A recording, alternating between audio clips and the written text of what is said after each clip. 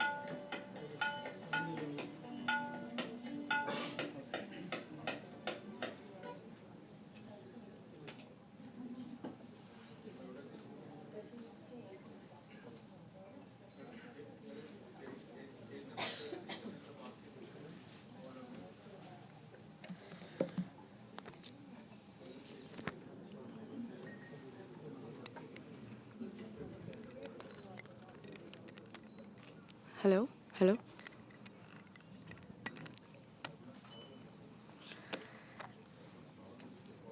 His Excellency G.V. Srinivas.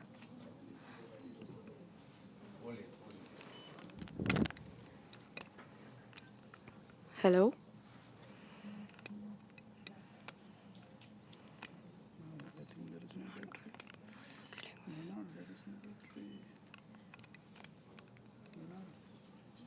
There's no battery.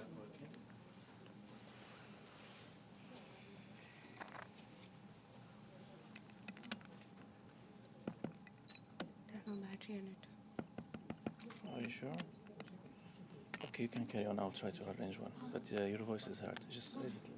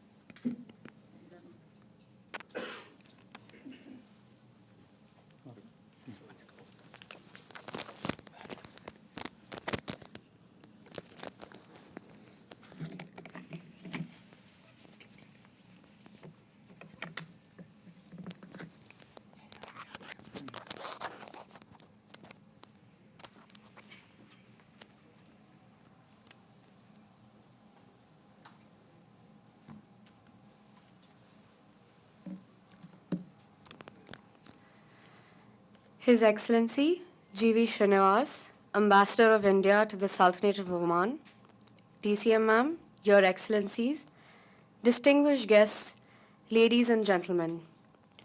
On behalf of the Embassy of India in Muscat, I warmly welcome you all to today's program to celebrate Ayurveda Day 2025, organized in association with Oman Health Exhibition and Conference.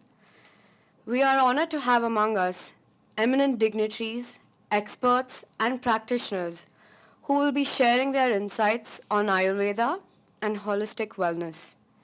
You are requested to put your phones on silent during the sessions to avoid any interruptions. Ayurveda, which literally means the science of life, is one of the world's oldest systems of holistic healing. Originating in India more than 5,000 years ago, it emphasizes the balance of mind, body, and spirit as the foundation of good health.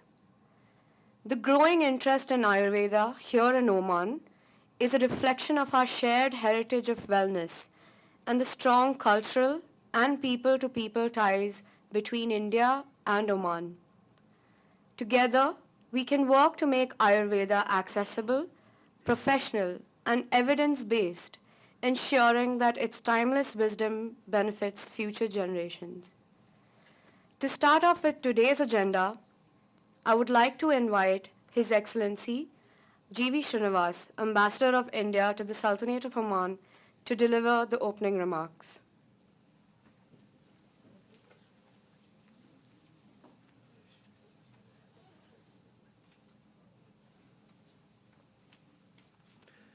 Assalamu alaikum. Good morning. Namaskar. Under the visionary leadership of Prime Minister Modi and the benign blessings of His Majesty Sultan, we are organizing this Ayurveda Day today on 23rd of September. Everywhere it used to be organized on a different date, depending upon which day was Dhanavantari, the real brain, the goddess of Ayurveda in India.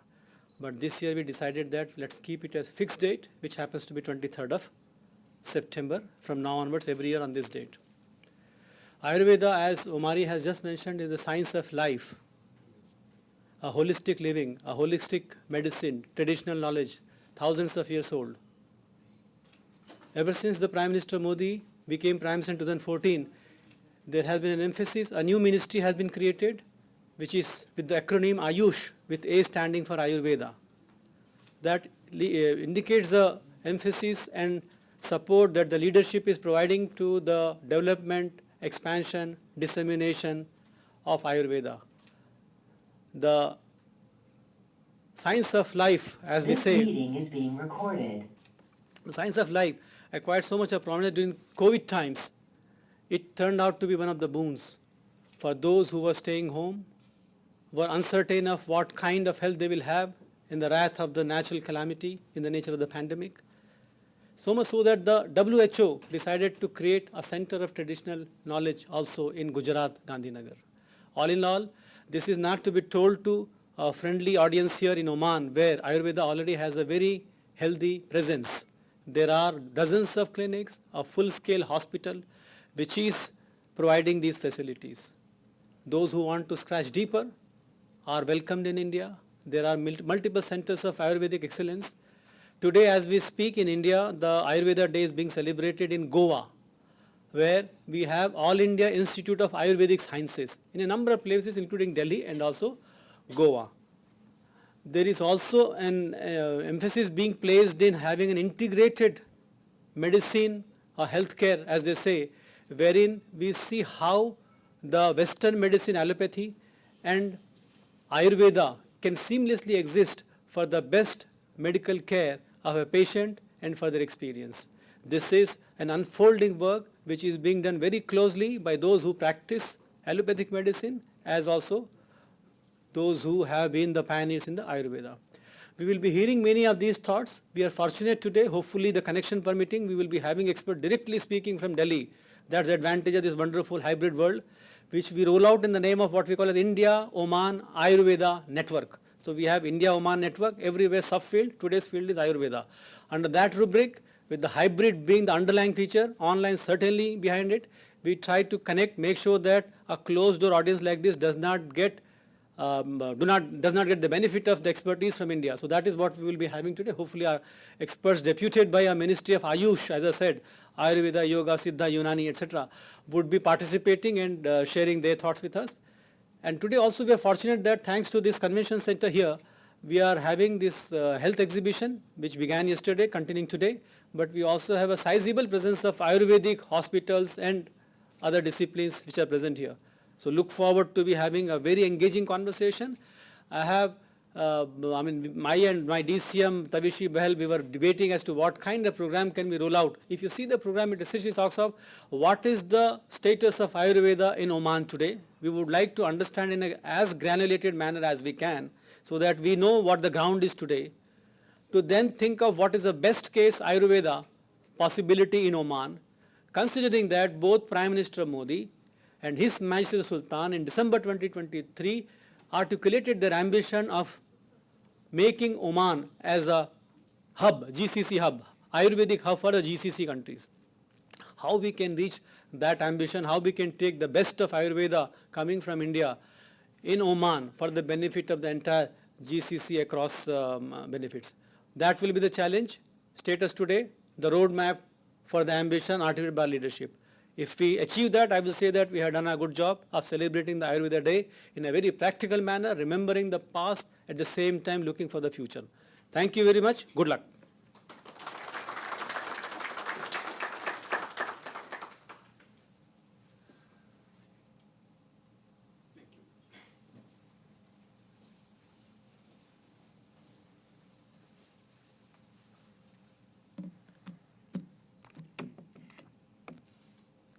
Thank you, sir, for those insightful words and for setting the tone for today's discussion.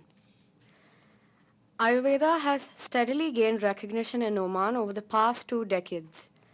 Today, the Sultanate hosts several well-established Ayurvedic wellness centers and clinics offering authentic treatments in areas such as lifestyle, management, stress, relief, and preventive health.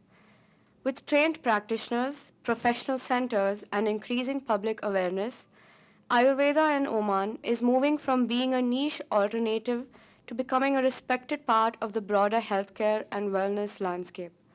To speak more on this, I would like to invite Dr. Ajib Palakal, physician, stress management, pain rehabilitation, and Ayurveda, managing partner, Hakeem Al Hayat Indian Ayurveda Clinic, to speak a few words on this. Please welcome him with a round of applause.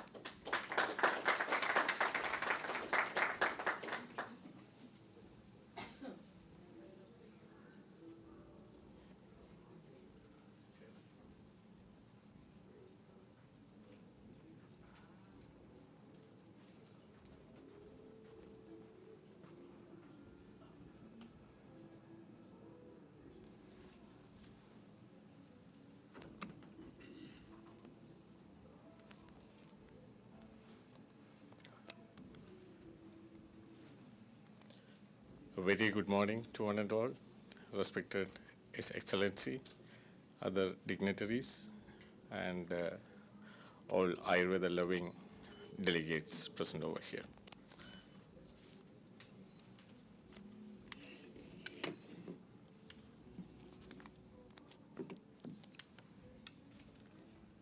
Can I take it?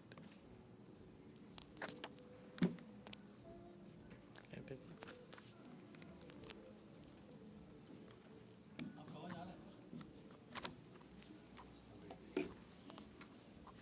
Can I? Please, no, it's okay.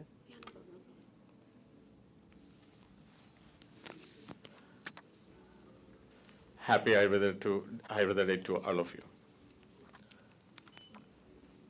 Let me begin with my given topic is Ayurveda in Oman, current status.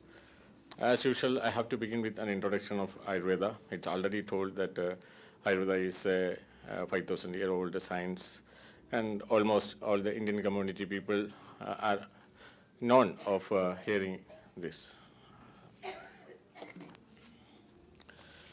So what I want to emphasize, what I want to focus is,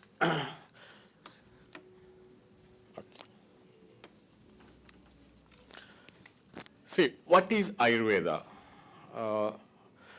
It is defined well in our Ayurvedic textbook as itself in a Sanskrit language. Hida hidam sukam dukkam ayustasya hida hidam. Manam chatacha etroktam Ayurveda sa uchyade. It is very simple, that is beneficial to the health, which is harmful to the life, and which leads to the happiness and sorrow, and which is measured, the life itself is Ayurveda. The wonderful thing is, WHO in 1948 constituted the concept of health, including the mental status and social well-being, which was already quoted in our textbook Charaka Samhita, which is originated nearly about 4,500 years ago. So that much influence is there, the importance is there for our classical Ayurvedic informations. And there is a concept, maybe I will tell like it's a misconcept that Ayurveda is a kind of system that is a folklore. It's like some old people practiced over thousands of years ago without any documentation, records, nothing. But you know, it is really a science-based, evidence-based system. Why this is evidence-based system? Because you know that it emerges around 4,000 years ago. How these evidences came? Evidences are experience.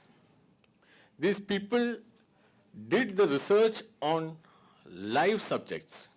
They did see the results, the experiences. They make continuous research on the live subject, and the experiences are recorded, and then finally it is compiled into our classical principles and foundations. So you cannot say that it is not an evidence-based system. It is evidence-based and experience-based system. And it has a strong foundation. That is the only reason it survived these much of years. If you consider many other healing systems evolved and just lost. So the importance is, it is time-tested science which is still in practice.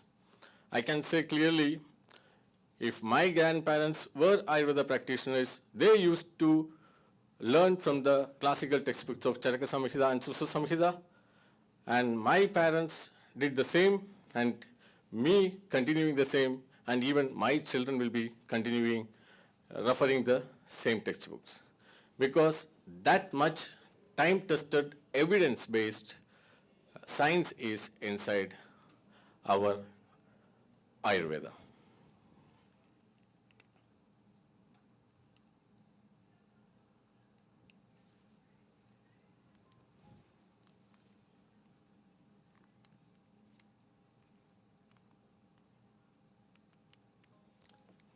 Then, how our Ayurveda science contributed to the modern science? Of course, everybody knows Susuda, the father of surgery, is our Ayurvedic physician who belongs to the surgical class group of physicians. He did a rhinoplasty, which is exactly the techniques which is exactly doing the modern plastic surgeons while doing the rhinoplasty. And they mentioned the technique of cataract extraction, the surgical instruments used by Susuda. When you compare, it is the modern surgical instruments are inspired version of Susuda's surgical equipments. And then detoxification. I believe our system, the Ayurveda system, is the only system introduced the detoxifying methods of the human body, and which is called as Panchakarma techniques. The whole universe now are behind Panchakarma detoxification programs and process by understanding the values of this detoxification. And anesthesia, the prime anesthetic technique was introduced by our system, our ancestors. At that time, they used herbal anesthetic, and even sometimes they use wine, cannabis, all those kind of available things to do the surgeries. Even main surgeries as well as a small kind of parasurgical methods are also used by giving these kind of anesthesias. So it laid a foundation of the importance of the anesthesia. And then comes the immunology.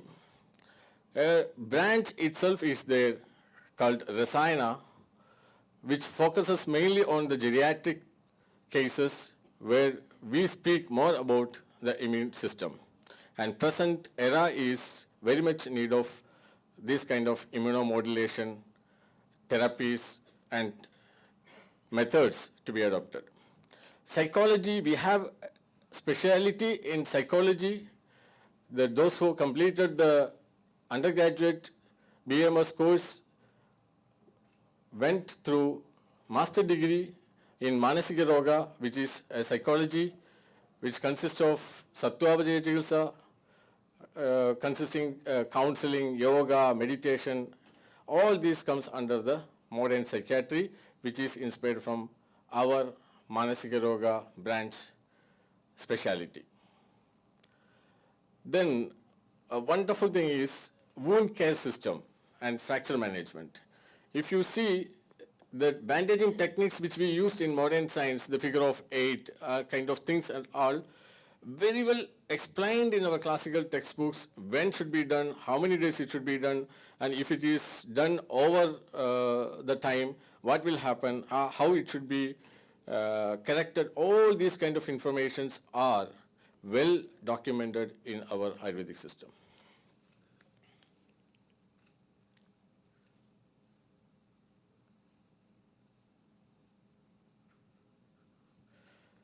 Okay, the importance in the global market growth, the population using Ayurvedic therapies in global level is, the certain regions are 22.5%, and annual growth market expansion is 27%.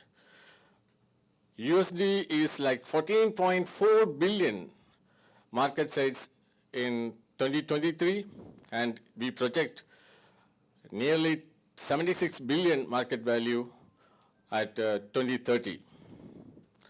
It is worldwide recognized. USA, UAE, Russia, Japan, and Middle East, Asia region also, Ayurveda is very well accepted and still continuing. This is the updated global statistics where global Ayurveda market value is nearly $18 billion, and it is projected $200 billion at a growth rate of 27.1%. How this growth is possible or it is happening is because the usage of the herbal preparations nowadays is booming in the global market, especially after this COVID impact. Many of the Western countries are completely focusing on herbal usages for their health and keep maintaining the wellness areas, and also the usage of the personal care things, which is the products which is made up of the herbal formulations, are conquering the world. And 30% of the significant market presence we can see in Europe, and North America is the leading geographic share of 37.8%. Now I come to Oman. For the purpose of giving this presentation, in our community, we did a Google Form survey. We got a wonderful feedback from this group of enthusiastic Ayurvedic doctors. From the available data, more than 50 centers are practiced here in Oman. And there is one exclusive hospital, bedded hospital facility at Saham we have in Oman. So we are building trust in Oman. Our Ayurveda is emerging, exploring, and expanding. The regulatory framework of Ayurveda in Oman. Obviously, business need a lot of regulatory things like CR, etc. I'm not going to the detail about the business side, but for a practitioner, he must be a graduate with a minimum 3 years of experiences, who complete this data flow process, etc., has to undergo the examination in Oman, can take the MOH license and start practice in Oman. While the therapist, 1 year diploma is a must and 3 year experience should be there with a positive data flow report.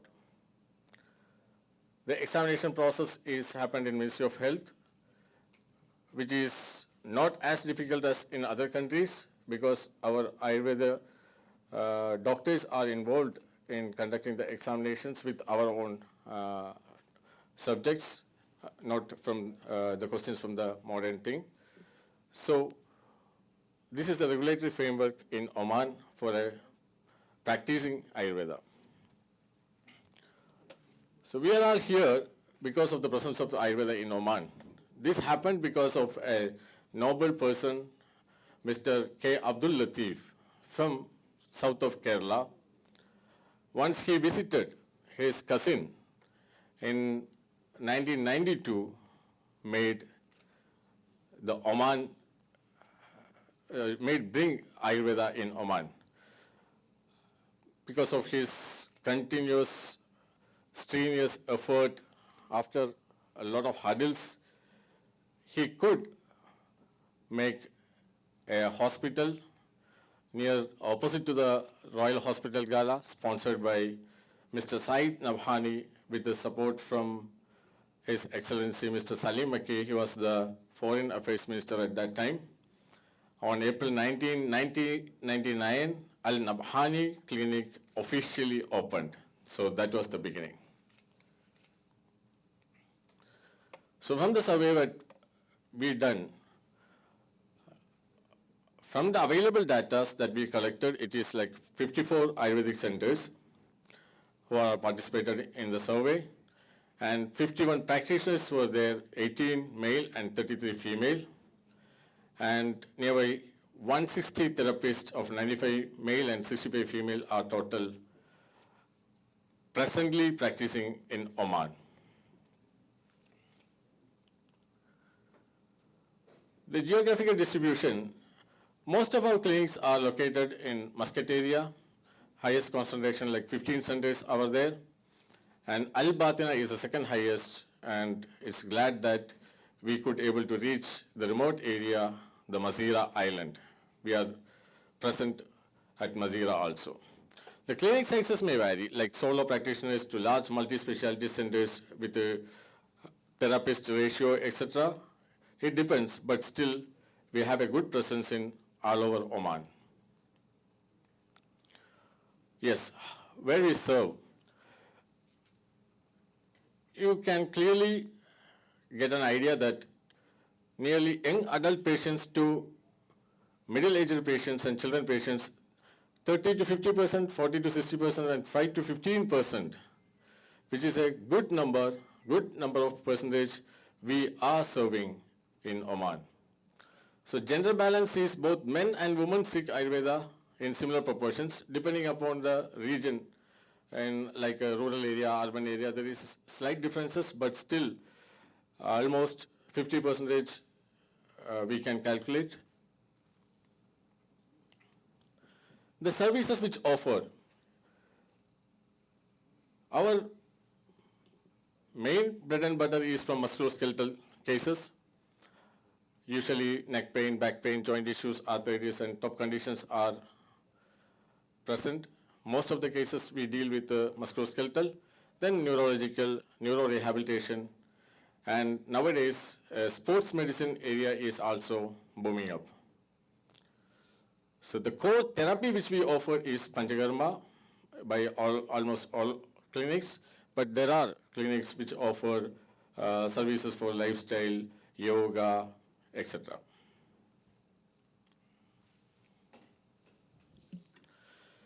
Yes, we do have insurance coverages in Oman. These are the insurance companies which provide Ayurveda treatments.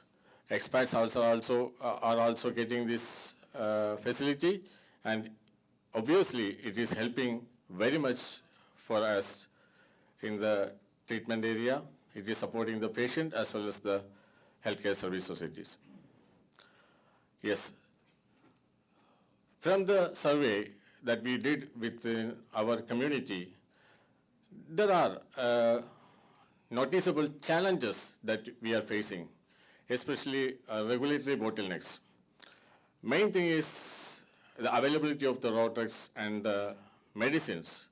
Even though we have Coimbatore Ayurveda authorized dealer, and many other people are also trying to bring other medicines, but I have to say that it is something like that working without tools, that we don't have sufficient availability of the medicines.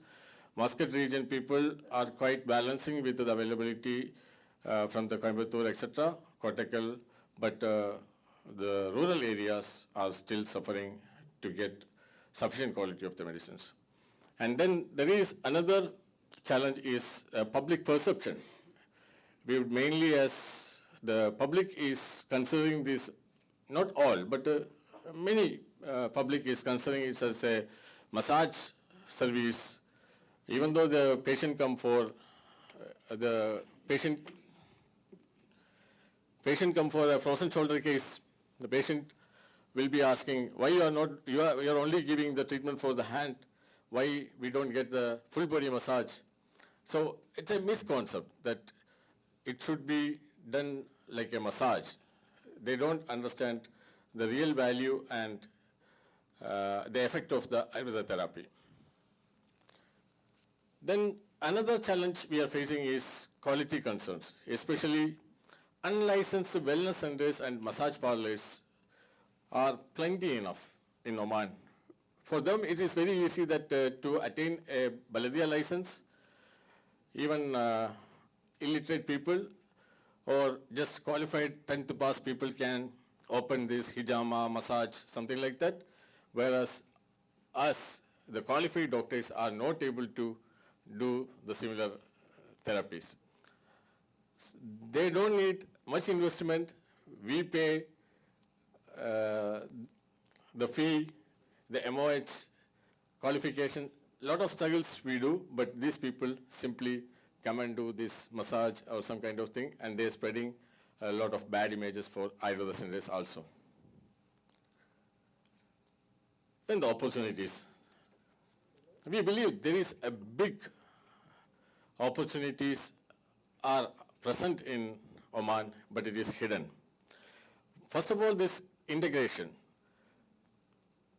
We can think about formal integration into Oman's health ecosystem. As I mentioned before, we are serving a huge number of population in Oman with the musculoskeletal, neurorehabilitation areas where this service can be done in most of the landscapes by the support of the government.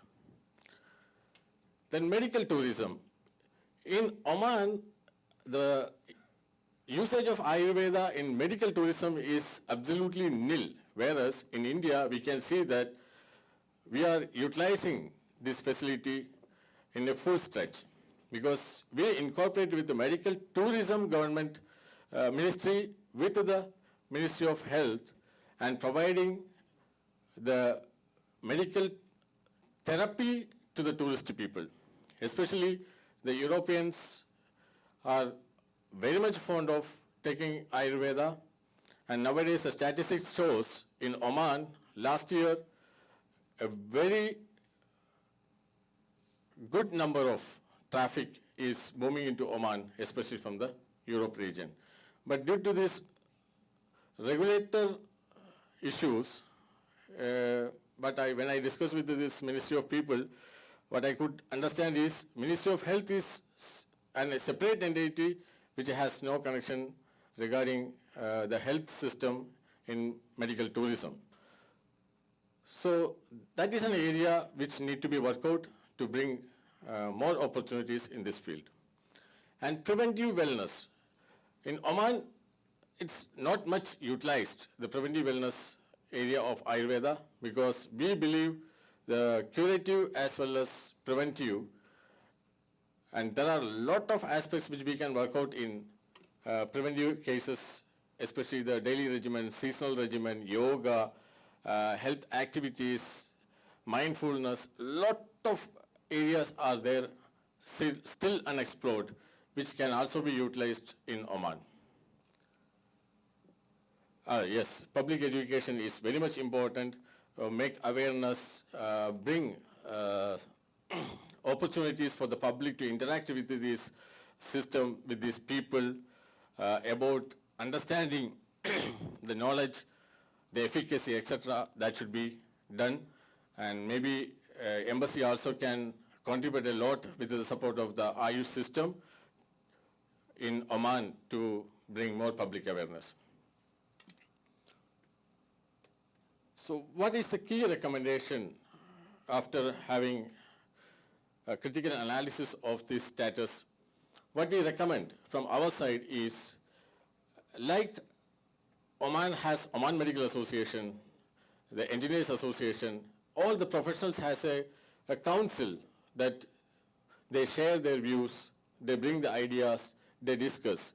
We also are in need of a kind of council which we can centralize our concerns, our thoughts, etc., and to help in the standardization in Oman. And we need a government collaboration. We believe that with this council, which makes us reach in government level, that we can express our views, concerns, and we can take part in the policy making, at least in the alternative system, where there is no proper SOP is managed. And many awareness campaigns can happen with the joint initiatives, public, official, even nowadays Ayush department is doing a lot in all over the world, supporting and bringing up Ayurvedic views and usage, etc. Uphold the standards. There is internal regulation which is happening in Oman is little bit difficult, because as the officials are not much clear about the Ayurvedic practice, the SOP is created in such a way that the modern system, how they are following the modern system, the similar way the SOP is prepared for the Ayurveda, which makes us much difficulties, which has to be standardized, because in Muscat region, in Dakhliya region, in Batina region, there are much differences in the standards. Maybe the practice of the standards are different, but it is affecting the working of the clinics and hospitals. And strategic partnership with the Indian institutions, Ayush department, CCRAS, etc., to bring in Oman and do the contributions like we can copy the Dubai and Abu Dhabi, etc. They make a wonderful job. Every year they make a show which a lot of people from different expertise will be coming to the area and will be delivering workshops, making people understand how Ayurveda is important and which is valid in present era. So as we already discussed, the strength which we have is more than 50 plus established centers, and strong patient demand is also there, and insurance coverage, and we have all the almost signature therapies we are practicing. And the opportunities, as we discussed, the integration of the healthcare and medical tourism still unexplored. Preventive wellness we have to bring in the practice, and public outreach. Weakness is, as it is also already mentioned by me, at fragmented regulation, and of course the availability of the medicines and licensing and procedures which taking a bit long time, and limited awareness of the public. That is, as I mentioned, a competition by these quacks or somebody who is practicing massage centers, beauty parlors, etc., is misquoting as Ayurveda. And there are a lot of unqualified practitioners who work over there without any license, without any qualification, making us also in troubles. And the regulatories, especially in the field of pharma, it is little more rigid. And the credibility erosion. So, coming to the conclusion,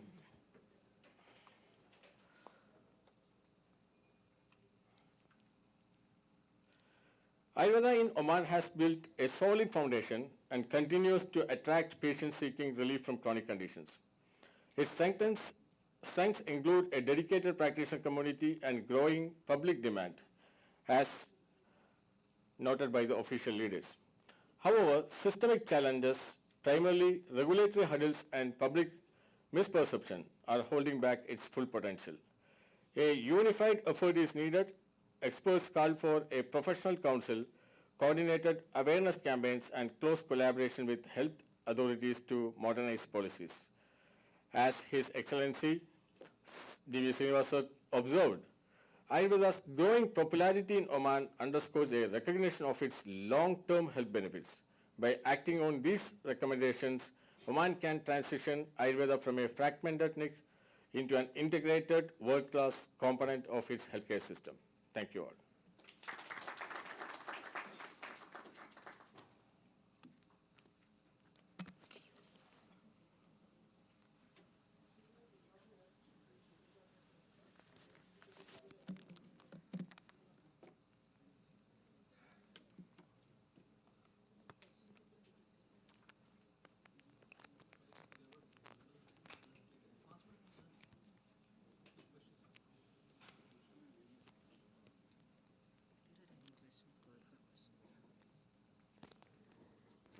Thank you, Doctor, for that insightful presentation. If you have any questions, you may raise them now so that Doctor can answer them for you.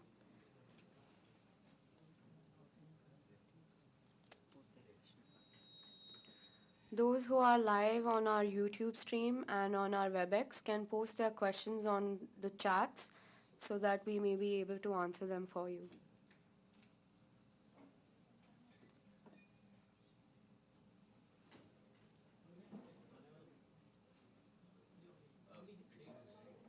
I just want to have a word. See, he has already mentioned that one of the bottleneck in the expansion of Ayurveda is... Others will be cut out. I think better you go there and speak only for me. No, I will just have a question. Nobody can listen in the WebEx. So just half a minute, quickly make.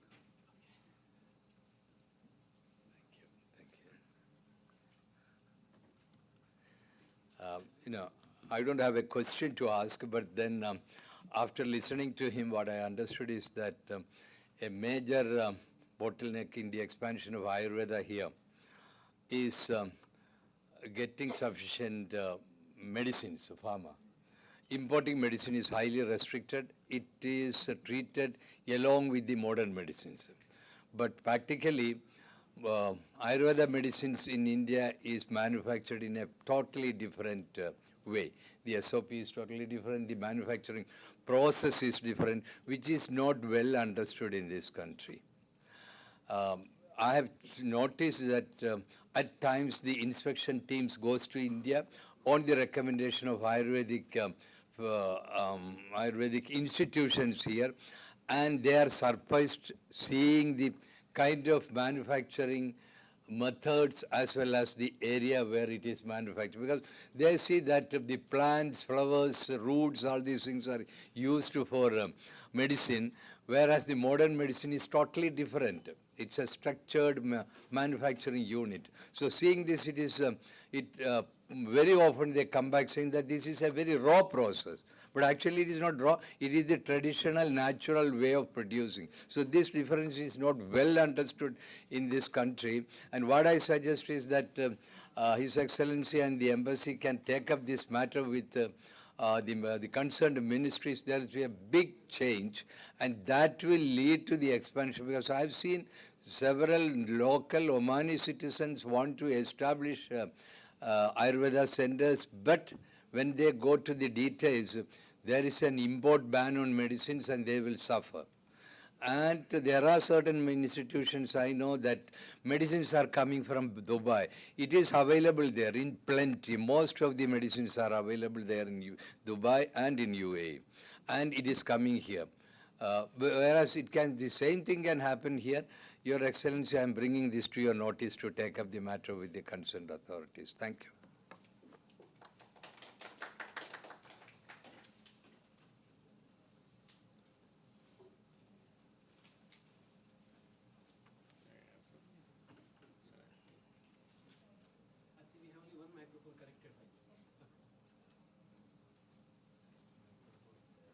Thank you very much. Anybody wanting to make any observation will have to come here, stretch your limbs, get bit access to your body. The reason is that there are a number of people who are joining online. They will also benefit only when we speak here, otherwise they won't be able to do so. So please do bear with us. And I'm happy that you are very brief and very sharp. So everything on that nature will help us.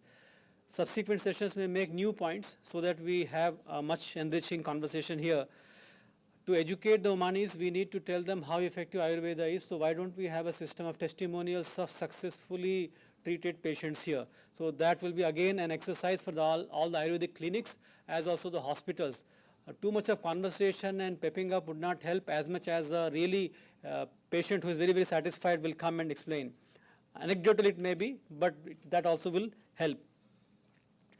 How unlicensed practitioners are practicing here is a little bit question to my mind, because I understood that Oman is the most regulated, the most efficiently regulated system in the whole, even better than for that matter at times with many other countries. If that be the case here, how are they functioning is a question.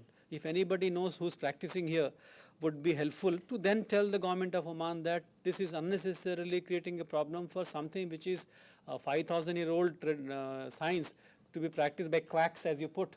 And that problem, of course, it's not only specific to Oman, it happens also in India, but we have to battle that out.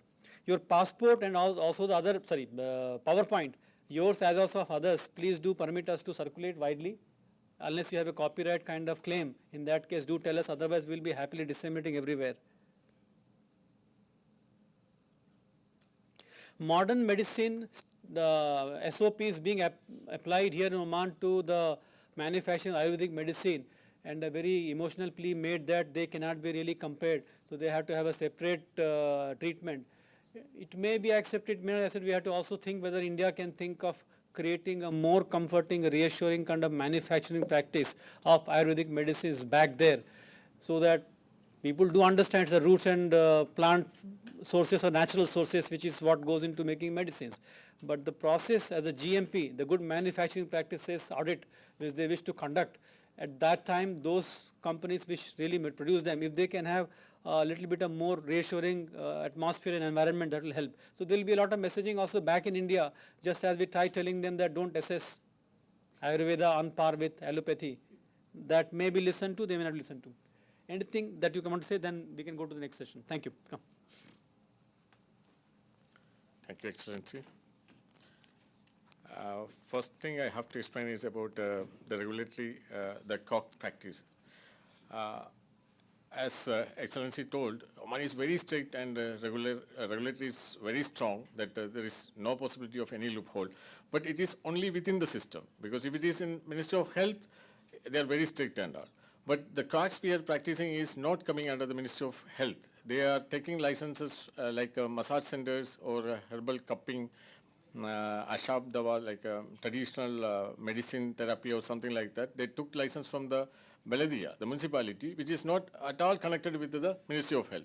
Ministry of Health always concerned about the health practices which comes under their department. But these people are more in number and exactly situated nearby our centers. So this is how it is affecting our. It's like not under the ministry, but it is under. It's like a bifurcating the way and doing this kind of activities, which the people are really illiterated. As I mentioned earlier, because we do learn the surgical, parasurgical methods, etc., and we are not allowed to touch or we are not allowed to use any kind of blades or needles, etc. We are very much restricted. At the same time, these people are simply daily more than 10 to 20 numbers of people they cut, they prick, they take the blood. In taken as granted. They can do anything, and they will go for a massage, they will go for acupuncture, they will do all kind of methods that they know, and that is the first thing. The second thing is regarding this regulatory problem with the pharmaceutical thing. Nowadays the situation is changing, much change, especially in Dubai. I'm glad to say that we got register our classical Ayurvedic preparation as medicine. Like Chawanaprasha is now as medicine, it is available in Dubai. And this happened because of the effort laid by Mr. Shankar Iyer from Kerala, Kochi. He was a modern pharma person, but he integrated into our system and he ruled out the way how these paperwork can be done, how the things should be done. Nowadays, I believe more than 10 medicines have got licensed under medicine, not like a complementary or herbal product or something like that. This has happened. I believe, I hope soon this will also implemented in Oman, because now nowadays the Ministry of Pharmaceutical Dubai is appointed him as a consultant from India to guide how this should be assessed, how this should be documented, how this thing should be done. So I hope sooner, not later, it will come, it will come. Okay, thank you.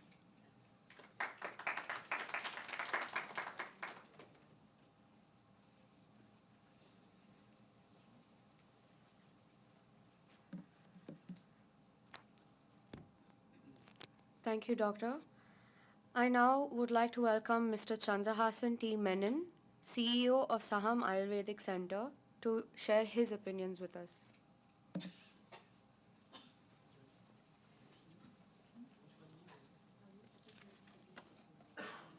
Good morning, His Excellency the Ambassador and all others.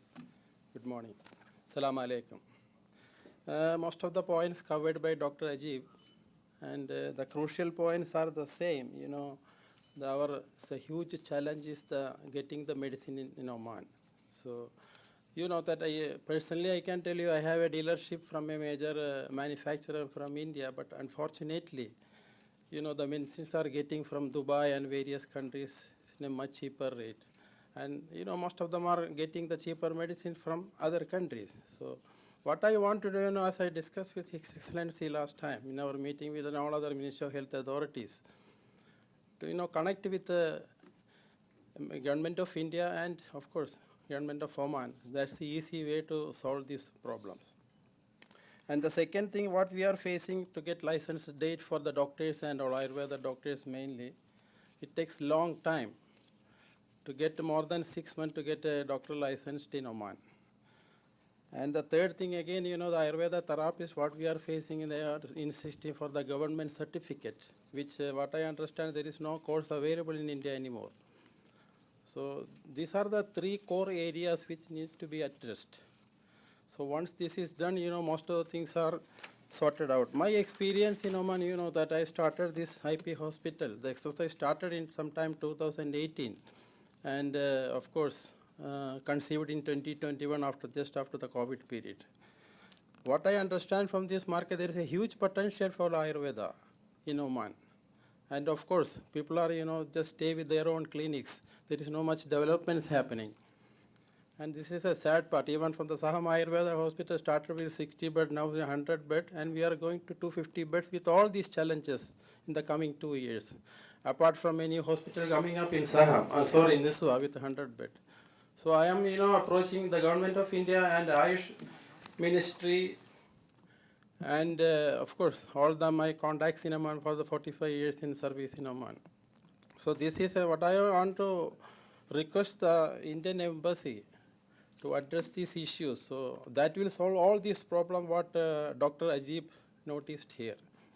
So what integration happened, then everything will come true. So, and as much His Majesty's vision will happen, the Ayurveda hub will be, you know, successful in Oman. So these are the core areas to be addressed. And thank you very much who attended the function today. Thank you.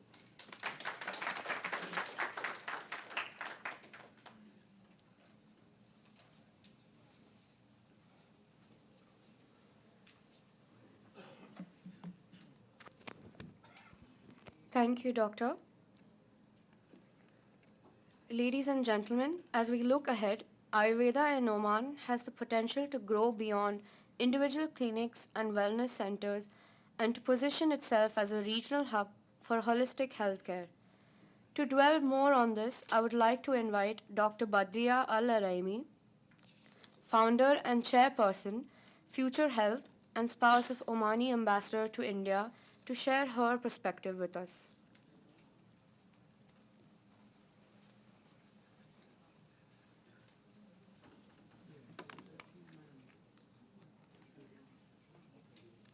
Good morning, everyone. Dear Excellency, the Ambassador of India to Sultanate of Oman, dear distinguished guests, colleagues, partners, friends, welcome to my presentation today. Could you display the slides, please? The first one.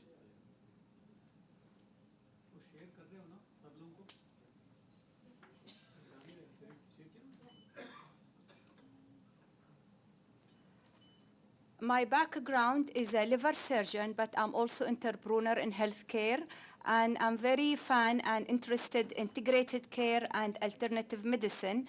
And it comes to challenge me that when I dig deep into introducing full-fledged Ayurveda into Oman, it wasn't that easy to penetrate the market in Oman because of the challenges my colleague already mentioned. So I thought today let's share some ideas and we can from there discuss how we can improve on this. Back in 2023 in December when His Majesty visited India, there was a statement at that time that we need to bring health collaboration in Ayurveda and integrated or conventional medicine. And from there we were hoping to start something that is really addressing this. The possibility of Oman becoming a central hub for Ayurveda in Middle East, giving that Ayurveda growing popularity in the region. But why Oman? Obviously, everyone knows the long relationship between Oman and India. There is nothing new about that. We all know the strong relations at family levels and at diplomacy levels, trade level, at different levels. And we all know that the country is positioned as a neutral from all the other countries politically. We don't have a war with anyone. We don't have any conflict with anyone. And with Oman 2040 vision, we encourage the diversity of economy. So why not bring such industries to Oman or exchange our patient with India? And also, you know that India have got the best reputation in medicine among Omanis. Indeed, most of Omani patients who travel abroad, they go to India. And also there is influence of Omani traditional medicine. People after COVID becoming more believing in traditional medicine and herbal medicine, which is all the core point of using Ayurveda and its treatment. I believe there are lots of stakeholders that can work together, come together to make this successful, not because they believe in it, because it is actually efficient and effective. It can be endless, but it's all at the government level. So, how to build Oman as a hub for Ayurveda medicine? We have to have policy and framework. We have to have infrastructure, education, collaboration, and cultural exchange and community engagement. I will go through this quickly, but I'm sure sharing this with you, you will have lots of more of thoughts which we can share with each other. So the policy and framework, if we have a clear regulatory framework for Ayurveda practice certification to get approved in Oman, we don't have to have in particularly a medical council, but we have to have this clearly documented somewhere from both parties, from two working groups in the both countries, so we can take it to the steering committee, to different stakeholders that we should form as soon as we can to make this successful. We have to have bilateral agreement between Oman and India to recognize each other. Yes, we have strict rules, but these rules are founded to protect the practitioner as well as the patient. So we should be happy with them and in fact use them to our benefit. Some policies can encourage investment of Ayurveda clinics and research centers and manufacturing unit in Oman, from India in Oman, and vice versa. Infrastructure, we need to develop a dedicated Ayurvedic hospital in collaboration with other hospitals. We have the military medical city, we have the Royal Hospital, we have many hospitals. They are open to expand their treatment, and in particularly a hospital called Khawla Hospital, I'm sure all of you know about. They have integrated medicine department. They encourage traditional medicine, Chinese medicine, Ayurveda medicine. You don't have to come alone. You can collaborate with the government sector to gradually penetrate the market. So, education. Education is very important to all of us. As a clinician, me as a conventional doctor, but also for colleagues who are in general medicine or in family medicine, when will I be referring my patients to Ayurveda, when I will be referring them to conventional medicine? Why my patient, when they come to the hospital, they don't have the choice to go to conventional medicine or to go to alternative medicine or to go to other types of medicine? We should have education addressing this point. It will strengthen the Ayurveda education by establishing institute. You can encourage and share expertise from India to Oman and from Oman to India, so we integrate with each other. This is the best way to go forward. Clinicians and patients can take this forward. Conduct workshops, seminars, exchange programs in healthcare, and this is one of them. And obviously, promote Ayurveda as a complementary and integrative medicine, and also bring it as alongside with conventional medicine. Don't separate Ayurveda from conventional medicine. You have to bring them all together. This is one of the ways, and this is how the medicine will be practiced in the coming years. We should not separate this from that. Collaboration and research, it's very important to collaborate with each others. When I talk about collaboration, we need to have a joint research project that validate Ayurveda therapies. Ayurveda therapies is more than 5,000 years, and in fact, in modern medicine, they say if there is a type of medicine which is 15 years practice successful, it is already validated. But this is something practiced 5,000 and more. Why it is not validated? We need to publish more outcomes and more success stories that will be there for public and for government to lean on, and to be very much encouraged to bring full-fledged Ayurveda to Oman. Partner with the global health organizations to promote Ayurveda wellness and preventive care. WHO is the strongest health, I would say, organization in the world, right? It brings all the countries together. You've got the AYUSH ministry, and we've got the Ministry of Health. You know, having a separate ministry for Ayurvedic medicine and alternative medicine is something not to be taken easy. You can easily penetrate not only Oman, the whole world, I would say. Cultural or promotional initiative. This is very, very important point. We don't have to sell India to Oman, and we don't have to sell Oman to India. It's already happening, but we need to organize more festivals, more events, wellness events, and cultural exchange to raise awareness. And we need to launch marketing campaign. My next slide will be the most important slide, because I believe from this we can take things forward. When we talk about public engagement, it's very important that we tell the public about the stories, the principles, the science of Ayurveda. So many people, they don't know about it. And in Arabic we say, Al-insan adu ma yaghal, mean human beings are enemies to what they don't know. If they know, surely they will be encouraged to go through this. Do not link Ayurveda to massage. Ayurveda is beyond that. It's a treatment. I know success stories about Ayurveda cured diabetes, cured rheumatological diseases, cured so many illnesses, cured hypertension.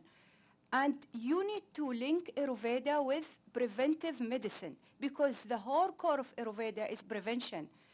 There is a big statement, Oman 2040 vision, about preventive medicine and the importance of this value to the Omani and to the global community. So why not to address it this way? This is the most important thing you need to emphasize on.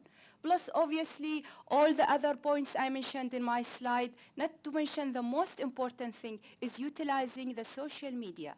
Not only through posters, through wellness influencers, through clinicians, through public, through success stories.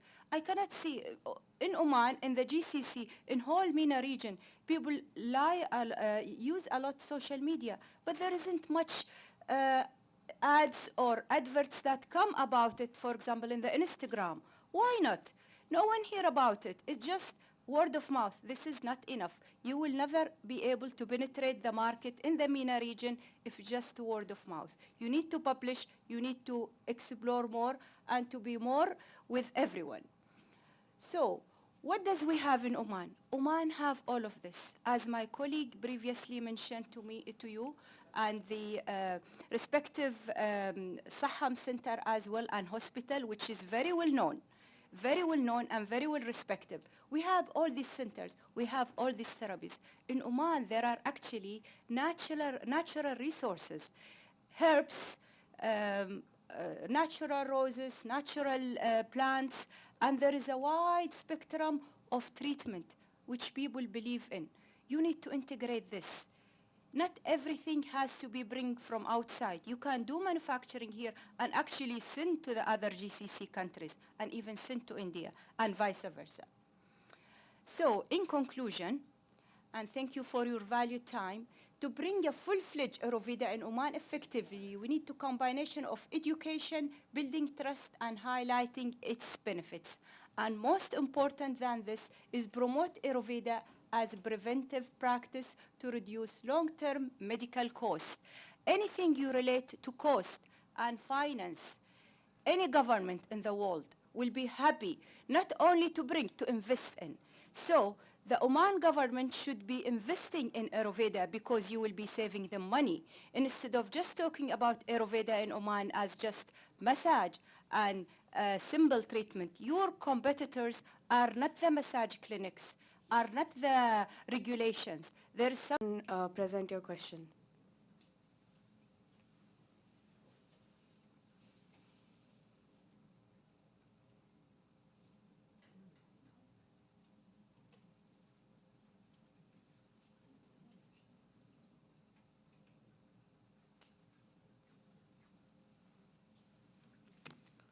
Thank you, ma'am. Thank you very much for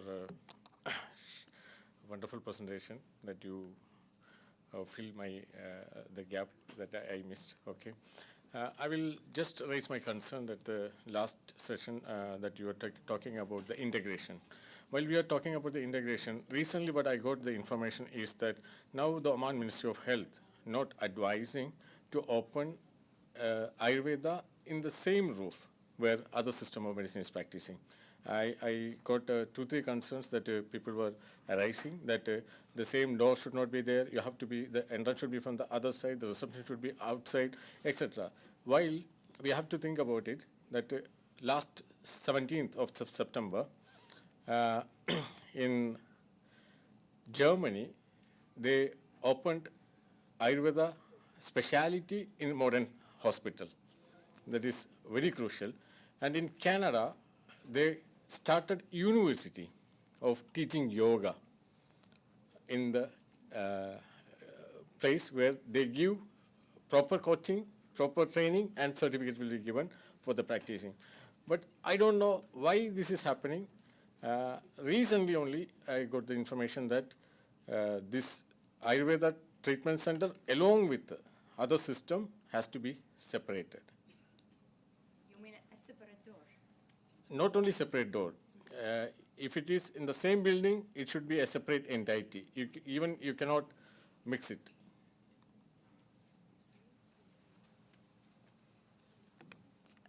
Thank you for the question. This is high for me. Thank you for the question. Actually, I don't talk on behalf of the MOH.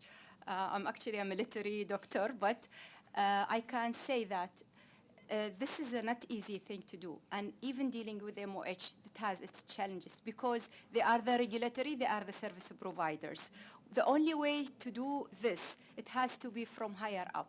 So it has to be government levels, it has to be with a strong proposal, and us clinicians with politics and finance people bring what is the benefit of having such department, such a unit in each hospital or even near each hospital, so the patient, what will they benefit from this? I think it's beyond us, beyond you and me. But it will happen, I'm sure. Yeah, this is the right place that we have to discuss. Sorry, one more valid point I want to take to you, because when we started, even now we are getting 80% from government, from Ministry of Health, Ministry of Defense, especially of course ROP, charitable organizations. But until 2023, we used to get purchase orders for both Ayurveda and physiotherapy, speech therapy, everything. But for the last 1 year, it's very surprising, the government sectors completely omitted the Ayurveda treatments. They don't give, they don't promote anything. They stay on with only the physio, even though of course it's an integrated hospital. But I don't know if you can answer my question, if you know. No. So I mean, I am trying my level best to boost Ayurveda in Oman. But surprising fact, even government these days not supporting Ayurveda. They said you speak to the patient directly to deal with you, instead of like 2 sessions you take one Ayurveda, one physio, which government is not supporting. I mean, I don't know what is the politics in it. If somebody can answer it. Only MOH minister can answer this. Because it's 2 years since he started his Sorry, position. well, I approached the minister many times directly even. Yes. Yes, he will not answer. He will not tell you because he will be part of steering committee and they will decide this. So to challenge them, you need to bring evidences and you need to bring cost effectiveness of bringing Ayurveda, of preventing diseases, preventing diabetes, hypertension, preventing using expensive treatment for rheumatological diseases, going all the way against all the pharmaceutical companies which are well established in Oman. That's the only way to penetrate Oman. Well, from my level, I tried it to convince the government department how effective these Ayurveda medicines. Not your level, not my level, No. higher up. Well, Well, you know my. yeah. Well, excellencies are here and. Yeah. Thank you. Yes. Thank you very much. A big round of applause to doctor. Umari, not possible? Online? I'm asking, is it possible? That's not the question. Technically, can they intervene? Okay. For all of us, I must say that the most authoritative speaker today has been Madam Ambassador. The husband is ambassador to India, and she is ambassador of Ayurveda. Thank you very much. Nobody could have argued as powerfully as you did in favor of Ayurveda. Music to our ears, a very well laid out roadmap which you indicated. A lot of work cut out for us. I can see that just as we try to integrate Ayurvedic and allopathic medicine, somebody will say that why don't you also integrate production practices of pharmaceuticals products for Ayurveda and for allopathic. So on one side we will be defending, say no, you come to the Ayurvedic standards of medicine production. But when it comes to the medicine, then we say that integrate to each other. But the question which you asked regarding, the other gentleman asked about the doors being separate. I have seen that in Oman. So that's also, this is my personal take. Typically, they do not want in the same premise a school and a social club. They want a segregation. They don't want anybody to be confused saying that he's going to a school whereas he may be going to a social club, or other way around, going to a social club thinking he's going to a school. That thing is also clearer for certainly these two systems of medicine till they are inherently integrated systemically.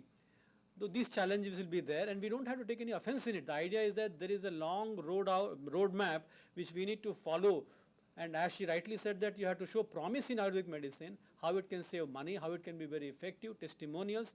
She was the one to articulate saying that the 5,000 years of successful patients should be counting for more than 15 years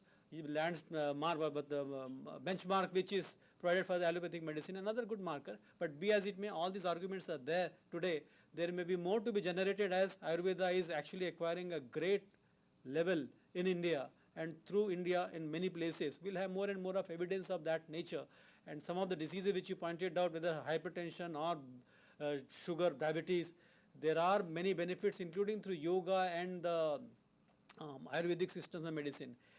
I was taking a bit longer here to say that neither I represent nor anybody across the table represent the governments here. We all are more into the advocacy role. So advocacy has to be done powerfully, and as we do that, hopefully there will be better times for that. There are a number of participants online. Some of them are experts. If you have anything to intervene and say, please do take 1 minute, not more than that, please do go ahead. Just to make sure that you are listening, you are able to see, you are able to also see the PowerPoint presentations which were made. Anyone wants to take the floor, please do unmute yourself. Can they? Self-unmute? Self-unmute and speak.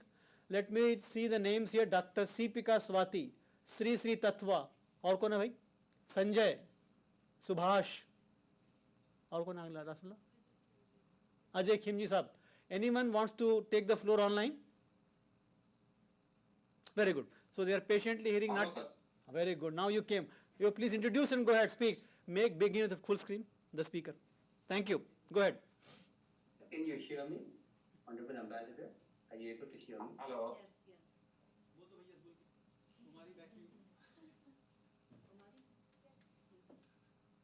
Are you able to hear me, madam? Yes, we are able to.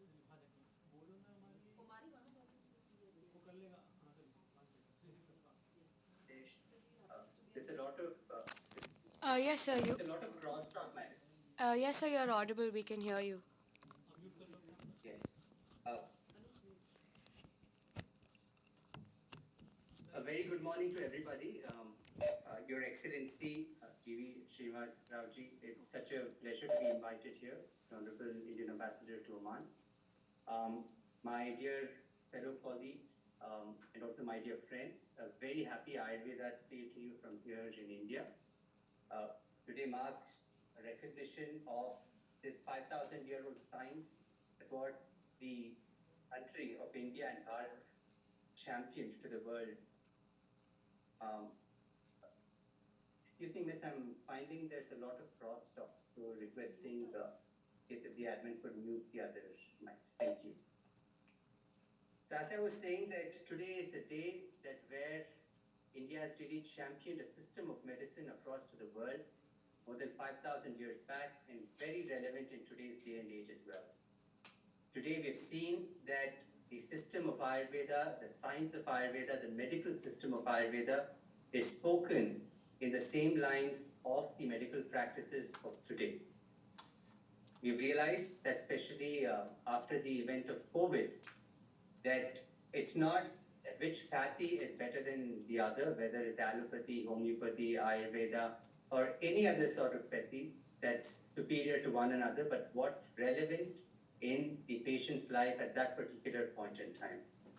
Having said that, I'd like to make a couple of observations here on Ayurveda Day, whereby India and Oman have also signed in an MOU to see that how Oman could be made as a hub for Ayurveda and its propagation across there in the Middle East. From Sri Sri Tattva side, I welcome this particular partnership. I would like to also let everybody in the room and also everybody watching online know that from Sri Sri Tattva side, we have full support to this particular initiative to see that how we could bring in quality Ayurveda to the people of the Middle East. Having said this, I would like to make a mention here that Sri Sri Tattva, which is inspired by Gurudev Sri Sri Ravi Shankar, we've seen that our presence has been there in Oman for more than a decade right now. We've had our Panchakarma clinics there, properly registered with doctors writing the bridge exams and also coming and practicing there as doctors in the Sultanate of Oman. We're very proud to be partners with the country of Oman to champion this particular system from so many years.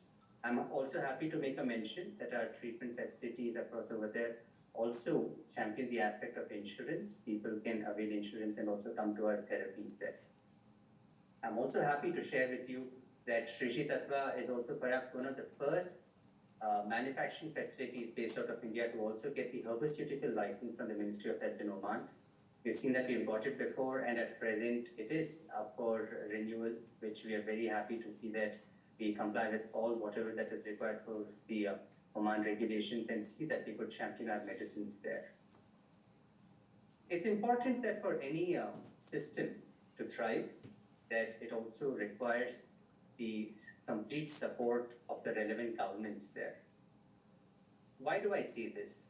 It's because that from industry side, one challenge that what we've been facing is that for us to be able to champion a system of medicine, we also need to see that the licenses and also permissions are given timely.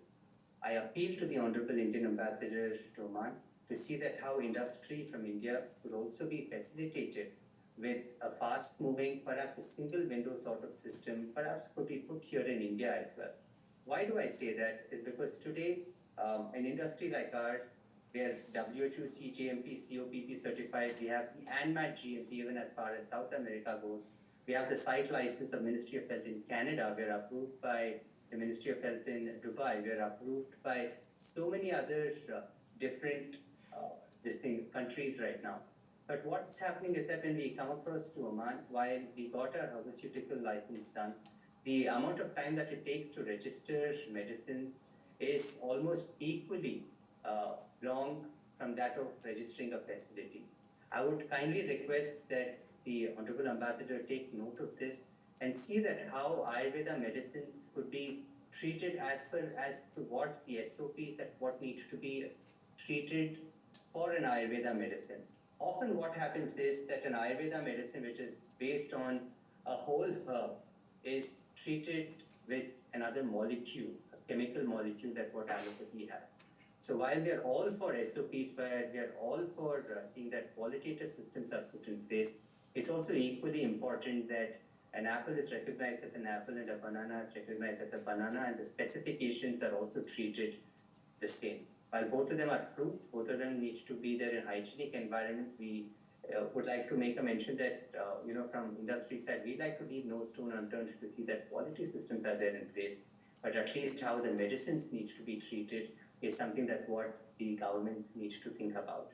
A solution here that what I am happy to offer here is that the Ministry of Ayush has already laid down very clear pharmacopoeia standards that what India follows right now, and also a whole lot of other countries have also recognized the pharmacopoeia standards. To name another, it would be Mauritius, and perhaps another would be Malaysia. So I would request that in case if these standards could be taken across, and at least facilities that are already WHO, CGMP and COPP certified, that audit relaxations could be done. There could be different recognitions that what both the countries could come across together.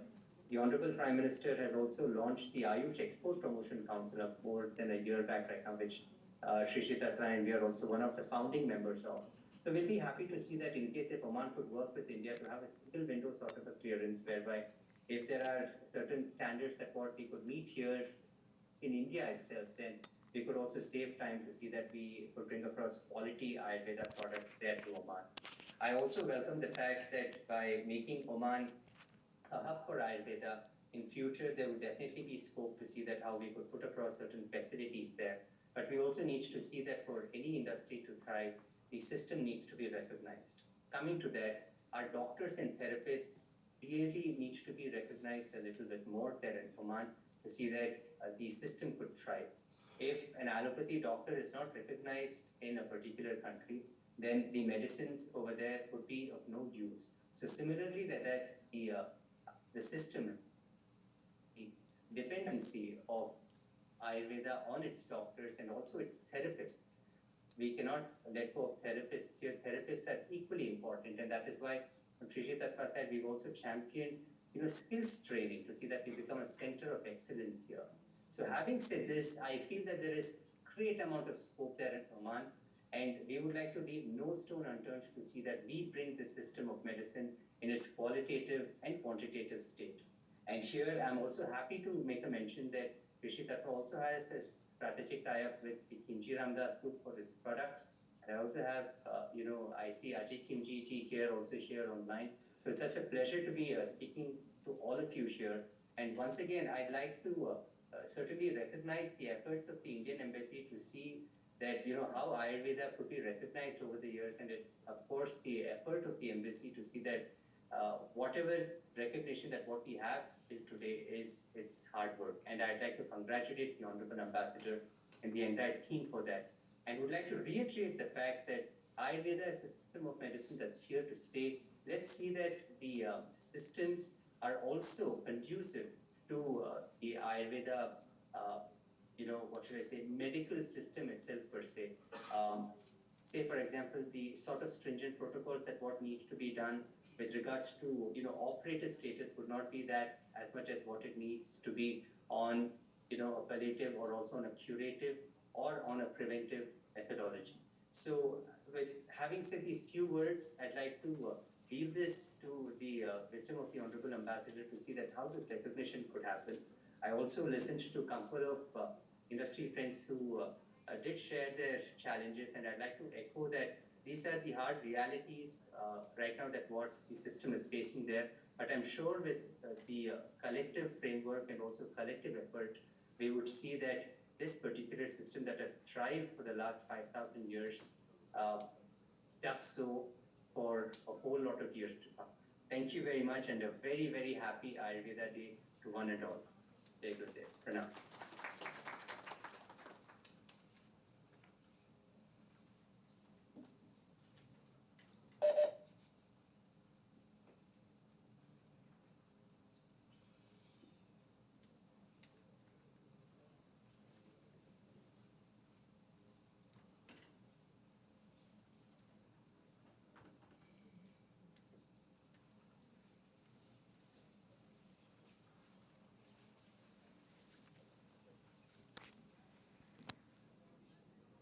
Thank you. That was Mr. Arvind Varchasvi, Managing Director, Shri Shri Tattva.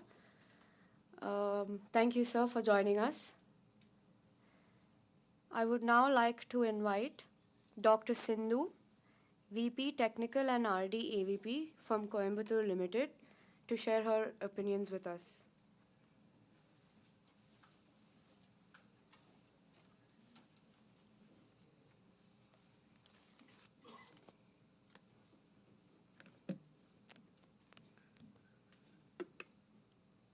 Respected His Excellency, Sri G.V. Srinivas, other dignitaries, a very warm good morning to all.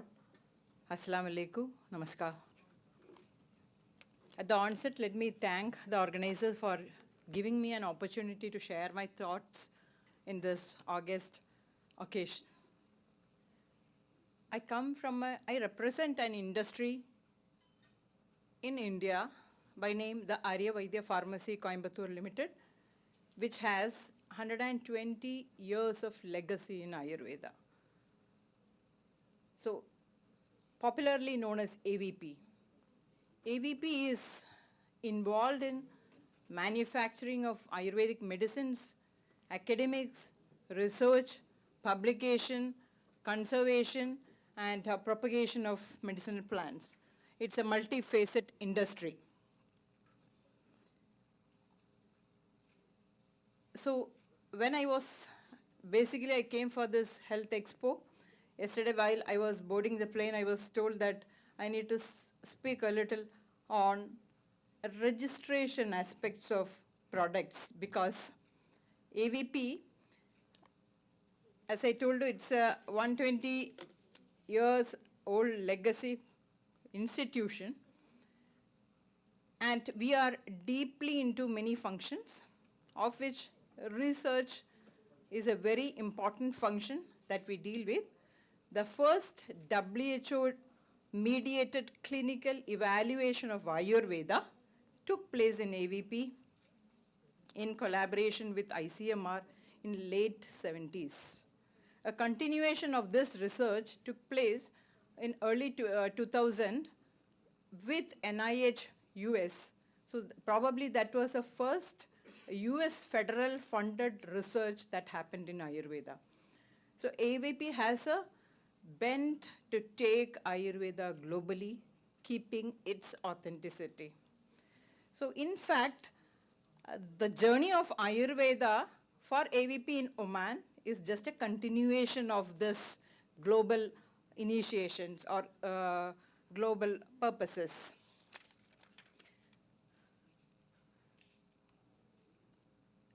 So I was told to talk on the product registrations. You know, AVP has a franchisee here in Oman. It's called Coimbatore Ayurvedic Center. They started in 2008 as one Ayurvedic center. Now there are 5 Ayurvedic centers for Coimbatore Ayurvedic Center. So that is a success story, I would say. Someone started a small center, now it has grown to 5 centers. And we have been doing product registrations very, very successfully. So that is one answer which I have to give to our early speakers. My early speakers were referring to the difficulties in registration of products and the various issues they face in the registration, in importing the Ayurvedic medicines. So this is one success story which I wish to share in this forum. The first step for any product registration is the site audit of the industry by MOH, Oman. And we have done 2 audits very successfully. Our industry has been audited twice successfully by MOH Oman.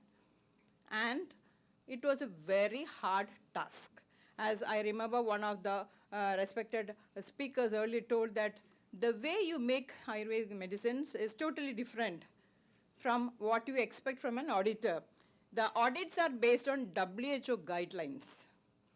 And your manufacturing method is, it has high standards of manufacturing with all documentations, but only thing you have to realign or redraft your SOPs so that it will be in place with WHO GMP guidelines. It is just rephrasing your SOPs or reformatting what you do. And I wish to give a submission that the Ministry of Health, Oman, has been very, very helpful.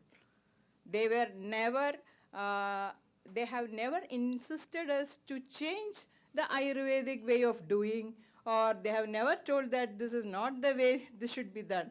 They were very much in consensus with what we were doing, but systems should be in place, which we also accept. You know, it was a very hard task. It was not an easy way to get through the audits, and it was a good learning for us also. You know, we are a CGMP or WHO GMP compliant unit, and we have submitted for COPP also. So we have the basic infrastructure for to face all these audits. So what the MOH audit means, what we got from the MOH audit was that whatever you have, you structure in it in a manner so that your product efficacy, safety is assured. So there is nothing bigger that we have to do. Only thing, whatever you do, you maintain proper hygiene. There should be a proper SOP. Whatever is your SOP, just define it properly, do calibrations, do validations, have a proper safety measures in your, because a safe product will come from only a safe industry. So safety is another aspect which the MOH insisted, which is very well valid, which is very true that industry should have safety measures, and there were other some social inclinations which we had to follow. But it went very well, even though it was very tough, very, very tough. We had a 3-day audit of MOH in the industry. We could provide all the details that they requested, keeping in line with the Ayurvedic way of manufacturing. A very detailed audit was done in lines with WHO GMP. And we qualified 2 times. The audit recurs every 5 years. So we had done a second audit, so 10 years, I think from 2008, once this Coimbatore Ayurveda Center, which is a franchise of ours, has been started, we have started the registration process, and there are many classical drugs, means formulations that are registered as Ayurvedic medicine. They are not registered as supplements, they are registered as Ayurvedic products, and the registration process is still ongoing. So that's one thing which I would like to share in this forum, that it is possible. It is possible, but painful, but still possible. And as an industry, we had to do many, many changes, child-resistant closures of the bottle. It's not a common thing that we do in Ayurvedic medicines. As per MOH stipulation, all the internal products of Ayurveda which came to Oman should have CRC caps, that is child-resistant closures, for which we had to completely shift our machinery. Investments will be there, but we abided. We went through with the regulations of MOH, and it was accepted. They accepted the changes what we made, and it went well. So that is possible. Only thing, it's a hard task, not easy, and for that we need not change Ayurveda at all. We can be still the genuine Ayurvedic manufacturer and genuine Ayurvedic practitioner, but there should be a clear coordination between the industry, your counterpart in Oman, and the MOH. Then only it will happen timely.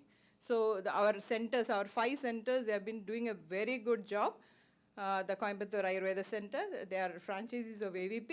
So they have been taking up the documents what we submit to the ministry, they used to follow it up with the MOH, and whatever issues that MOH raises or MOH puts forth is addressed by our technical. They also have technical people here. So they do the first line of technical discussion with MOH, which subsequently they take it up with us. So it does happen. So it's very much possible, and only thing, there should be a drive to do the thing. There should be a proper coordination between the industry, the center in Oman, and the MOH. If it is orchestrated well, it will happen. So with these few words, I give my submission. Thank you. Thank you for a patient listening. And one more thing I would like to put in this forum is that earlier speaker was telling about the coordination or putting Ayurveda as a course in the universities. AVP, the company from where I come, we have initiated such an initiation in University of Latvia, Medical University of Latvia. We have a chair of Ayurveda in the Medical University of Latvia, where Ayurveda is taught as a subject for the MD students. And after their course, they come to our industry for the trainings, our hospital to get the trainings. So that is also happening worldwide. Even Oman can think of it. And one issue that I see the centers facing in Oman is the masseurs, that is the massage people, the masseurs. They are not able to get the approved masseurs, government approved masseurs. What I see is that the data flow goes to only certain government sites. Some of the very popular Government of India approved courses doesn't fall in this data flow. So there are many people available in India, but they are not possible to get into the loop of data flow, and they are not possible, these centers are not possible to get the masseurs. So if more centers could be included in data flow, the scarcity of masseurs could also be considered, or it could be reduced. So thank you one and all for a patient listening.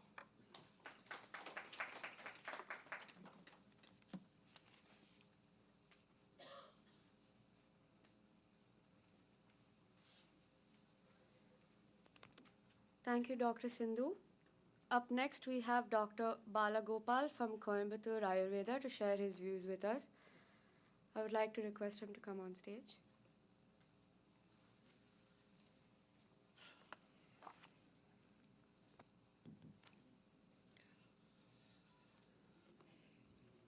Good afternoon, respected officials, His Excellency Srinivasa sir, officials from Ministry of Health, distinguished healthcare professionals, esteemed colleagues, and honored guest. So I presume now the topic of how Oman can position itself as Ayurveda hub of GCC and Greater Middle East has been now conceived into you. So I will also give my conclusive points on this further on. So I represent Coimbatore Ayurvedic Center, as Dr. Sindhu said. We have been flourishing in Oman since 2018. Broadly for 2008, broadly for last along with 5 clinics. So this vision is not only about reviving an ancient healing system. It is about strengthening modern healthcare, diversifying Oman's economy, aligning ourselves with Oman's Vision 2040. So, as you all know, Oman's Vision 2040 is a vision of healthier, more sustainable, and a more prosperous future. So let me get your attention to Oman's unique strengthness to be a leader in accommodating Ayurveda, or to become a world-class hub for Ayurveda. Oman already has natural advantages that make it perfect candidate for the leadership role. First of all, like some of my colleagues have mentioned, the cultural fit. Omani society deeply values holistic and natural approaches to health. Ayurveda, on the other hand, which focuses on balance, prevention, and harmony, is therefore not foreign. It resonates with traditions already rooted in this land.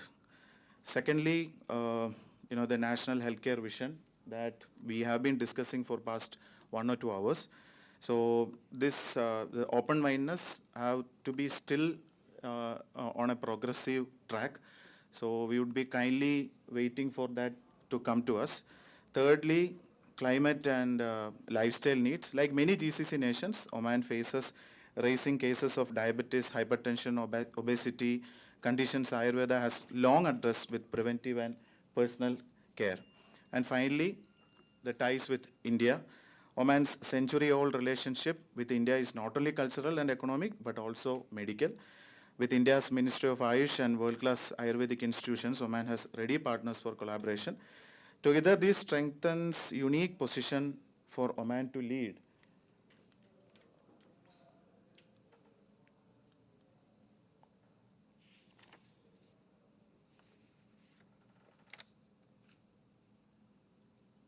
Okay, no worries.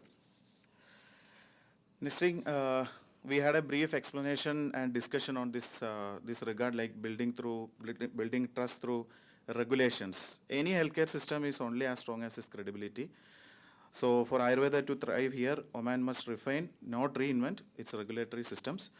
Licensing is already in place. The focus now should be on smoother procedures, ensuring that qualified practitioners can contribute without unnecessary barriers, starting from the data flow procedures and MOH procedures. For medicine and products, quality checks exist, but what we need are faster and more adaptable systems. But with regards to Coimbatore Ayurveda, we have been doing that very smoothly for past like around almost for more than 15 years, like Dr. Sindhu has mentioned. And finally, by aligning Ayurveda with Oman's existing standards for cost effectiveness and safety, we can not only build trust at home, but also gain international recognition. So in short, Oman can become the gold standard of Ayurveda regulation in Gulf. Now coming back to the infrastructure and expertise.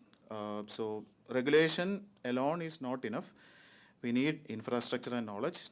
Imagine some world-class Ayurvedic wellness centers across Oman, not only in Muscat or Salalah, but also in Sohar, Niswa, Sur. These would serve citizens, expatriates, and international medical tourists.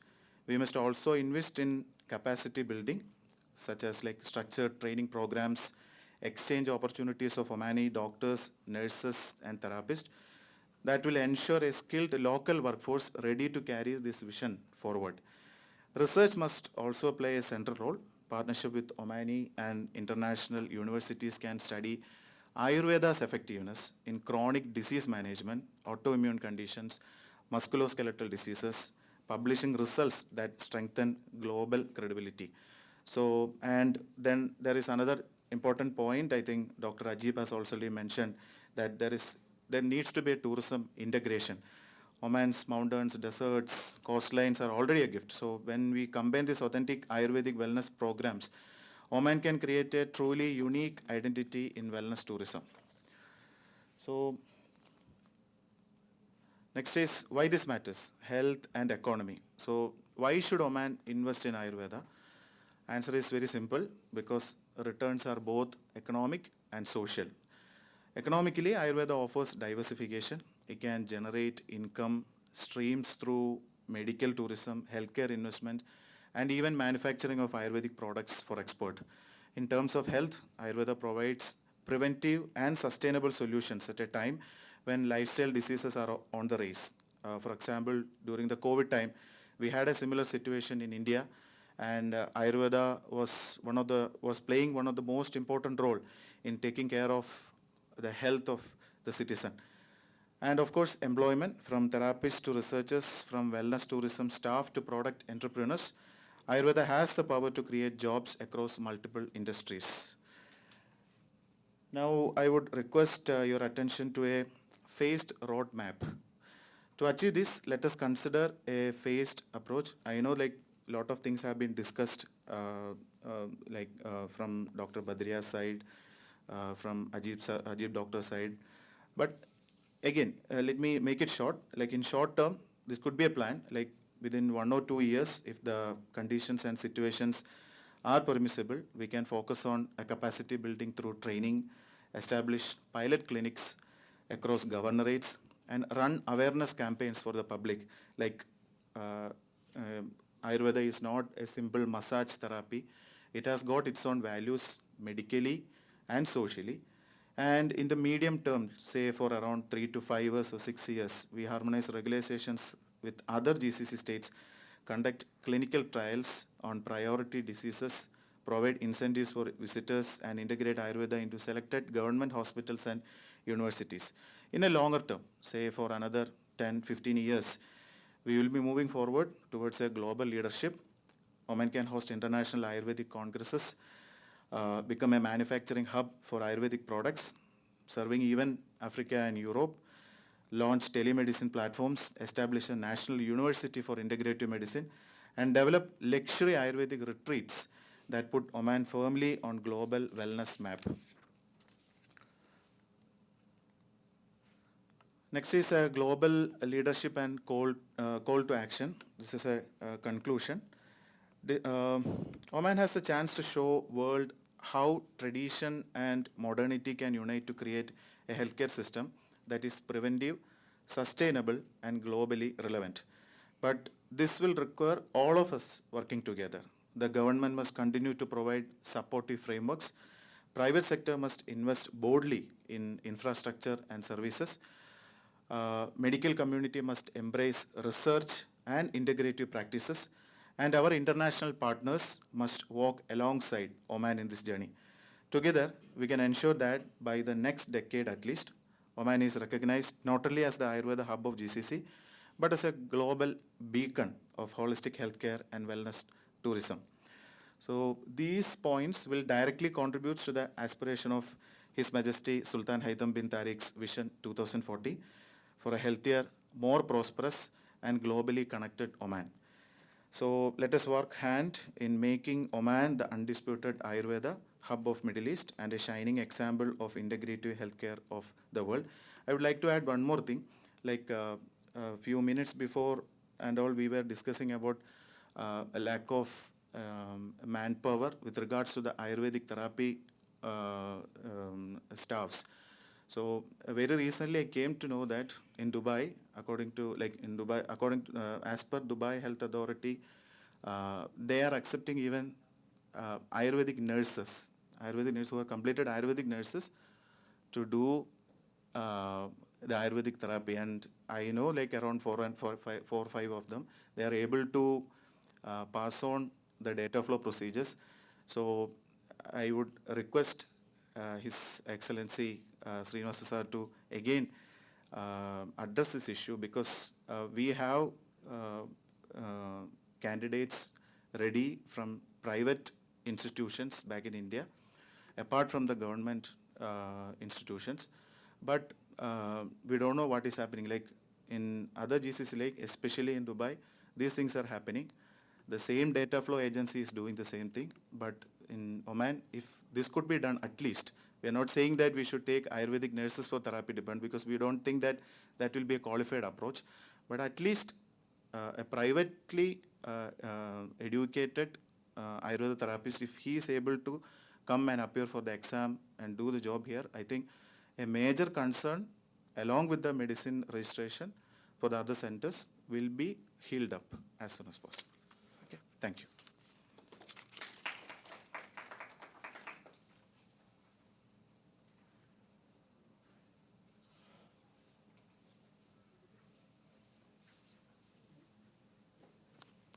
Thank you, Dr. Balagopal, for expressing your views with us. Our next section focuses on a theme of great importance: women's wellness through Ayurveda and other alternative medicine. Ayurveda places special emphasis on women's health with holistic approaches that addresses not only physical well-being but also emotional balance and preventive care across different stages of life. This session will bring together experts who will share their knowledge and experiences on how Ayurveda and allied systems can contribute to improving women's health and overall quality of life. To share more on this, I would like to invite Dr. Jamshia from Saham Ayurvedic Hospital to share her presentation with us.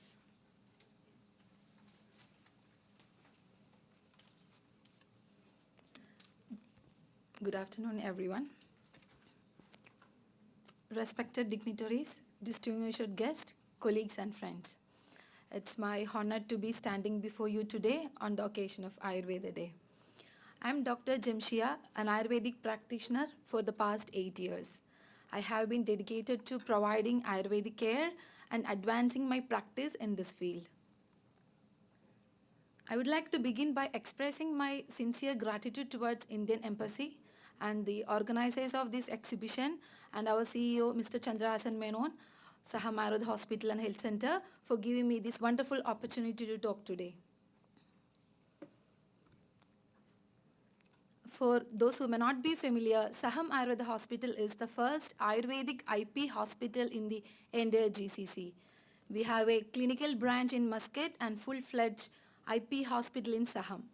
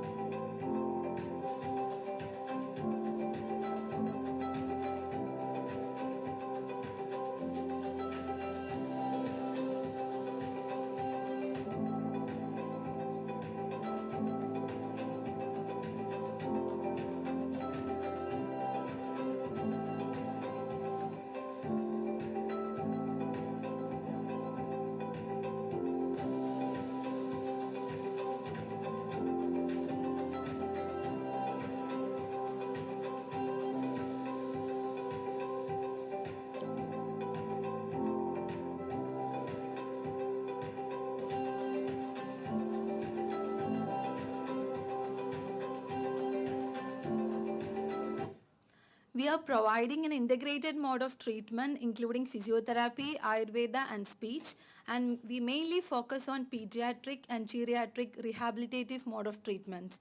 And we serve patients across the region including Qatar, Kuwait, UAE, Saudi Arabia and beyond by reflecting the growing trust in holistic and traditional medicine. Today, I'm here to share with you a few thoughts on a subject, women wellness through Ayurveda and other alternative systems. As I quote here, a healthy woman is the foundation of healthy family and society. In Ayurveda, women's health is a vast ocean, like it's starting from first periods to pregnancy and from motherhood to menopause. So Obviously, in this 15 minutes, I cannot explain all of this, but I want you to take a few simple practical insight that you can useful and you can remember even apply in your daily life from this session. So first I will introduce you like we can divide it 3 stages in a woman life: menstrual stage, pregnancy and motherhood, and menopausal stage. Moving to menstrual stage. Menstrual stage, it's a very critical stage in a woman's life. Many of them are facing challenges like irregular cycle, painful cramps, mood swings, and heavy flows. So taking care at this stage will help the smooth transition towards the next stages of her life. So here onwards, I will explain some practical knowledge, like I am explaining some drugs, especially medicinal plants that you can use in these symptoms. First thing is Ashoga. In bracket, I mentioned the Sanskrit name, so scientific name, so you can search accordingly. It reduces heavy bleeding and it regulates cycle. Next one is Shadavari. Shadavari powder you can take with milk, and it's a natural hormone balancer and also a fertility supporter. And also black sesame seed you can roast and mix with jaggery. You can have it in during periods time. It's reduce your cramps and also balance your calcium and iron. So moving to the second stage, pregnancy and motherhood. Pregnancy and motherhood is the beautiful stage in a woman's life, so it needs proper care and proper support. And let me tell you something that I keep hearing all the time, like many of my friends keep asking, like, do we really need post-delivery care? Like, what the point of post-delivery care? Like my long-distance friend didn't take that, or that influencer, that YouTuber didn't take that, and all of them are perfectly fine. Then why do we follow these old customs with oils and massages and all that? Like, sound familiar, right? So we have all heard or even thought at this point like this way. So let me step back for a moment. Like, what is delivery? Delivery is the complete natural process in which our body already knows what to do, how to heal, and how to recover and all that. Then what's the point of a care? So I will explain through a question. Like, let me ask you a question. Like, if your best friend is struggling, like weak or in pain, like what you will do? Would you go and tell, oh, she can handle by herself, she can do what her and walk away, or would you go and give her a help? Yes, of course we will help. That exactly what post-delivery care is. We are helping our body to heal. We are helping our body to recover. That exactly post-delivery care is. Hope it's clear. So now onwards, if anybody asks at this way, explain at this way only. So moving to the formulations, first one is Jiragarishta. It's a formulation. It's promoting weight loss. Mostly after delivery, there will be a weight gain. So you can use Jiragarishta for that. And also it helps uterus involution. Uterus involution actually is a natural process by uterus is shrinking to its original size. Jiragarishta, it's helping for that. So if there is in low milk supply, you can use Shadavari and fenugreek supplements. And most importantly, if there is postpartum depression, there is a beautiful treatment in Ayurveda called Shirodhara. You can use that, and also Brahmi supplements. Moving to menopausal stage, it's a period in a woman's life in which in her 45 to 50 of age group, mainly the menstruation is ceases. And most of them are facing challenges like hot flashes, mood swings, bone weakness, and skin and hair changes and all that. So we can use amla. One amla a day keeps aging away, we say. And it's rich in vitamin C, supports skin glow, and promote bone and mental health. And ashwagandha churna, you can have it with milk at bedtime. It reduces stress, improves sleep, and strengthens bone. Then Dashamula formulation. Mainly we say Dashamula Arishtam, Dashamula Kashaya, that we can use in that stage. And last one is Guduji. It reduces hot flashes. Don't confuse with the pictures I mentioned here. You can get in tablet form or powder form in market. So all this is the stages of woman life. Then moving to, I will explain some simple daily tips that you can use in Ayurveda. That start your day with a glass of warm water. It sounds very simple, but it comes with a load of benefits. Mainly we can say it flushes off your toxins. and it improves your blood circulation and kickstart your metabolism, and most importantly it hydrates your body after a full night fasting. Then you can perform a 10-minute pranayama. It's a breathing technique daily, so it reduces your stress. And include cumin and turmeric in your food. It has a anti-inflammatory property, and it regulates your blood sugar. So most importantly, listen to your body. What Ayurveda says is every woman is unique and her body speaks. We just need to hear it. So these all are the Ayurveda part. Then we are moving to multicultural perspective. What is multicultural perspective? It doesn't mean choosing one system over another. It is the integration of wisdom of many. So time is very limited. I cannot explain all of this in detail, but anyway, I will quote a few simple points briefly in each. First one is acupuncture. Their main principle is based on energy flow. According to them, energy is flowing to our body named QI, and it's accumulated in our body in different points, and they are treating at that point using needles.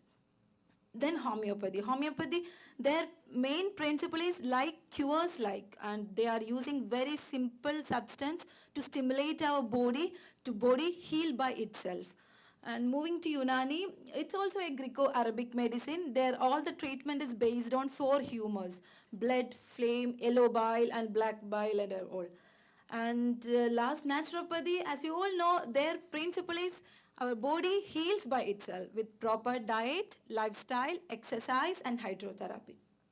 So overall, I say every system is focusing to give women health in their own aspect. So modern medicine and all these traditional systems can work hand in hand to provide a woman proper, safer, broader and more personalized healthcare option.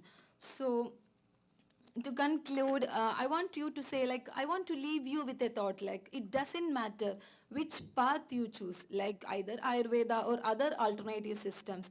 What truly matters is finding an approach that supports your health, balance, and happiness. Because in the end, wellness is not about the system or methods, it's about the result, a healthier, stronger, and happier woman. And as I quote here, remember, if your woman is happy and healthy, the whole family be. So take care, and all the wonderful women out there, prioritize your joy. Being happy is the best gift that you can offer to yourself. Thank you all for your valuable time.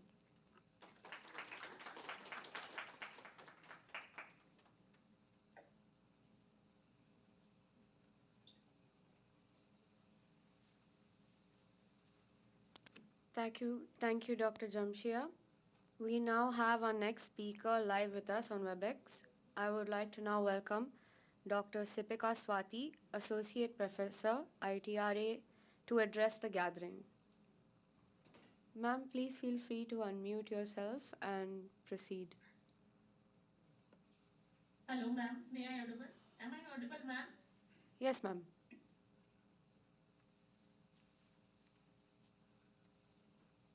So, good afternoon to all the respected dignitaries present over there. First of all, I would like to thank to the Excellency Srinivas sir and the organizers for giving me the opportunity to represent myself in front of the august audience on this very auspicious day, Ayurveda Day. So, I have told to speak on women wellness in front of you.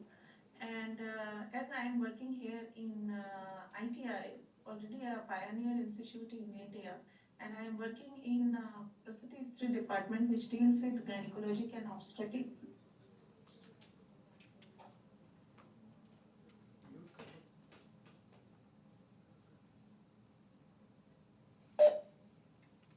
I will be sharing my slides. Ma'am, is my slides are visible? Yes, ma'am. I will do in slideshow.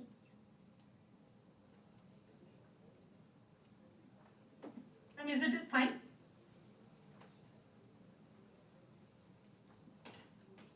Hello?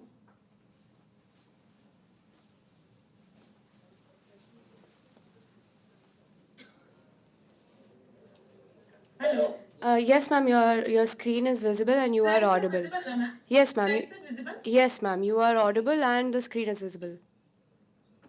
So we are going to talk about women wellness through Ayurveda and other alternative systems. So, coming to the women wellness is not about only physical health. It is a holistic approach toward physical, psychological, as well as spiritual and social well-being of a woman. And this is the topic on which we should talk elaborately, because women wellness is very much important nowadays for the future of a country, for the future of a family, for the future of a society as well. So, overview of the topics which we are going to discuss is menstrual health, antenatal health, postpartum care, what menopause and Ayurveda correlated, yoga for women reproductive and general health, food habits according to Ayurveda, and good life practices.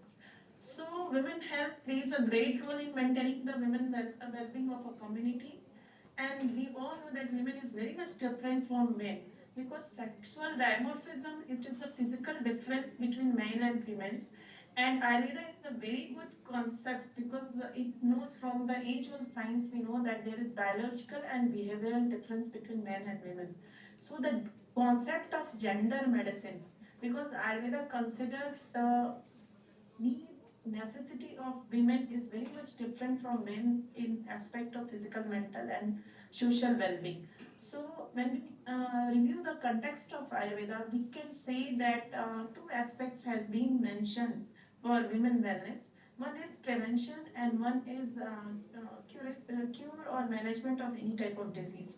Prevention in the terms of very specific paricharyas. Paricharyas means specific regimes, lifestyle and food, what Ayurveda has quoted for different transitional phase of a woman's life, like menstruation, pregnancy, childhood, childbirth and menopause. Because in all this transitional phase, women has to undergo drastic physical as well as psychological changes. And it is said that pregnancy and childbirth and menopause, this transition phase, the woman is reborn both physically and physiologically also. So utmost care is needed in all these phases.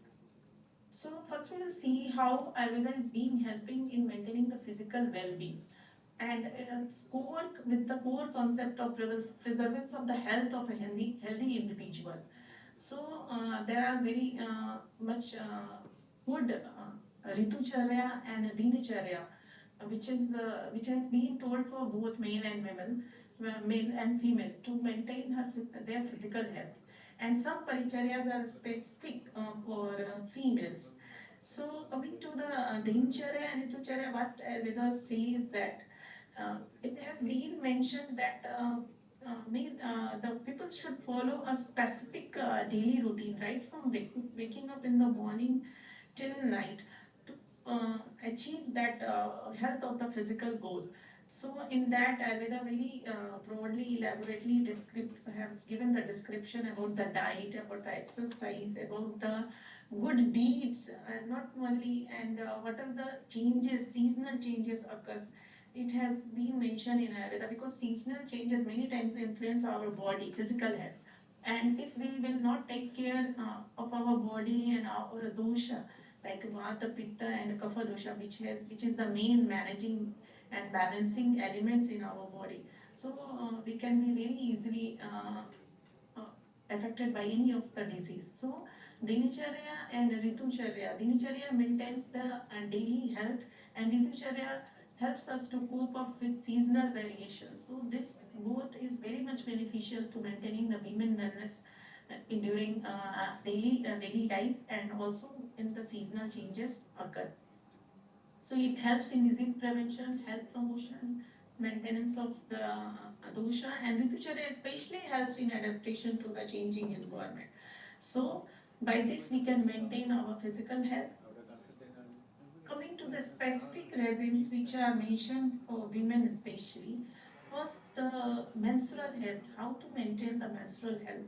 So this is the Rajaswala Paricharya, it means the special code of conduct mentioned in Ayurveda for women, especially during menstruation. And how it is important, because it helps to manage the physical and psychological changes. What my previous presenter was saying, that mood swings, painful menstruation, body ache, and a lot things happens when women goes through this transitional phase. When menarche start till menopause, women has to cope up with this situation monthly. So Ayurveda gives promising uh, dietary regimes and lifestyle by which we can cope up with this situation. Why there is a challenge? Because nowadays it is very much neglected due to modern lifestyles and many misconceptions which is going on. So it is very important time to follow these regimes for a healthy reproductive life.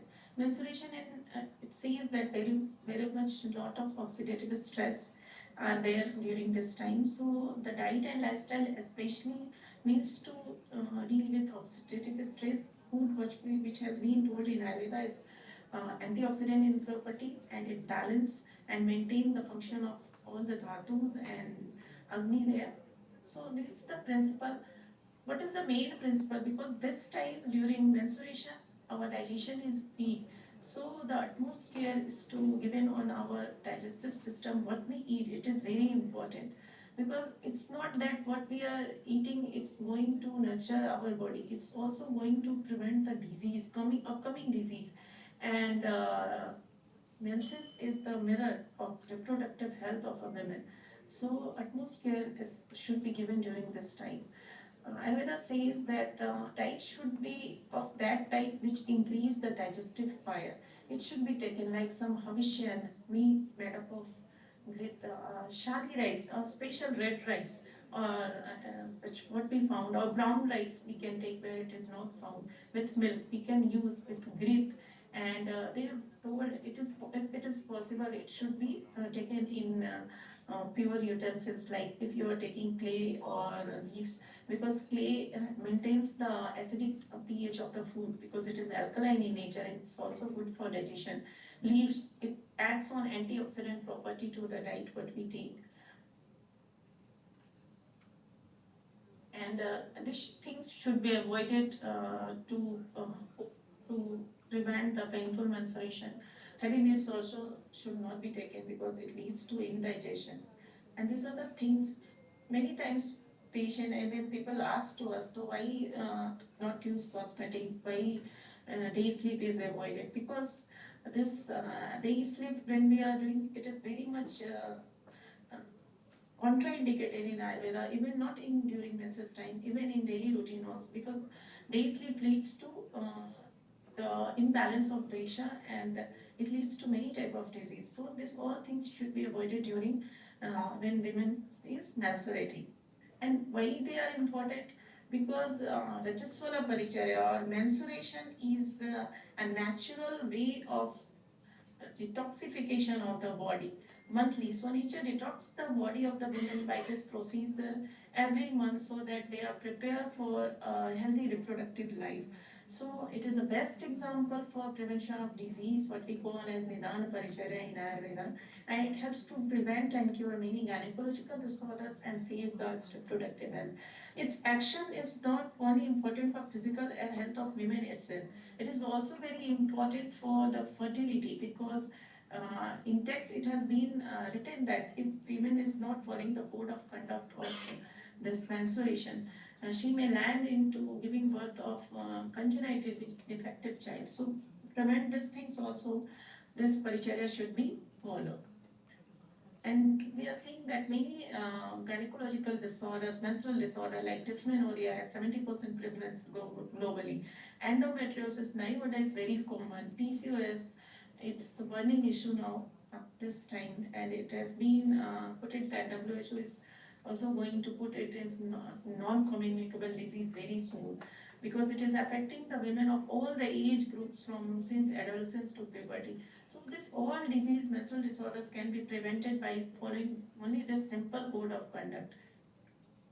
Coming to the Ayurveda and pregnancy and postpartum care, because women is a source of progeny and nurtured and protected, she becomes the protector and sustainer of all. So it is very important to take care of women during this time. So Ayurveda beautifully describes dietary planning, what we should take during and after pregnancy, which is quoted as Masa Anumasi Garbhini Parichay. It is very unique and beautiful thing which has been mentioned in Ayurveda. Masa Anumasi Garbhini Parichay, it is monthly lifestyle and dietary regime, what has been quoted in Ayurveda to cope up with the situation psychologically, emotional change, and lot many physiological change, even in cardiovascular changes are there, hormonal changes are there. So to cope up with changes, this resilience is very important. And these are the diet which has been specifically mentioned in Ayurveda to provide nourishment and stability to the fetus. First 3 months is very important, but because organogenesis is going on, so this is time to maintain hydration because conditions like vomiting, this bothers the women. So these are some very beautiful drugs and dietary regimes which has been coded in Ayurveda. And second trimester, when the heart and muscles and the organs of fetus is developing, the Ayurveda told to take some specific herbs and some specific diet like butter, which is very good for heart health, and honey, which is rich in carbohydrate source and saccharides, which is very important for fetus growth. In third trimester, when women is preparing for delivery, some good drugs and diet has been mentioned for pacifying the Vata, because Vata is the main having lead role in the delivery and managing the whole function of the body.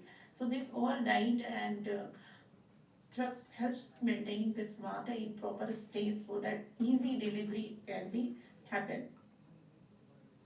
And some Panchakarma therapies has also been mentioned for suppressor painless delivery, like enema, medicated enema, we call it as Vasti, which clears the bowel, regulates Pranavayu and assists the delivery. And some local procedure for, especially for women, that the tampon with oil, it prevents infections, softens the vaginal passage and supports normal labor. So this all has been mentioned very properly in Ayurveda to cope up with the situation of pregnancy and to have a normal childbirth. And already yoga mentioned during pregnancy, like Trikonasana, barrier pose, tree pose, which helps in maintaining the maintaining the tone of the pelvic floor and flexibility of the spine, and to cope up the physical changes and changes in the spine, and to bear the weight of the womb. If mother is doing this yoga asana, it will be really helpful for the mother to cope up with this situation. Next, some yogas are in second trimester, like flapping fish pose, cactus mountain pose. Not many has been mentioned in Ayurveda. In third trimester, for easy delivery, to strengthen the pelvic floor, butterfly asana, turning wings asana, squat and rise, all has been mentioned to strengthen the floor, to minimize the injury during normal birth. So this should be practiced. Why they are important? The proper Garbhini Paricharya would result in the proper development of fetus, its delivery and the health of the mother, and thus ability to withstand the strain of labor, and also to avoid the complications, what we call like postpartum hemorrhage, toxemia, eclampsia, pre-eclampsia, which is life-threatening situation for fetus and also to mothers. So following these rituals, one woman can assure normal pregnancy and normal childbirth. So after delivery, very important phase in a woman's life. It is not only physically challengeable, also it emotionally challenges the women to cope up with the situation. We call it as postnatal care or Slutika Paricharya, and it is very important phase of transition in women's life. And Ayurveda has described in detail to deal about this condition, because this whole period is very critical for health of the mother and the health of the child also. This is the principle of management, the purification of the uterus, which supports involution, and it will help the women to achieve its pre-pregnant stage, correct the digestive troubles, pain management, pacifies the Vata, because Vata is the main culprit which is responsible for pain in the body. So the diet and lifestyle which has been mentioned, it helps relieves the body pain. Proper nourishment is very important because during labor there's lot of blood flow and lot of energy is exhausted. So proper nourishment is also important.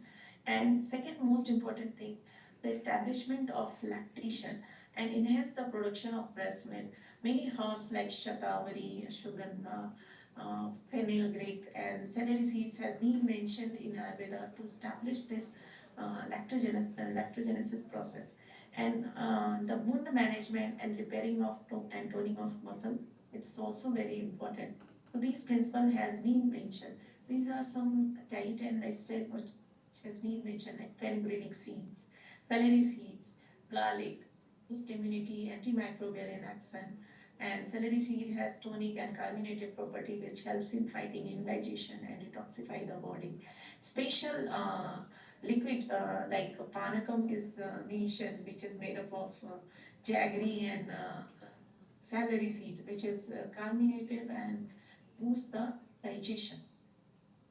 So these are the lifestyle, massage, bandaging of abdomen, and very special thing, yoni dupan, fumigation of the vaginal area with medicinal herbs, which promotes vaginal health, cleans the area, and addresses gynecological issues, infection. It is very important to do in that phase.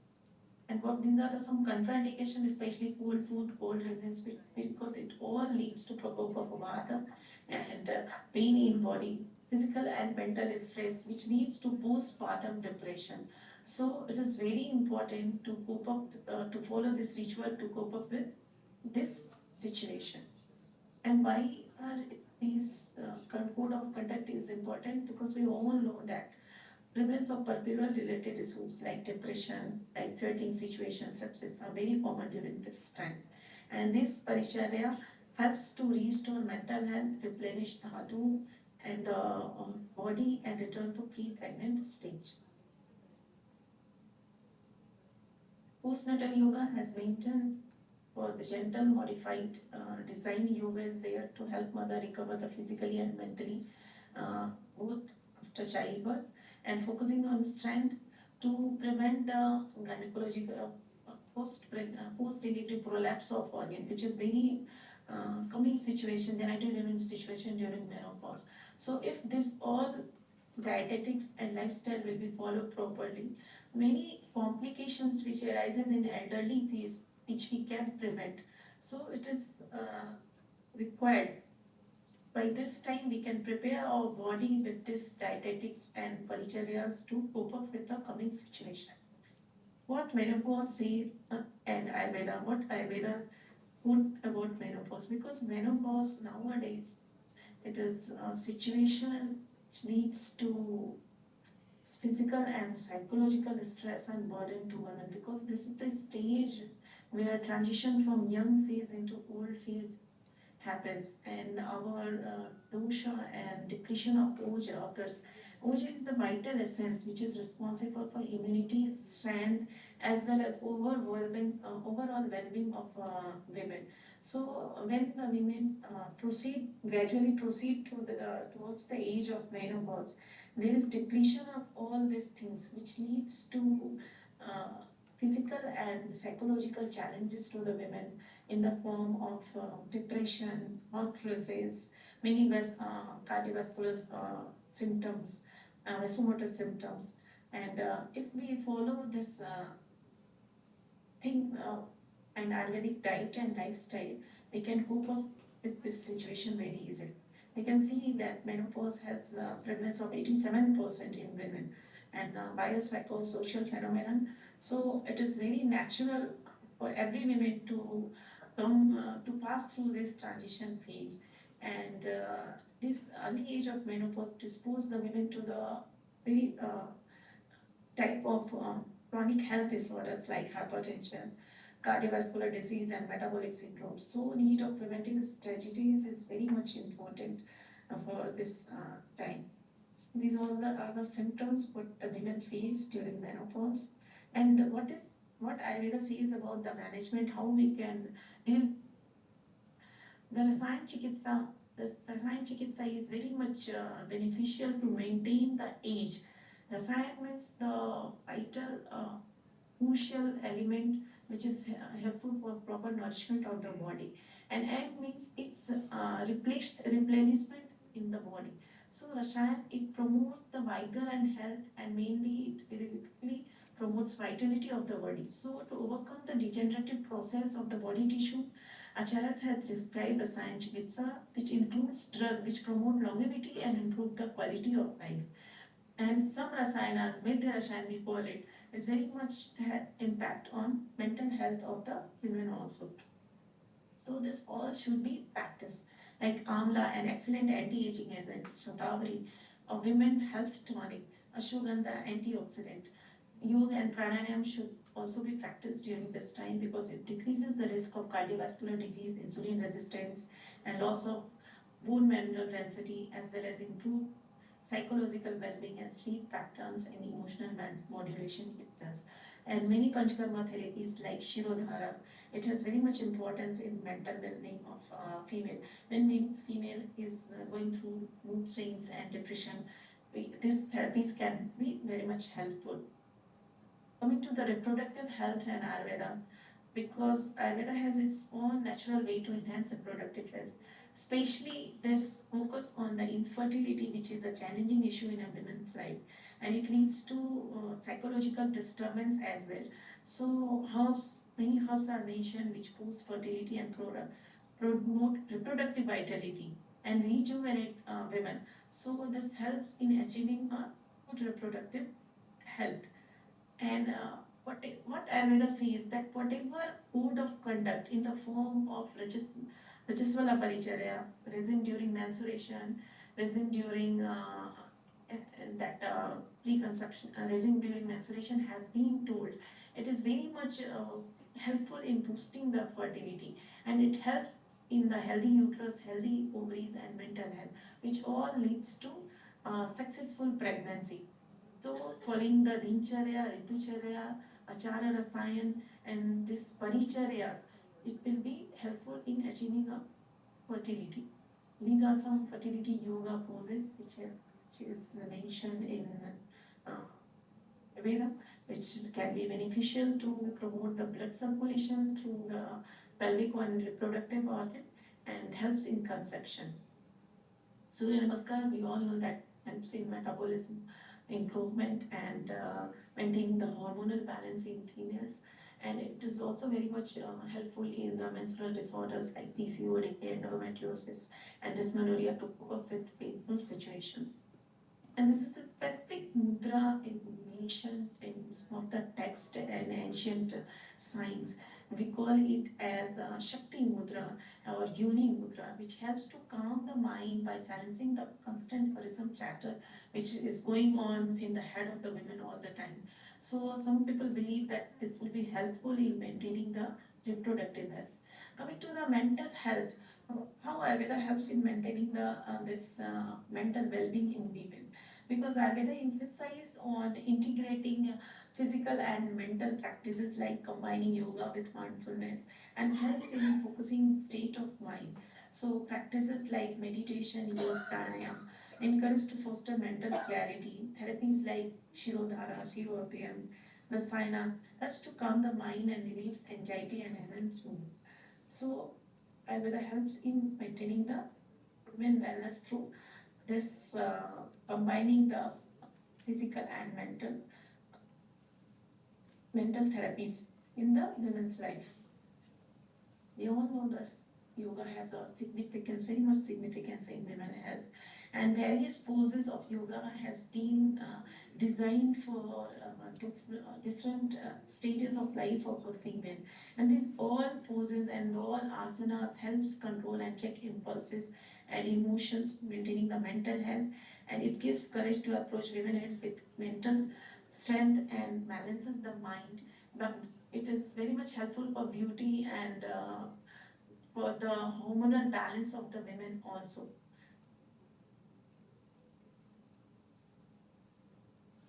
So by all this holistic approach, I wish this will be the mental, physical, and psychological balance will nurture the women wellness and will lead to the good future of nation, and this Ayurveda will help, and other multidisciplinary approach will help to maintain the women wellness.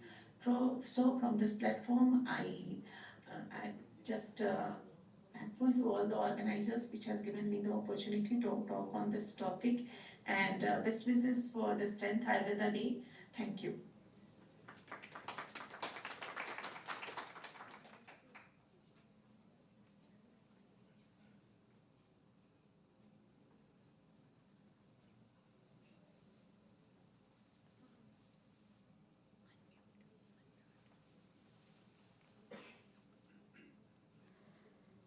Thank you, Dr. Sipika, for those insightful words. To conclude this session, I now welcome Dr. Reshmi Pramod from Jeevanium Medipolis to deliver her presentation.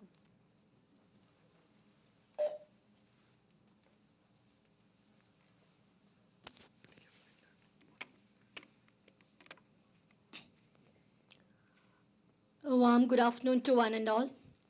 Most respected His Excellency Srinivasa, Ministry of Health, distinguished dignitaries, delegates, and dear friends. It's really a privilege to address this August gathering on this auspicious day, World Ayurveda Day, September 23rd, in the Sultanate of Oman. So, as we know, the theme of this year's World Ayurveda Day is connected with people and planet, isn't it? So, you may wonder what is the relevance of this theme. In spite, the subject which has been given to me is to talk on women wellness and also through Ayurveda and the other alternative system of medicine. I would just like to take a glance into the relevance of this theme, how Ayurveda for people and planet. Okay, so all of us are very familiar about the 5 principles which governs the entire universe, or the 5 elements: Akasha, Vayu, Jala, Agni, and Prithvi, isn't it? And we know the combination and permutations of these 5 elements creates the formation of the 3 doshas, Vata, Pitta, and Kapha, upon which the entire principles of Ayurveda is built up. Okay, so when it comes to Vata, Pitta, and Kapha, you may wonder what exactly these terminologies denote. It's nothing, it's all the physiological functions which are happening in your body, maybe the nervous system, the endocrine, the digestive, the reproductive, all the functions. Okay, and also these combination and permutations leads to the formation of saptadhadus, which constitutes the anatomical structures, and then together we define swasthya, where there is a balanced stage of all the doshas, dhatus, all the excretory procedures, and the presence of prasanna, atma, indriya, manaha. Okay, that's the beauty of Ayurveda, the Indian system of medicine, which considers mind and body. It's not told as mind and body, it's a mind-body science. Okay, we are not considering as different entity. Whatever happens at the physical level, it happens at the psychic level also, and we are very familiar, isn't it? So that is the relevance, and this is a huge subject, and in very simple to understand, I can say its relevance is the entire macrocosmic world can be equated to the microcosmic world, and so the Indian system of medicine stands not just for the restoring the well-being of the humans, but the entire nature. Okay, so with this, today's topic is on the women well-being and through Ayurveda and the alternative system of medicine. And after third slide, it's also the Ayurveda, as I told, it helps in the sustainability or the environmental sustainability. So from the first slide itself, I've explained in detail how the Ayurveda science, it's not just governs the well-being of the physical well-being or the emotional well-being, but also it helps to attain environmental sustainability, which we are all working for. We know how the biological, all the things are connected with the nature itself, isn't it? So it helps to attain the sustain the environmental sustainability. Okay.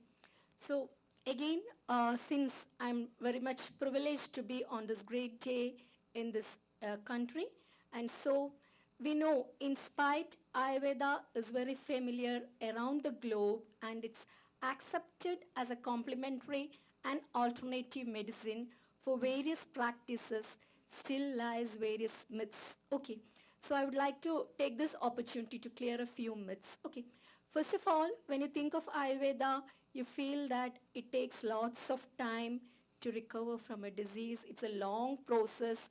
You have to wait for months and months and things like that.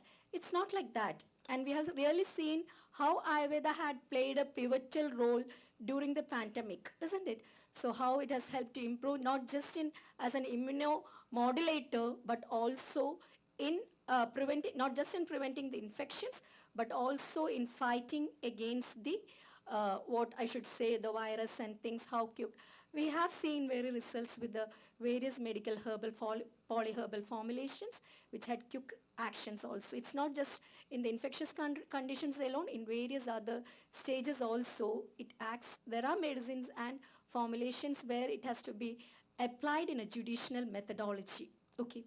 The second thing is, often when you hear about Ayurveda, we feel it's just herbs. It's not like that. The medicines, and we also use the animal products, minerals, all in combinations have been used. And so, and another thing which we feel is, since it's a Ayurveda product or the medicine, most of them, without the advice or the prescription from a medical professional, they try to get it through the Amazon, or you always search, get the assistance from the Google. Okay, Google becomes your Ayurveda physician. So here you may go wrong. There are various conditions where the medicines, I should say, including various herbal formulations which are very popular as supplements, also should have a guidance or the medical prescription, because there are conditions and situations where these supplements which enhances the cognitive abilities, moods, all these things should be used also. Okay, I'm not going into the details. Then is when it comes to Ayurveda, people have a notion it's something just related with massage, or it's all about what related with oil. Okay, it's not like that. There are conditions where you should not use oil at all. Okay, so only these things will be known by the qualified professionals. Okay, for example, I should say, when we address hyperactivity for the children, okay, or when there is a inflammation associated, I don't think in the initial stages we should apply abhyanga or do a massage, oil massage. So there are indications and contraindications as in any other system of medicines also, and so you should be very careful whether your body is in a position to undergo the oil therapies or not. Okay. So this is the second thing which I would like to share in this August third thing. And then also we believe that we don't have a expiry date. It can be once prescribed by the doctor also without any second consultation. People often feel that since it's a herbal product, they take it for lifelong. It's not. It's always a medicine. So only food is the thing which we take as for life, isn't it? The medicine, it should be for a stipulated time. It's not for taking throughout the life like that. So there should be a advice from the qualified doctor itself. Okay. And then the fourth or the final thing which I want to tell is, people also always believe that there is no researches going behind, or very little people know that there are evidence-based researches which are happening in connection with the Ministry of Ayush and around the globe also, I should say. And this moment, I would be very proud to say that I've been part of a great research work done in my alma mater, VPSV Ayurveda College, in connection with the Ministry of Ayush. And it was the first research work in connection with gut dysbiosis in autism, and it was an RCT. Okay, so there are various researches which are taking place in different areas, in rheumatoid arthrology, in the medicine, the Ayurveda polyherbal formulations, all these things. but I think we should create more awareness regarding all these areas where people from different backgrounds and different culture have still different what myths and misbeliefs that has to be cleared. And with this, so before entering into the topic, I think the topic has been covered by the two doctors very well in detail. So I thought I would take some of my time to just take this opportunity to clear some myths regarding Ayurveda, and together we'll work together for the creating more awareness and attaining to the goal of ultimately the restoring our physical and emotional well-being as well as protecting the Mother Earth. Okay. So with this, to the women well-being, I should say in Charaka Samhita, it has been told that Strihi Moolam Hidam Jagataha, okay, which means the health of the women is deeply rooted to the Mother Earth itself, isn't it? So you understand how significant the theme itself is. So if the health itself is rooted, and when it comes to women, as the previous doctors has told, at different stages of women's life is important from the birth, when a girl child is born, I should say, to the last breath. At the different stages, we should understand the psychological aspect, the physiological aspect, the emotions, the gender difference, the anatomical constituents, everything in detail to give, or I should say, empathy as well as dignity to the women. And then only we'll be able to restore the, what I should say, the physical and emotional well-being. Okay, so for example, your daughter becomes very angry before her periods. And what happens, the mother also will be having the periods at the same time. Imagine the father's what day at that time, both the daughter and the mother with the imbalance in the doshas on one side, the imbalance in the hormones occurring, and the father not knowing why the daughter and the mother is quarreling or not having the food and all these things. What a situation in the home, isn't it? You might be experiencing, I personally experience at time when I don't understand my daughter's what cycles, and sometimes what happens is both our cycles come at the same time, and it's a tough time. Okay, so everybody might have experienced the mood disturbance which is associated during the PMS, isn't it? So these are the times when we have to understand, and then only we'll be able to, what I should say, not just in the home, but in the workplace and at the society at a large, being able to give the space, opportunity for each woman to be productive. Okay, so before the counterpartner or the public understanding about what is happening within ourselves, we should be ourselves aware how what the rhythm is tuned in accordance with the, what I should say, the menstrual cycle, or how it is during the pregnancy, during the lactation period, during the menopausal, premenopausal time, all these things, what exactly is happening, how the hormones, the estrogen, progesterone, all are connected with the moods, cortisols, serotonin, dopamine, all are interconnected, and how the psychological aspect has to be handled. Okay, so definitely here, following a lifestyle. So lifestyle dinacharya, which fundamental principle which is enshrined in the Indian system of medicine, which tells us how to lead a life on a daily basis from sunrise to sunset. Okay, so here what I should say is, our doctors have told about the various herbal formulations starting from the warm water to exercise, yoga, all these things. What I want to give you as a message is, each of us are unique with our constitution, isn't it? We say it as Prakriti. So understand your Prakriti and follow a lifestyle which is tailor made to you, and that creates a difference, okay? Rather than following a generic principle, okay? Understand what you need, what is your uniqueness, how your mind and body is governed by the doshas combination and permutation, which is known as Prakriti, okay? Then during the premenopausal, all these stages, what has to be followed? what things, and then sleep. It is a very important ingredient. I should say, we know it's a pillar. The three pillars of life. Sleep is one of the most important pillar, along with the food and the exercise, isn't it? So sleep, when it is disturbed itself, again we should understand that there will be an impairment in the hormones and things, and the daytime we become upset or our temperament gets disturbed, and so the sleep, or we should follow the Ratricharya in accordance with the Dinacharya and Ratricharya and Ritucharya.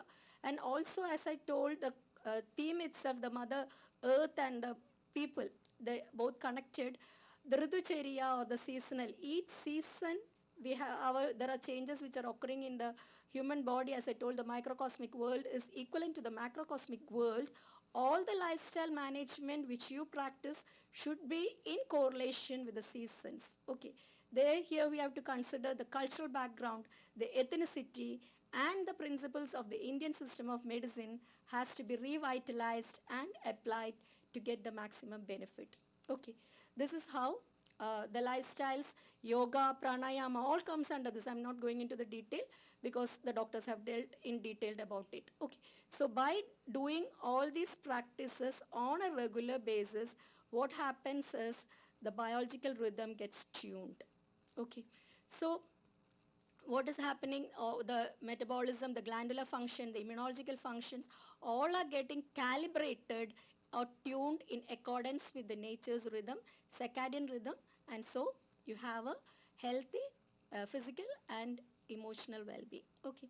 During all stages, irrespective whether you're undergoing a menstrual cycle, or you're planning for a conception, or you're undergoing a lactation period or a menopausal period, you follow the principles according to the Prakriti in accordance with the seasonal regimes, all considering. Okay. And this tailored formulation can be given, I believe, only by a experienced qualified doctor. Okay. Ayurveda physician. So here, with this, why Jeevaniyam? Or I would just take this opportunity to give insight into how Jeevaniyam works. Definitely. I've been into, as a medical professional for the past 23 years, and very much into an integrated approach with the goodness of Ayurveda, pranayama, yoga, with the other systems of medicine, as well as the therapies and family supportive programs to restore, basically I should say, focusing on the differently abled or the challenged community, whether it be by birth or in the middle of the age due to maybe any other accidents, injuries, or any stroke or whatever. Okay. So we have a comprehensive care and programs well defined for the different stages, especially for child care, where we take care, we educate the parents, which is mostly needed, because here today the topic was concerned with the women well-being. What I believe is when what a couple or a parent is preparing to get conceived, and they both have the equal we have to get equal importance to both father and mother, and for the right progeny. Okay. So we give preconceptive counseling, preconceptive treatments and therapies to the Indian system of medicine, yoga, etc. Then at any stage of life, we may come across with various joint disorders due to vitamin deficiencies, bone densities are getting reduced due to aging, all these things. So we have ortho care, neuro care, mind care also with Indian system of medicine, along with not just with the Panchakarma treatments and things, but incorporating the Ayurveda psychotherapies. I should say that it has been deeply evolved by one of my professor in VPSB Ayurveda College. It's known as Smriti meditation. It's based, and I should say that it's based on the Smriti meditation. The CBT is also connected with it. So hand in hand with CBT, ACT and things, we give the Smriti meditation also for handling the psychological or restoring the emotional well-being, and family care definitely is very important. Okay, and we work through a unique concept called as Jiva Shakti, which is a life force multiplier.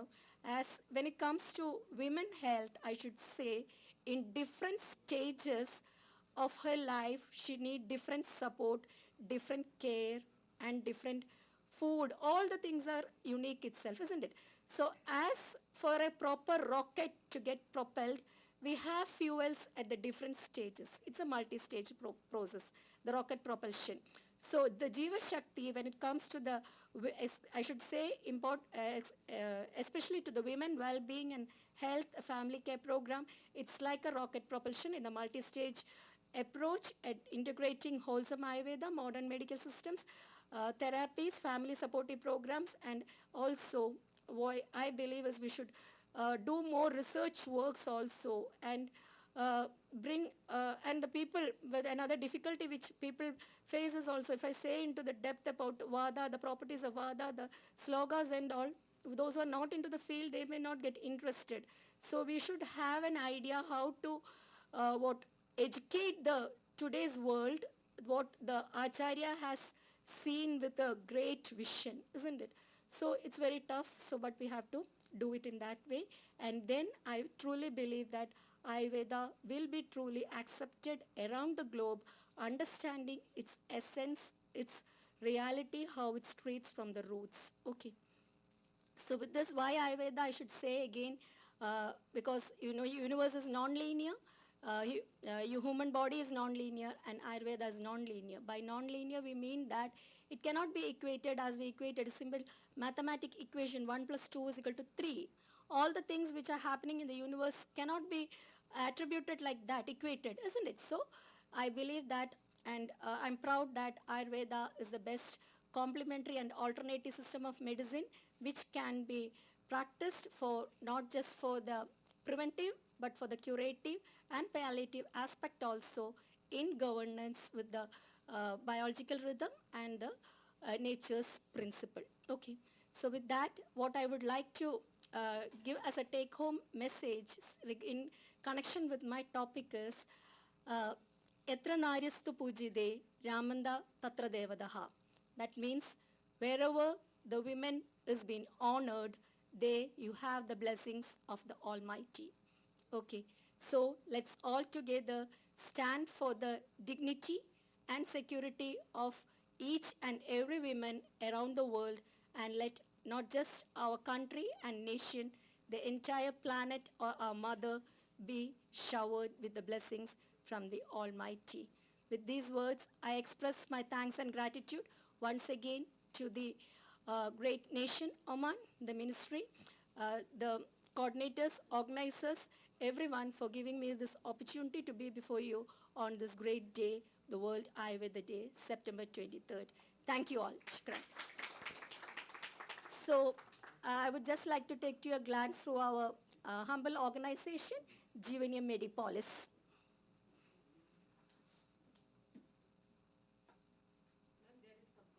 Yeah.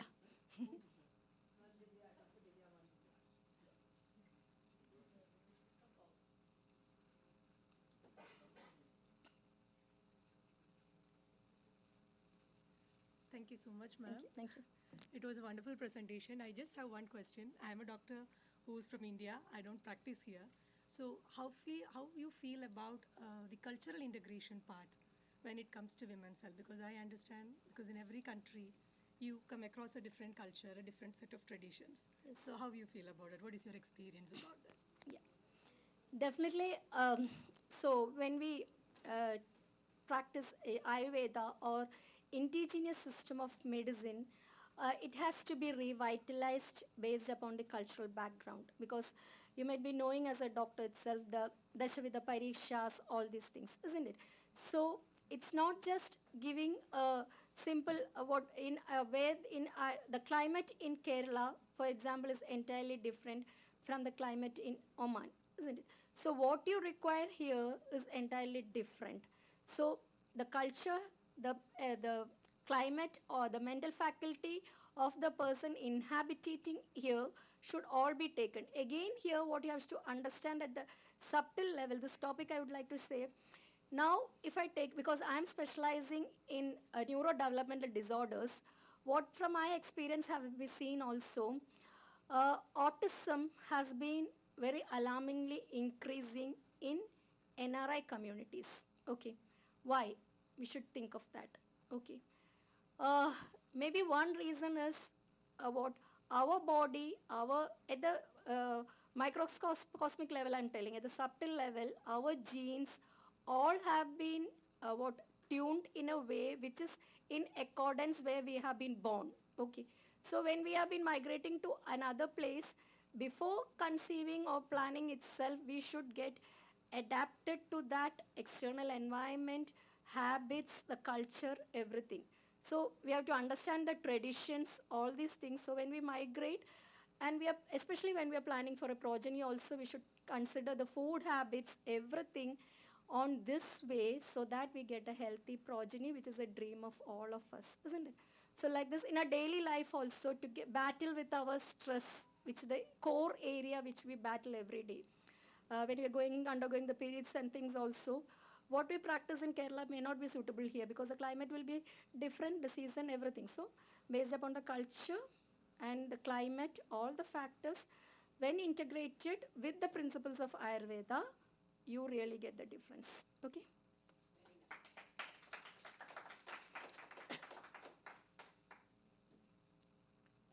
Thank you. Thank you all once again. Shukran.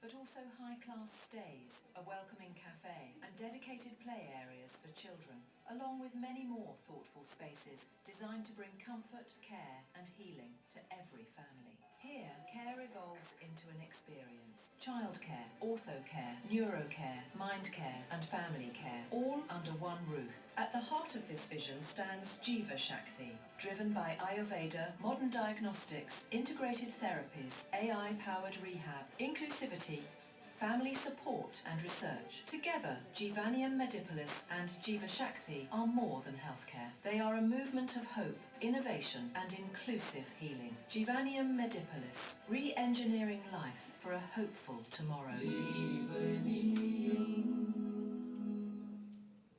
Every great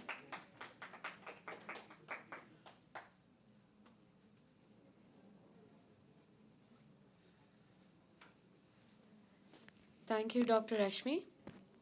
With that, we conclude the first half of our Ayurveda Day program. Ladies and gentlemen, we will now break for lunch. The program will resume after the lunch break at 2 p.m. We request you to kindly join us back on time for the remaining sessions. Thank you.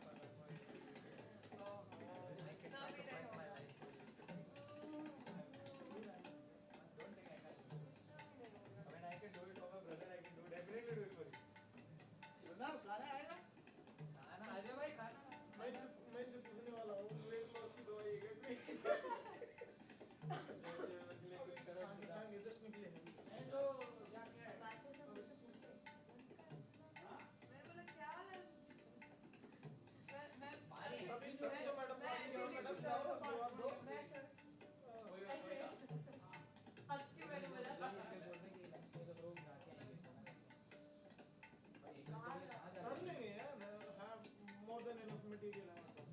1 घंटा नहीं, 1 घंटा हो। आप लाए हो lunch? नहीं, हम पूछ रहे हैं 2 बजे तक का। इसके पास है, मेरे पास लंच है। What time? 2 o'clock or so? Yeah. So it will serve in 30 minutes of break. हाँ। क्यों? अब जितना मिला उतना ही मैं काम चलाओ ना।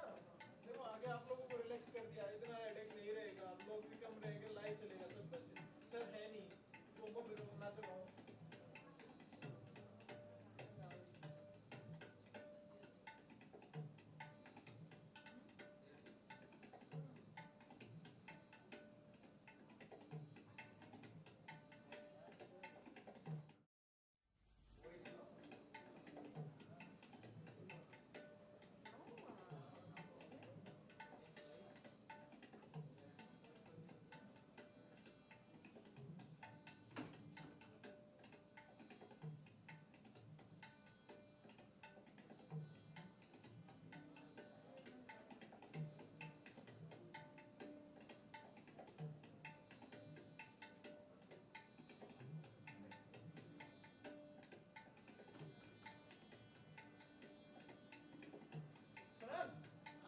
चलो 2 बजे तक का टाइम है।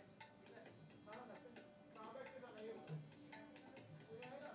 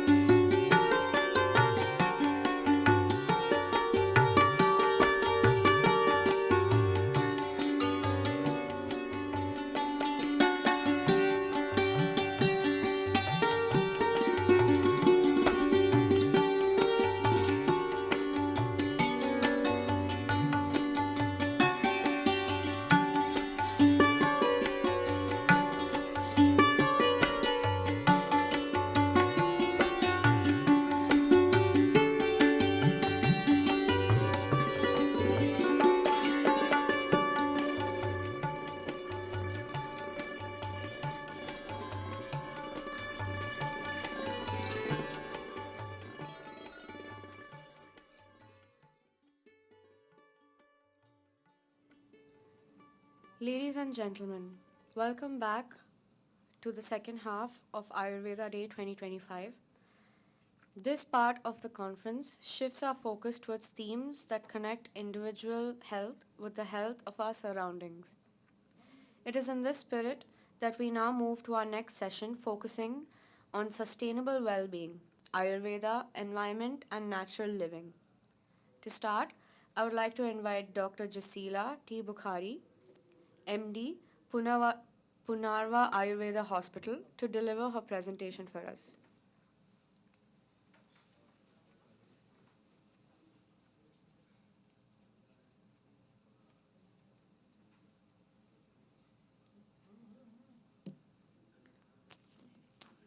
Assalamu alaikum and very good evening to all of you. First of all, I would like to thank the Indian Embassy in Oman for arranging a meeting on this World Ayurvedic Day and giving me an opportunity to talk about this particular topic, which is need of the hour. So, actually, I would like to talk about the sustainable well-being, Ayurveda, environment, and natural living.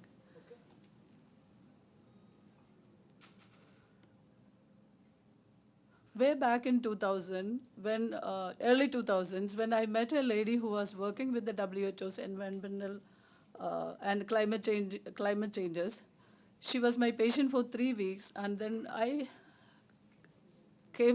got an opportunity to interact with her for almost 3 weeks. So during those periods, she shared a lot of concerns about people because she was working under this project for last 30 years, and nobody was listening. Even we talk about climate changes, or, economic, ecosystem changes, pollutions in the environment, etc. Even me too was the same, but in 2018, we had a very bad flood in our small state, Kerala. Then we actually came to know what climate changes or global warming can contribute to our ecosystem. So that's when personally me came to observe closely what is happening due to climate changes, global warming, and sustainability.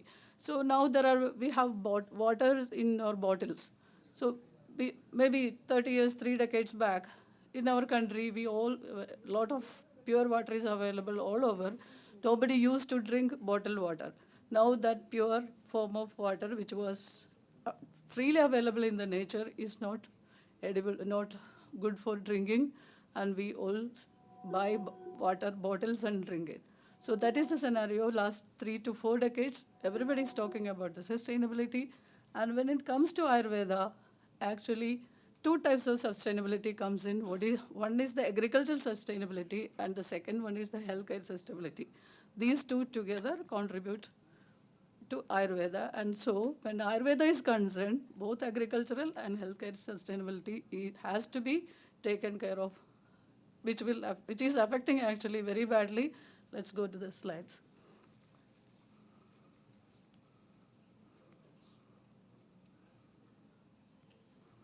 Next slide. We can. So Ayurveda is nothing but a way of living harmoniously with nature, obey the rules of nature, obey the rituals of nature, obey what is naturally happening in our daily life. Wake up at early morning, sleep at night, and we all know that this is happening in the other way around right now. So Ayurveda is nothing but a way of life, just as to prevent diseases, promote health, and also to cure diseases when it happens to us. And we have a beautiful branch in, second one, please. Sostavrita, second one, please. We have a beautiful system in Ayurveda known as Sostavrita, or prevention of diseases. Sostavrita is nothing but Swastasya Swastha Samrakshanam. That means how to prevent or preserve health for a healthy person and how to cure the disease for those who are diseased. So there are two types of things. One is daily regimes and the other one is seasonal regimes. When we obey the daily regimes and seasonal regimes in practice, when it is practicalized, we don't push ourselves into diseases. This is what the basic principles of Ayurveda, and most of the speakers have already told about this. And why Ayurveda is different? Because it is a nature-centered approach. Ayurveda make use of plant-based origin. Most of the medicines are plant-based, and definitely we make use of animal parts also, but plants are used as a whole, not a single part, so that itself lead to sustainability in environment. And local and seasonal availability. Locally grown and seasonally available fruits and herbs are advised to consume in particular seasons, and for eco-friendly packaging. Even now we see that most of our products are eco-friendly and are not harmful to the nature. And mindful consumption. Ayurveda always insists on mindfulness, which is doing everything mindfully, because mind has a peculiar quality in Ayurveda that is known as, it is unique. Means it can concentrate only one thing at a time. So we know that we are all multitasking right now, and how it is helping or how it is causing so much of mental stress and mental diseases. Next one. So this is about Dinacharya and Rujurelia, how it prevents diseases. Ayurvedic practices reduces the strain on natural resources. It lessens the effect of human resources. That means when a person is healthy, that means he is not getting any disease throughout his life. We can actually reduce a lot of strain on reduces a lot of resources. It ensures more healthy workforce, and we can see that now we are facing, globally we are facing the aged population, or the elderly care or geriatrics is becoming more and more popular. Yeah. Okay. Because of we can actually prevent or reduce the mortality, but morbidity is increasing more and more. So by practicing Ayurveda, daily regimes and seasonal regimes, of course, this can be reduced to a great extent or maybe minimized at all levels. It lessens the chances of lifestyle diseases. Of course, prevention is the most effective and the efficient cure always.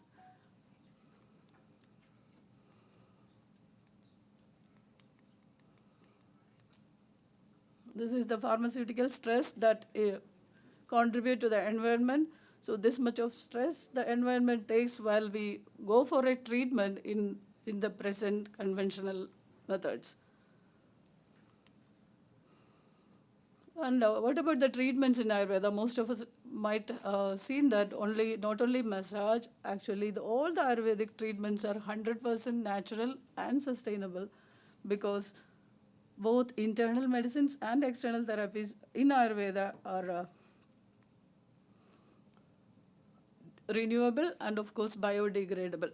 We have a concept, in Ayurveda there is a concept called intrinsic and extrinsic atmosphere. Like the intrinsic atmosphere inside our body, when it, like we can see that a lot of autoimmune diseases are appearing more and more. Why? It has a lot of things to do with our intrinsic system, that is our autoimmune system is reverted. Similarly, a lot of lifestyle diseases are appearing at a very early age, like obesity, diabetes, cardiac disease, etc. Why? The intrinsic system inside each and every human body is changing just like the external environment, and both are interrelated. As we all know that we are also part of nature, but when we talk about nature, actually we forget about that humans, us, are also part of nature. Always, just like the birds, animals, and the trees, we are the most important part of the nature, and when we forget about it, all these things, and we reverse the natural, even wake up at night, waking in the morning itself, it alters the internal system and it leads to diseases. So it's a very, very large topic. I have tried my level best to compress it because it's a very large topic. And Ayurveda is always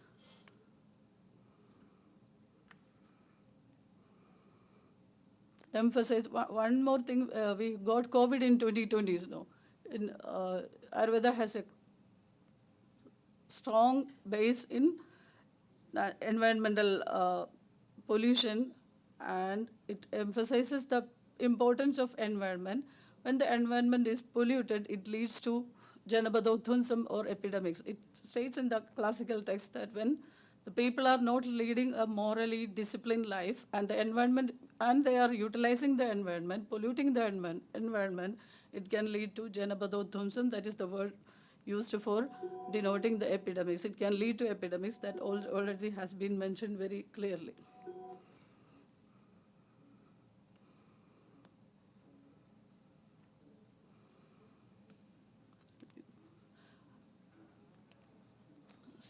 One interesting thing is that just like why the health of animals and plants are also important. Mriga Ayurveda refers to the treatment of animals, and Vriksha Ayurveda refers to the treatments of plants. This is also a division of Ayurveda which gives importance to the treatment of animals as well as plants, because just like humans, they are also part of the environment, and we can see that a lot of zoonotics are increasing, alarmingly increasing, along with plant-based background. So it has been not demolished. Even traditionally we are practicing. Most of the animal care products are there. Traditional uses are there for taking care of the animals, especially the cows, the elephants, etc. And also so many plant-based products are used as pesticides, insecticides, etc. And I would like to say that I could see a lot of neem trees all over here. So it is a very good antibacterial, antifungal, and antiviral tree, which is widely used for animals, plants, and humans for to prevent all these infections, which will not alter our immune system.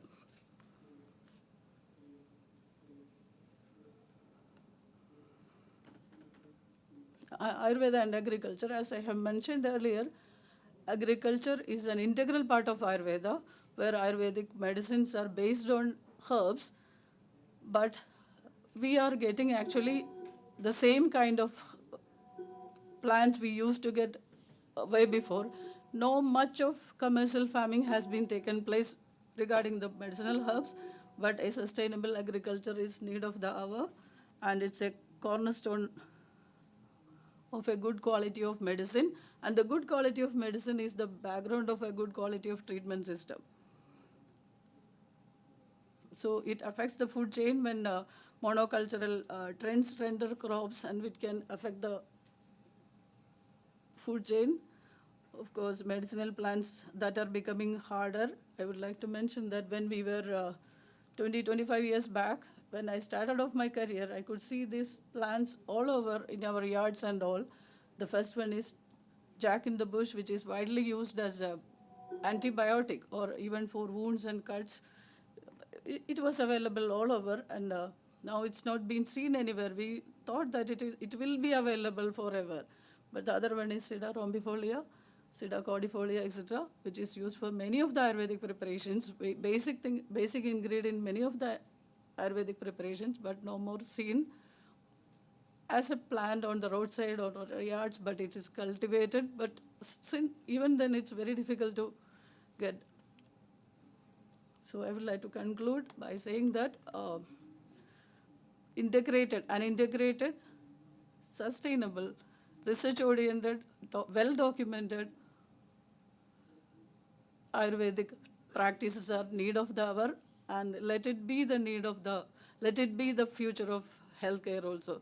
So I would like to conclude by saying, Nityahara Vihara Sevi Samekshagari Vishaye Swasakta Dada Satyapara Samavan Aptoba Sevi Purush Bhavatya Roga. How to be healthy throughout our life. That means Nityam, just practice daily what is good for your health, what rituals are good for your health.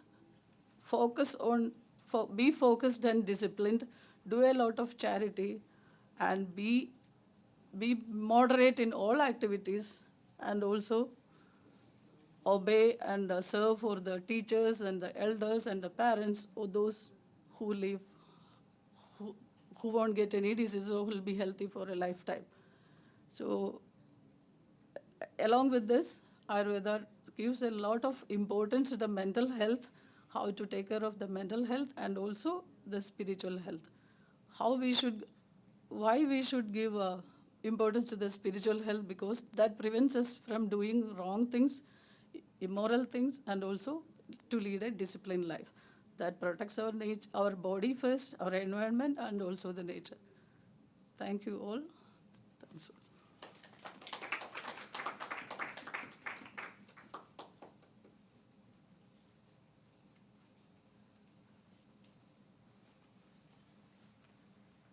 Thank you, Dr. Jasila, for your insightful contribution. Now I would like to welcome Dr. Habibullah MT, co-founder, medical director, and HOD, Ayur Green. Please give him a round of applause and welcome him to this podium.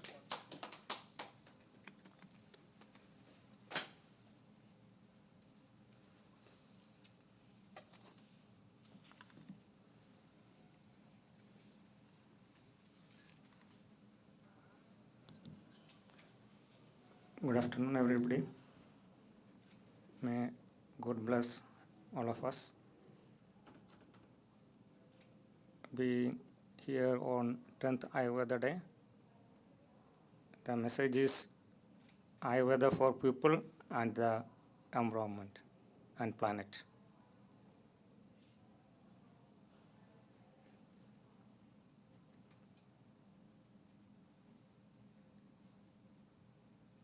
This meeting is being recorded. This meeting is being transcribed and summarized.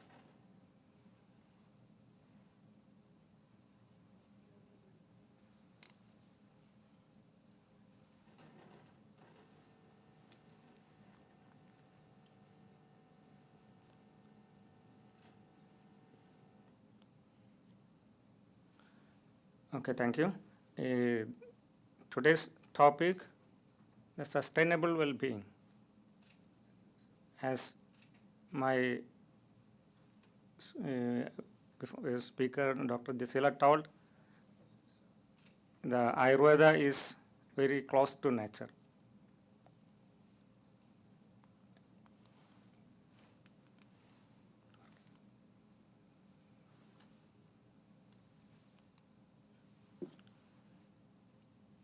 Ayurveda speak about balancing. All the problems comes with imbalances. Imbalance in our body, in environment, in our surroundings. Ayurveda is focusing on the balancing of all the things. Doshas, environment, our body. Not only our body, mind and spirit. The combination of body, mind and spirit give us a good well-being. And Ayurveda uses the nature, natural things, herbs and minerals, all things evolved from nature is used by Ayurveda. Now, the modern lifestyle changes everything. You know, the people now facing lifestyle diseases. Most hazardous problems in the world towards the health is lifestyle diseases. Before about 100 years, the famine, the scarcity of food was the main problem for human being. Lot of people died. There was no way to supply food from one part to the other part of the world. There was no food. In 1920, there was big problems in Bengal or different part of the world, not only Indian and other part of the world. Now the era changed, and now the lifestyle disease, the increase in the food, increase in the lifestyle. This is the problem of today. When we check the causes of death, we now see problems with our life problems. Obesity, cardiac problems, asthma, COPD, cancers. All these problems come with our lifestyle. So when we change our lifestyle, we know, for example, 100 years before, there was no way to cure the food, supply the food. Now we know the problems and we know the answers. What we should do, we know that. Good lifestyle, exercise, and control food, all this we know. But we are not practicing these things. And all the people are going towards the lifestyle problems. Modern lifestyle and changing the lifestyle is the motto of Ayurveda. As we understand, Ayurveda uses the natural things and minimal intervention with synthetic products and synthetic things is mentioned in Ayurveda. And environmental harmony, living with environment is the main motto in Ayurveda. As we all know, our bodies prepared, our bodies with the Pancha Mahabhutas. All the environment is also with the Pancha Mahabhutas. So, living with nature, it will cure all the diseases and problems. And ecology and balance. We have to control our habits and lifestyle. And as our former speaker told, the farming. In Ayurveda, all the herbs and the minerals, they collected from forest. So it was natural things. Now the studies reveal that when we cultivate the medicines in our farming situations, the contents of the medicine contents and or the chemical contents of the plant is changing. So organic farming and cultivating the herbs is a challenging thing of today. And natural remedies. When we change our lifestyle, for example, when 30 or 50 years back, our family have lot of members, grandfather, grandmother, or like that, lot of members in our family. When there is a problem, any problem, health or economical, any problem, there was a group of people to alleviate or to make some solutions. Now it is atomic family. There is no solutions. So everywhere is bursting. Every atom is now going to burst. So the natural remedies is getting lost from the our daily living. When there is a fever, we took some ginger or curcum or like that, we boil it and take it. Now there is no ways or no one to tell how to do, what to do. So we run to the pharmacy or doctor and eat some chemicals, and all this for small problems we destroy our body and our nature. And natural practices, you know, Dinacharya earlier mentioned here, and yoga and meditation. It is a good and now an evolving subject in the world also. There is World Yoga Day, we are practicing now. And spirit and mind and body, all these things should be covered in our daily life. With yoga and meditation, our mind should be calm, our diseases should be alleviated. And eco-friendly remedies we have to practice in our lives. And sustainable well-being connects with health with environmental responsibility. And there is now a lot of global initiatives to climate changes and sustainable health care. Ayurveda cooperate with our Ayurveda acharyas told before all these things how to live in this environment, how to use the resources from the environment. And if there is a fusion of traditional innovation and health in future, there will be a good change. And Panchakarma, this is the main focus in Ayurveda. Panchakarma means purification therapies. All the medical systems in the world, they are telling about the curing or how to come down the disease. And Ayurveda tells about purification models. And it is a detoxifying our body and rejuvenating our body. And as you know, there is Vamana, Virejana, Vasti, Nasya, and Raktamoksha.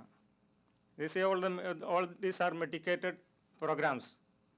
For Vamana, there is a medicated, there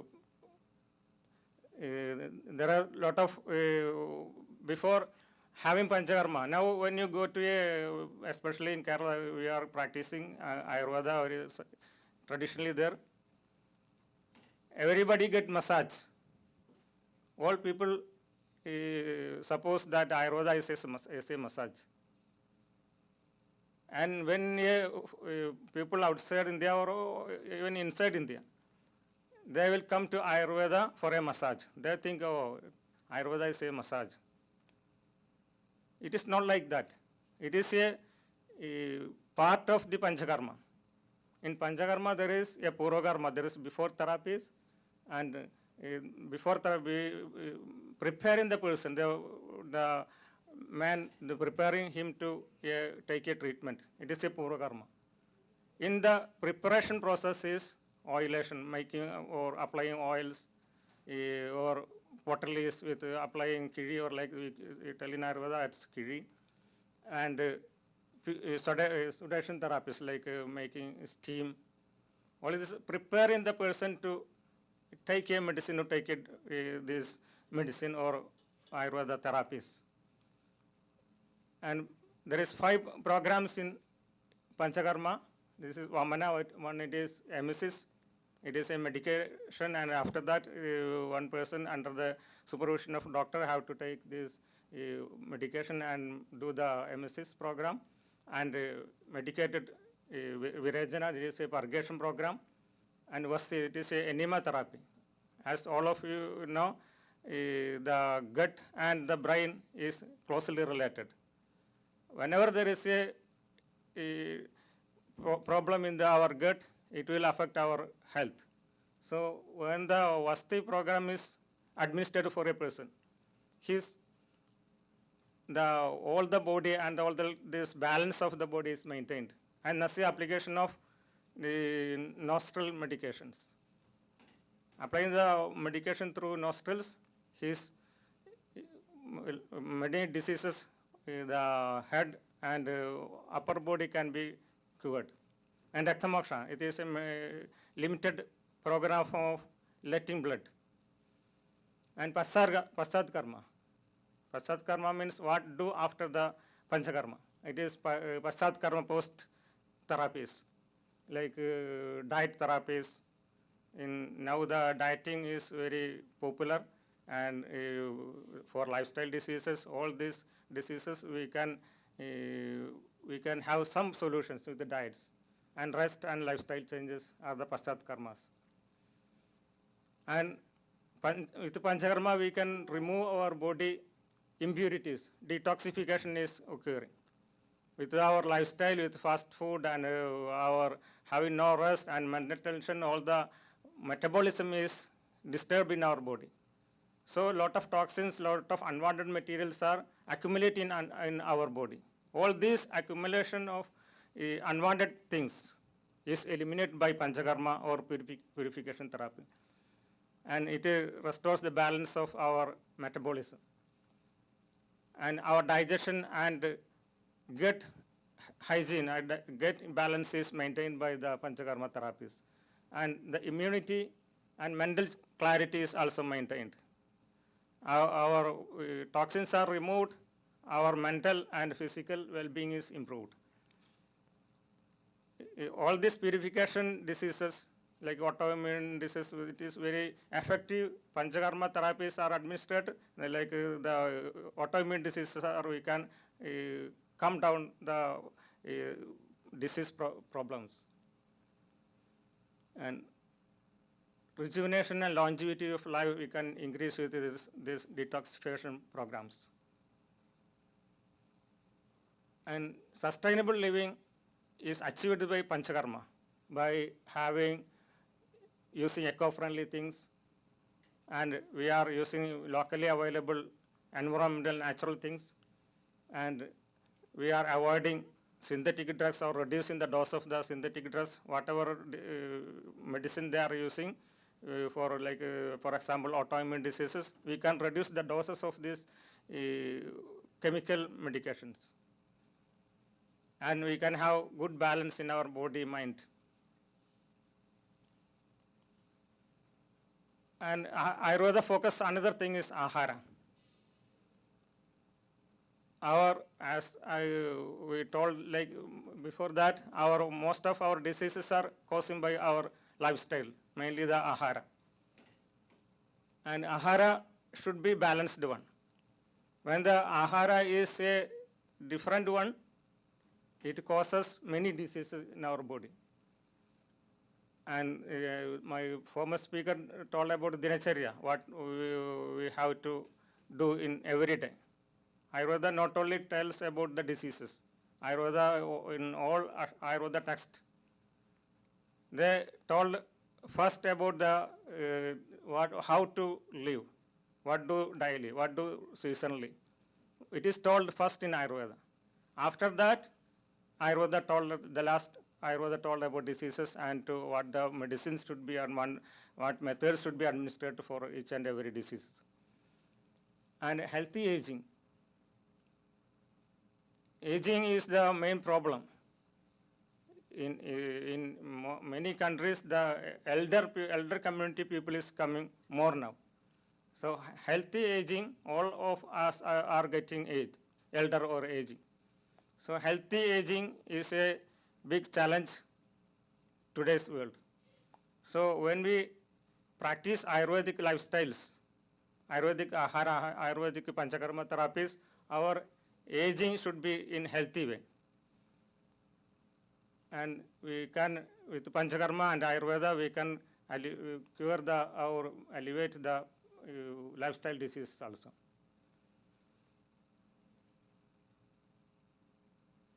We have to take moderate quantity of food and have good exercise practices. In Ayurveda, there is told three upastambhas, the pillars of life.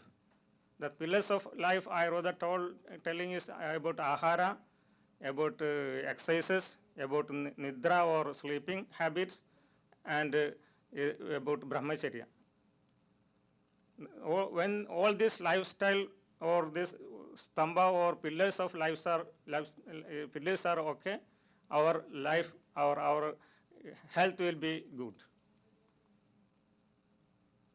as you know, the lifestyle, eating habit, rice, wheat, ragi. Now the government is promoting millets also.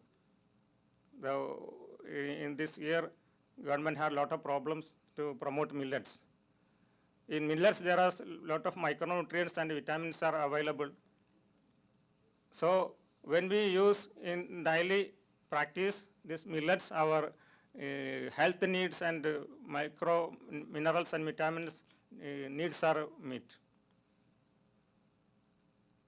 In Ayurveda, Dinacharya is told how when to wake up and what do after waking up, and how to wear our dresses, what type of dresses we have to use, and how to go outside, and how to take balanced meals and proper sleep. And healthy aging, we have told Ayurveda is main focusing on Rasayana, or the one main topic in Ayurveda is Rasayana. From the Ayurveda is about 5,000 or more years back. From that age, people think about how to increase the longevity or increase the age. Now also, the big companies like Microsoft or big companies, they are investing thousands of millions for having increase the longevity. There are a lot of programs running now. How to increase our life about 70 years or like that, our life expectancy is 70 years. They are planning to increase it at 50 years more. Think about that type of a world when 120 years people are living, and we are living in such a world, and some people is coming in 100 years back vehicles, and now the young boy is coming with a Land Rover, and such a world is coming. All the big companies are investing thousands of millions to have increased their longevity or life. Ayurveda think about thousands of years back, Ayurveda think about these things. And there is a lot of medicine, lifestyles, and how to increase our life expectancy. And as we told earlier, the lifestyle diseases are the challenging thing in nowadays. Diabetes, hypertension, obesity. All we know, we should have good exercise and good food habits, but we never practice it. My brother is a software engineer. About 2000 or 2001, he visited Japan. He had a project there 3 or 4 months. When he worked in the office, when they start the morning in the office, after 10:30 or 11 o'clock, all the staff stand from their seat and do 5 or 6 minutes exercises and then return to their seats. We all working, or we have our organizations, we supply tea or snacks for having refreshment. But how the healthy lifestyle practicing people do their practices? They do some exercises and they go to return to their work. So when we have good lifestyle and good food habit, our lifestyle diseases, we can have good solutions. Ayurveda focuses on that. And in conclude, Ayurveda says about sustainability pathways by purification therapies, by balancing our food and our lifestyles, and having good environmental activities, and living harmony with nature.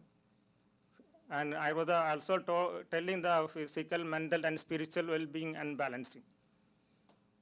And when we can have some small changes in our lifestyle, when we have a strong desire to have a small change in our food habit, in our lifestyle, in our sleeping habit, in our exercise habits. When there is a small change, 5 minutes change, then all our health is changing.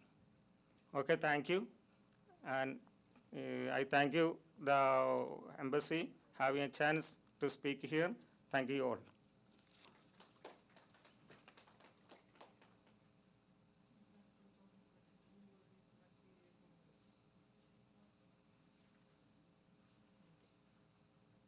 Thank you, sir, for your valuable insights. To conclude this session on sustainable well-being, I now invite Professor Meera Bhojani, Department of Kriya Sharir, AIIA, to address us. She will be joining us via WebEx.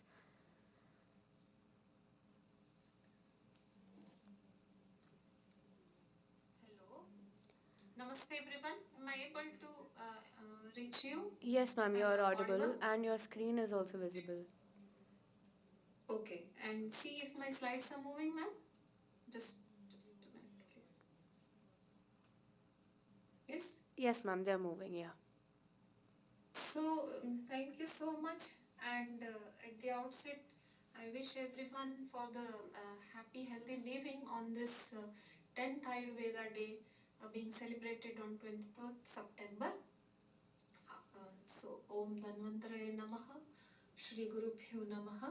So, the talk is on the sustainable well-being through Ayurveda, environment and natural living. And I'm also thankful to Embassy of India, Muscat, in association with Oman Health Exhibition and Conference for arranging this thoughtful vision of sustainable well-being of today's discussion, which is in context of the celebration of the 10th Ayurveda Day 2025. I'm also thankful to Ajay Rangiji and also my previous speakers, Dr. Jasila and Dr. Habibullah ji, for having set the stage for the discussion and revelation. So what does sustainability actually mean to all of us? The normal definition of sustainability says that it is the ability to maintain or support a process continuously over time, not just today. As you can see in the picture, even the same thing you may be able to see in the future also. So it should not be just a temporary relief or a temporary quick fix solutions. Further, the quality of not being harmful to the environment or depleting the natural resources and thereby supporting the long-term ecological balance is the sustainability actually means. So having said that, the next word is well-being. What actually we all understand through well-being is the overall state of being healthy and happy.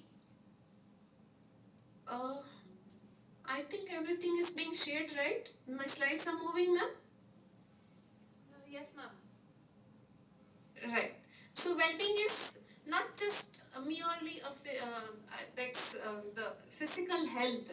It's the pursuit of well-being is the overall state of being healthy, happy, encompassing various aspects of an individual's life. And so it's not just being well. Well-being is being well plus many more things. So well-being is a multifaceted approach where, as you can see on the slide, the wellness revolves around the identity and values in terms of not only physical but then spiritual, emotional, environmental, financial, intellectual, occupational and social well-being. So all these together, the comprehensive picture of the healthiness is to be reflected in a person's life that completes the well-being wheel. So well-being is a state of thriving influenced by both an individual's wellness and the community to which they belong to, and they are integral part of it. So sustainable well-being is a holistic concept that revolves around the interconnectedness of the individual, society and the planet's health.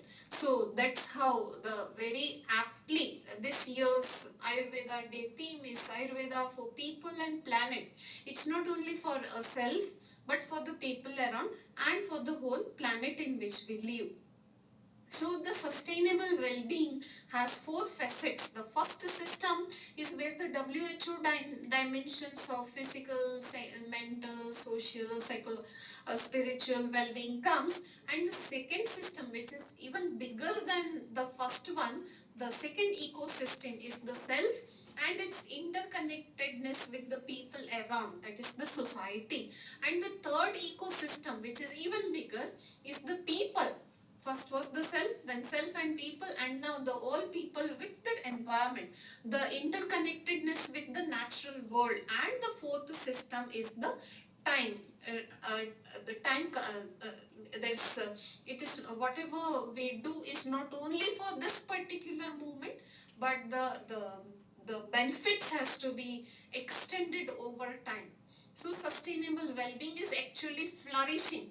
And flourishing is nothing but finding balance and harmony across various these key ecosystems. So this is just a repetition that it's a flourishing, sustainable well-being strives for flourishing, and that is maintained by people, ecosystem, and time. Its center on the center of this theme is on the principle of enough for all and forever, not only for today. So just on a lighter part, I have written this, that how strange is the man, he ruins the present while worrying about future, but whips in the future by recalling the past. So all the three phases of the time zone, that is past, present, and future, everything when it is taken care of at a time, then that comes under the sustainability.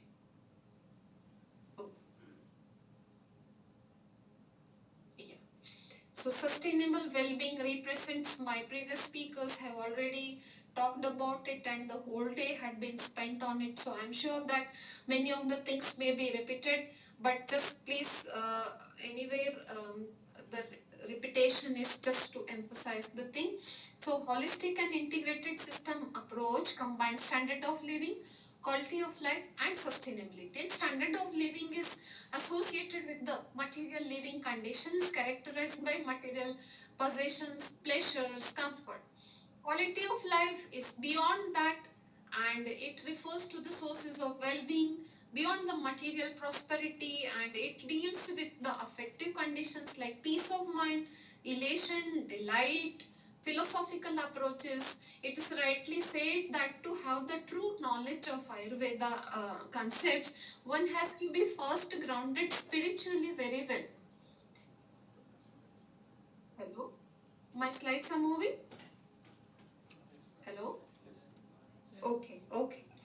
And the third component is the sustainable development is based on the ideal of enough for all forever.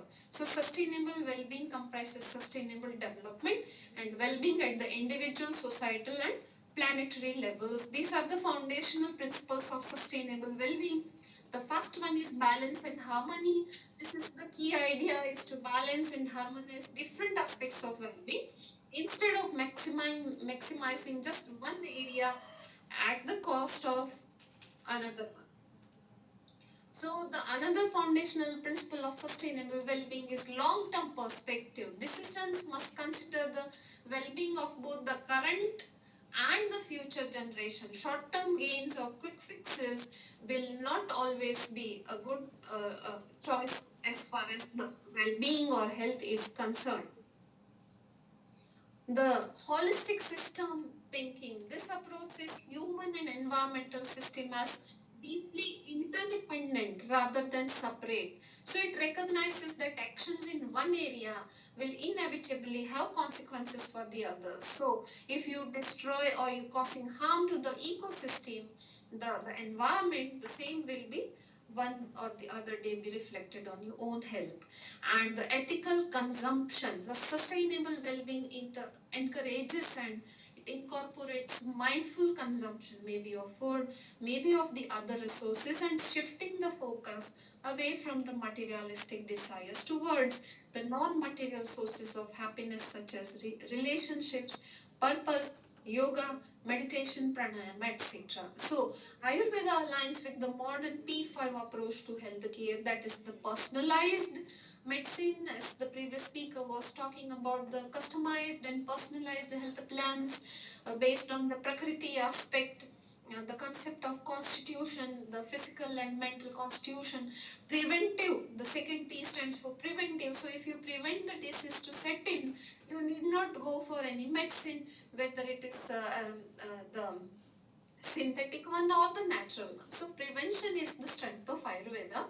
Promotive, if you are already healthy, that's I was talking about the rejuvenation. So rasayana herbs like amla, ashwagandha, shatavari, tulsi, neem, etc. will help for the promotion of the health and boost the immunity. Predictive, it involves the mapping the risk factors well in advance so that the diseases can be approached very early stages. And participatory encourages the patient to take an active role. These days the whole of the onus is just on the shoulder of the doctors, and that's not what Ayurveda believes. Ayurveda gives equal distribution of the Chatushpada. There are 4 pillars which we'll see in the next coming slide. So these 5P approaches of the modern medicine is being taken care of by Ayurvedic approach of healthcare.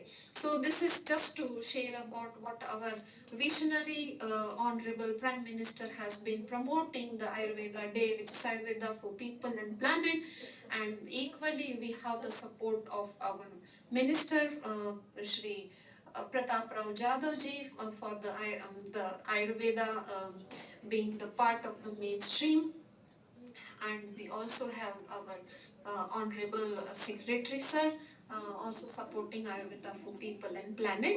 So what Ayurveda is, we all know that the word Ayurveda is derived from 2, Ayu and Veda. So it's nowhere Ayu means medical science, so it's a health, science of health, it's a science of life. So everything which touches the aspects of life, whether it's health, its occupation, its society, its behavior, everything is part of Ayurveda. So it's a knowledge system of healthy and happy life. Hence the paradigm shift is not from illness just to becoming healthy or just lack of illness. It is illness to wellness, and then later on wellness to happiness is the main approach. What we feel about is Ayurveda is well rooted, deeply rooted rather in the community, because our kitchen is our first pharmacy. So most of the things throughout, at least in India and even in countries like Muscat, we understand that we make use of spices, we make use of turmeric, even the salt and the oil and ghee, honey, this all comes actually under the purview of the Ayurveda herbs. So this way Ayurveda is deep rooted in our community and in the practices of public health, whether it is the celebration of any festival or whether it is any of the rituals. We make use of Ayurveda, so it has the potential to meet health and wellness for all, because it is easily acceptable as it's part and parcel of our genes actually. So the aim are bifold. Swasthasya swasthya rakshanam. We do believe in prevention, promotion and maintenance of health rather than first being unhealthy and then keep on treating it. So we do even the management of disease, of course, but the first and foremost is the maintenance of health. And for that and for the management of disease, we first adopt the diet, sleep and celibacy, that is the ahara, nidra and brahmacharya, or ahara, nidra, exercises, diet, sleep and exercises, and the regime what we follow throughout the day, throughout the year. So we have the personalized holistic approach, and these are the strength of Ayurveda and the various aspects, facets of the prevention, treatment and restoration are time tested, they are cost effective, they have quality, safety and efficacy assured since thousands of years, they are part of our kitchen, and they are immunomodulators. We have rejuvenation specialty, we have palliation, we have holistic integrated approach, various choices of treatment. You can go for Panchakarma, you can go for just the herbs, you can go for herbal minerals, you can just treat it with just diet and lifestyle planning, yoga, exercises. So there are various choices of treatment. You have Panchakarma, and mental and spiritual healing is part and parcel of the treatment. They are not taken as a separate compartment. So these are the strengths of Ayurveda.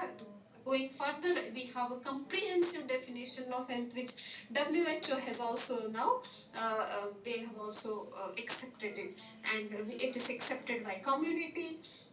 Its emphasis is on promotion of health and prevention of disease, importance of diet and lifestyle, holistic concept, individualized approach as well.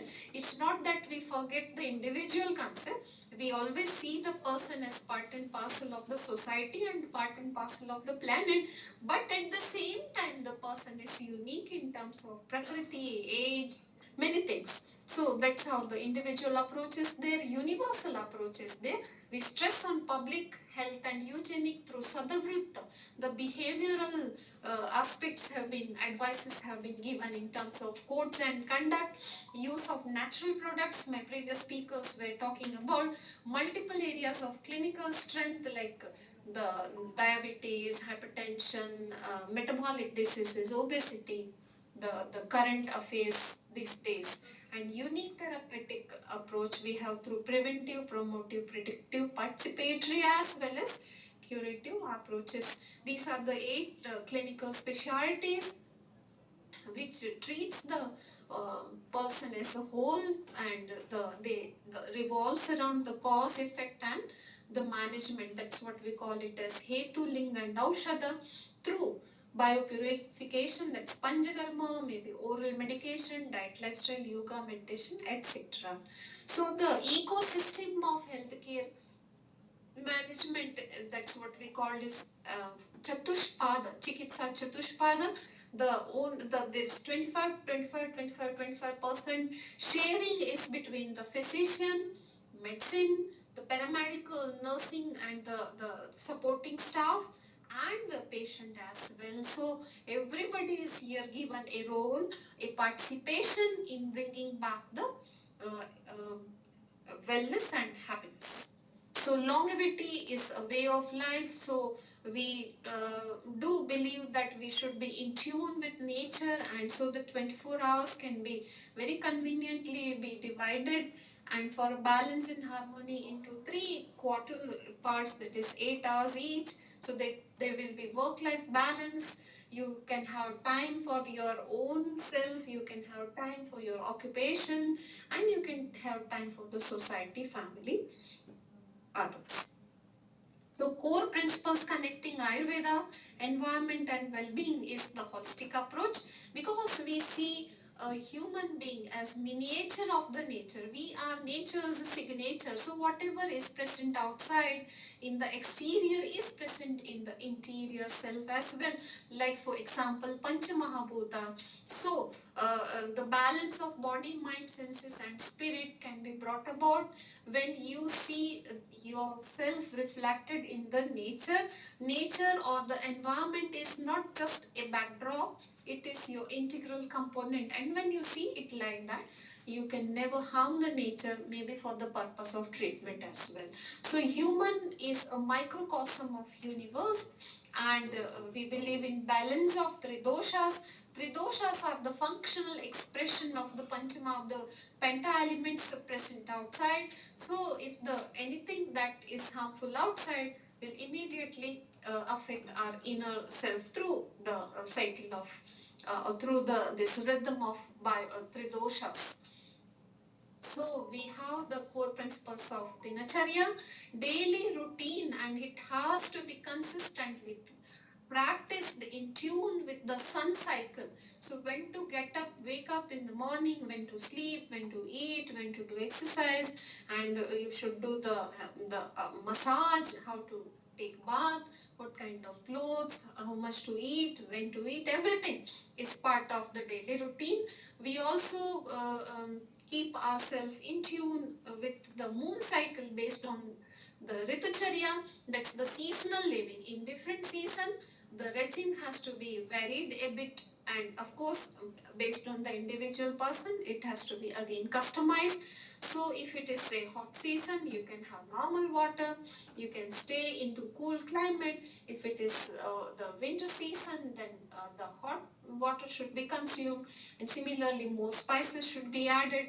This way, the keeping in tune with the seasonal cycles, the circadian rhythm and the season rhythm is also been advised in Ayurveda. We have preventive care. Prevention is always better than cure.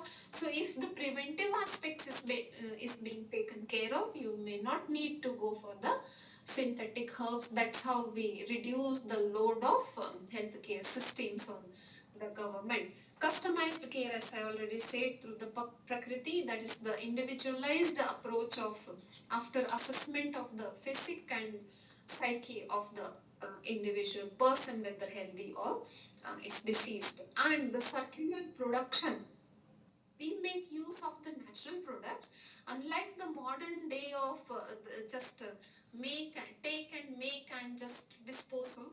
What we do is through Ayurveda natural products, what we... Hello, am I told something?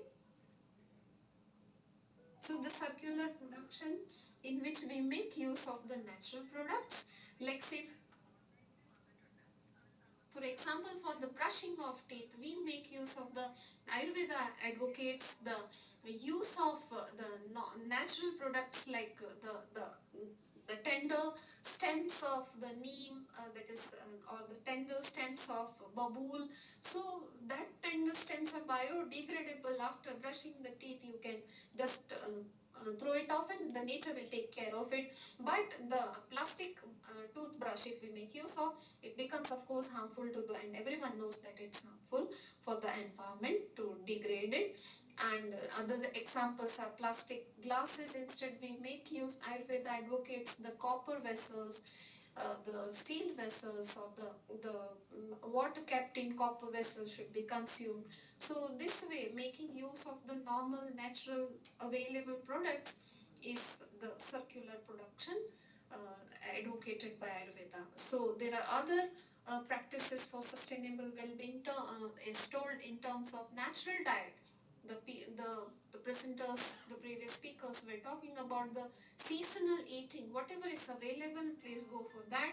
Local eating. Because this is part of, again, Ritucharya, the seasonal regime.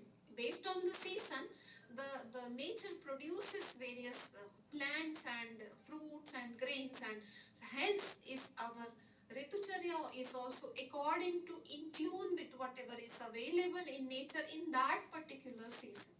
That should be consumed, that will take care of the health, and it has to be seasonal. Mindful eating, because of mindful eating, you will avoid the overconsumption of food, avoiding various metabolic diseases like obesity.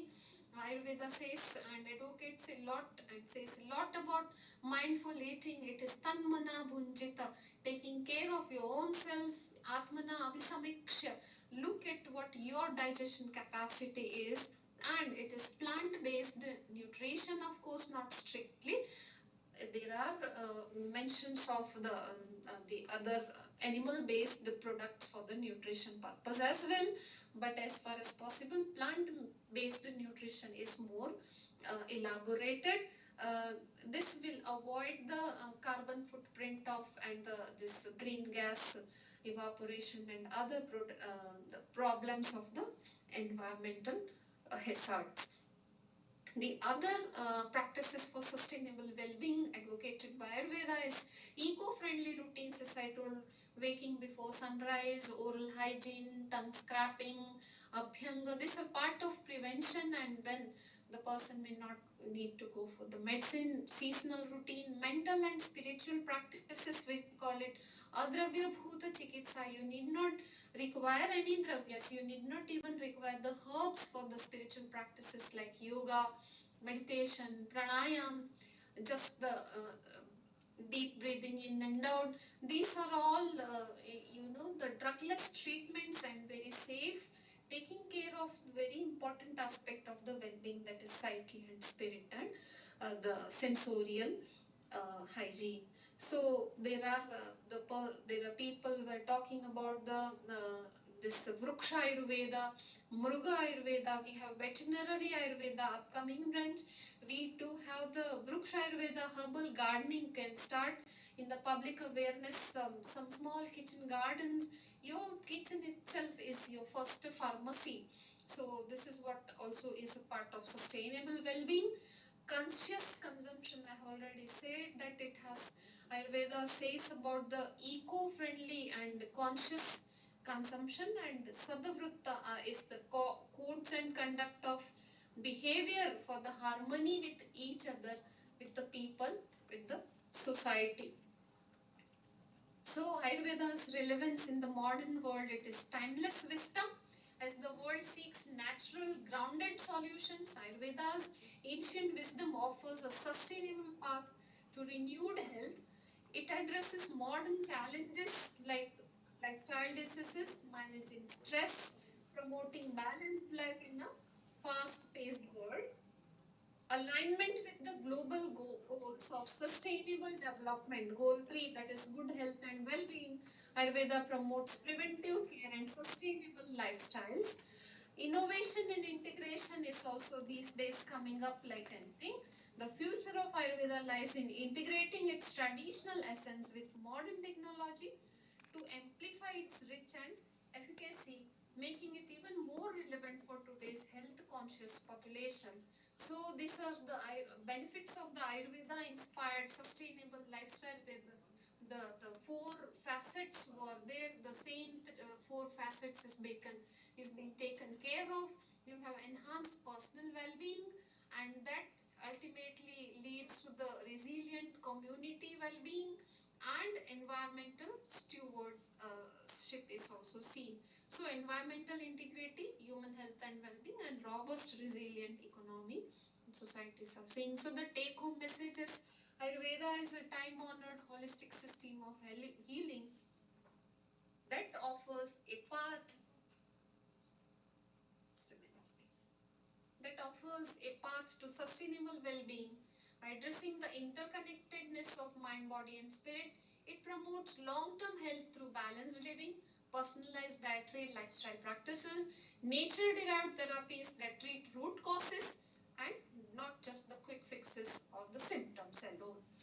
Ayurveda's emphasis is on preventive health, connection to nature, sustainable food choices, lifestyle planning, seasonal regimens makes it a valuable approach for achieving enduring health and vitality in the modern world. So what could be the way ahead is this timeless wisdom.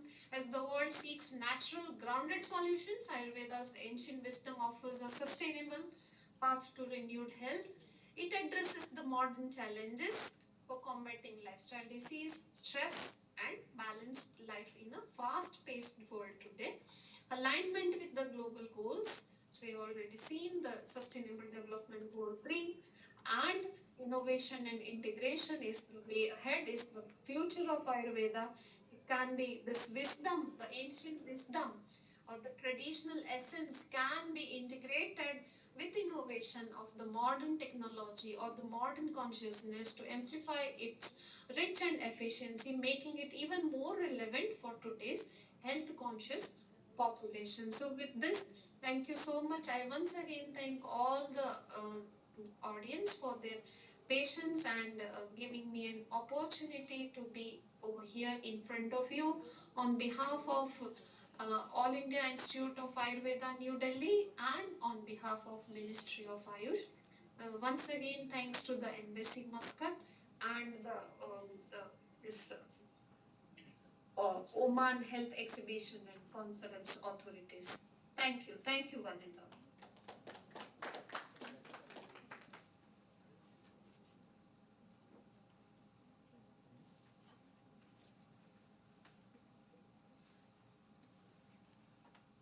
So if at all there are any questions, I will be happy and glad if there are any questions if I can answer. Thank you, Professor Bajani, for that enriching presentation. If you have any questions, do let us know. we will pass them on to Professor. We now move to our next session on Ayurveda, Ayurveda for wholesome health. We have an excellent lineup of speakers who will share their expertise and insights. Can I leave? Am I permitted to leave, please? Yes, ma'am, you can, yes. Thank you. We move on to the next session, Ayurveda for wholesome health. We have an excellent lineup of speakers who will share their expertise and insights on holistic well-being through Ayurveda. Please join me in welcoming Dr. Sanjayan R., All-Season Ayurveda Clinic, to the podium to share his opinions with us.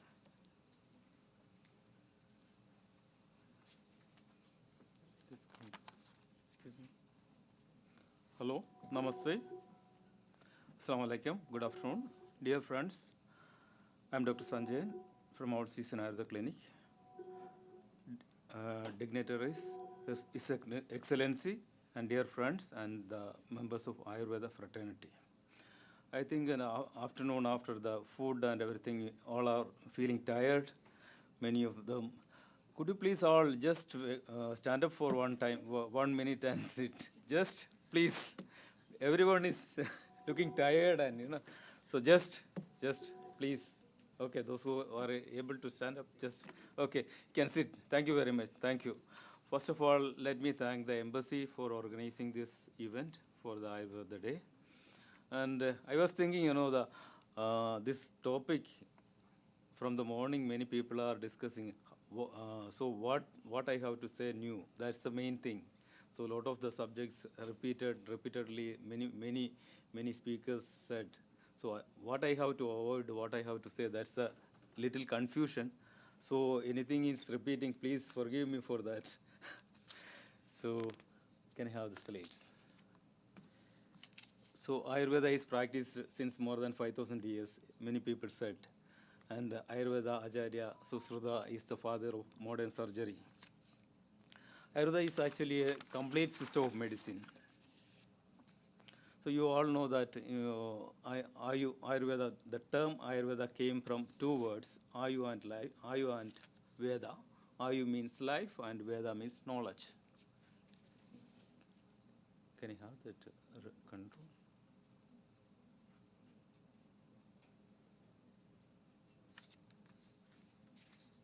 Can switch this? Sorry. This press. This one. Okay.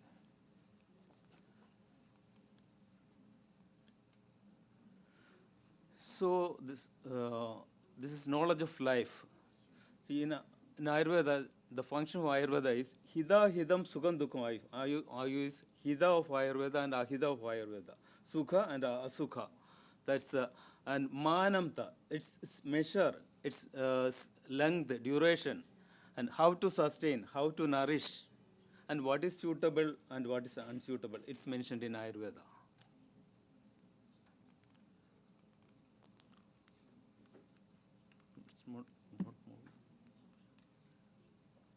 Okay.